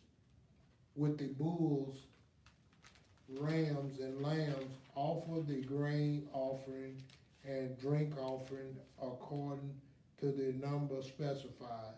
Include 1 male goat, a sin offering, in addition to regular burnt offering, with its grain offering and drink offering. On the 4th day, offer 10 bulls, 2 rams, and 14 male lambs a year old, all without defects. With the bulls, rams, and lambs, offer their grain offering and drink offering according to the number specified. Include 1 male goat as a sin offering, in addition to the regular burnt offering with grain offering and drink offering. On the 5th day, offer 9 bulls, 2 rams, 14 male lambs, a year old, all without defects. With the bulls, rams, and lambs, offer their grain offering and drink offering according to the number specified. Include one male goat as a sin offering, in addition to the regular burnt offering with its grain offering and drink offering. On the sixth day, offer 8 bulls, 2 rams, 14 male lambs a year old without defects. With the bulls, rams, and lamb, offer their grain offering and drink offering according to the number specified. Include 1 male goat as a sin offering, in addition to the regular burnt offering with this grain offering. On the 7th day, offer 7 bulls, 2 rams, and 14 male lambs a year old, all without defects. With the bulls, rams, and lambs, offer their grain offering and drink offering according to the number specified. Include 1 male goat as a sin offering, in addition to the regular burnt offering. With the grain offering and drink offering, on the 8th day, hold a closing special assembly and do no regular work. Present an aroma pleasing to the Lord. Food offering consisting of burnt offering of 1 bull, 1 ram, and 7 male lambs a year old without defects. With the bull, the rams, and the lambs offering their grain offering and drink offering according to the number specified. Include 1 male goat as a sin offering, in addition to the regular burnt offering with its grain of offering and drink offering. In addition to what you vow and your free will offering, offer these to the Lord at your appointed festival. Your burnt offering, grain offering, drink offering, and fellowship offering. Moses told the Israelite all that the Lord commanded him. Vows. And Moses said to the heads of the tribes of Israel, this is what the Lord commands. When a man makes a vow to the Lord, or takes an oath to obligate himself by pledge, he must not break his word, but must do everything he said. When a young woman still living in her father's household makes a vow to the Lord, obligates herself by pledge, and her father hears about her vow or pledge, but says nothing to her, then all her vows and every pledge by which she obligated herself to stand, but if her father forbids her when he hears about it,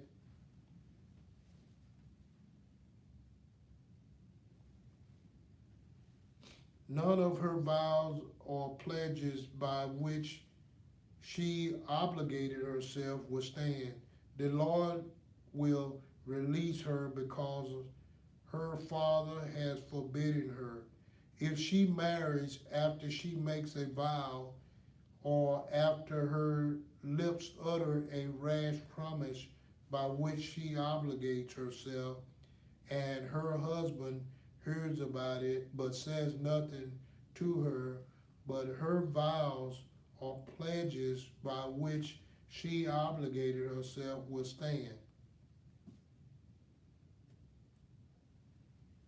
But if her husband forbids her when he hears about it, he nullifies the vow that obligates her, or rash promise by which she obligates herself, and the Lord will release her. Any vow obligation taken by a widow or a divorced woman will be binding on her. If a woman living with her husband makes a vow to obligate herself by pledge under oath, and her husband hears about it but says nothing to her and does not forbid her, then all her vows or the pledges by which is obligated herself will stand. But if her husband nullifies them when he hears about them, then none of the vows or pledges that came from her lips will stand. Her husband has nullified them, and the Lord will release her. Her husband may confirm or nullify any vow she makes or any sworn pledges to deny herself. But if the husband says nothing to her about it from day to day, then he confirms all her vows or pledges binding on her. He confirmed them by saying nothing to her when he hears about them. If, however, he nullifies them sometimes after he hears about them, then he must bear the consequences of her wrongdoing. These are the regulations the Lord gave Moses concerning relationship between man and his wife, and between a father and his young daughters, still living at home. Vengeance of the Midianites. The Lord said to Moses, take vengeance. Okay. It's 6 o'clock.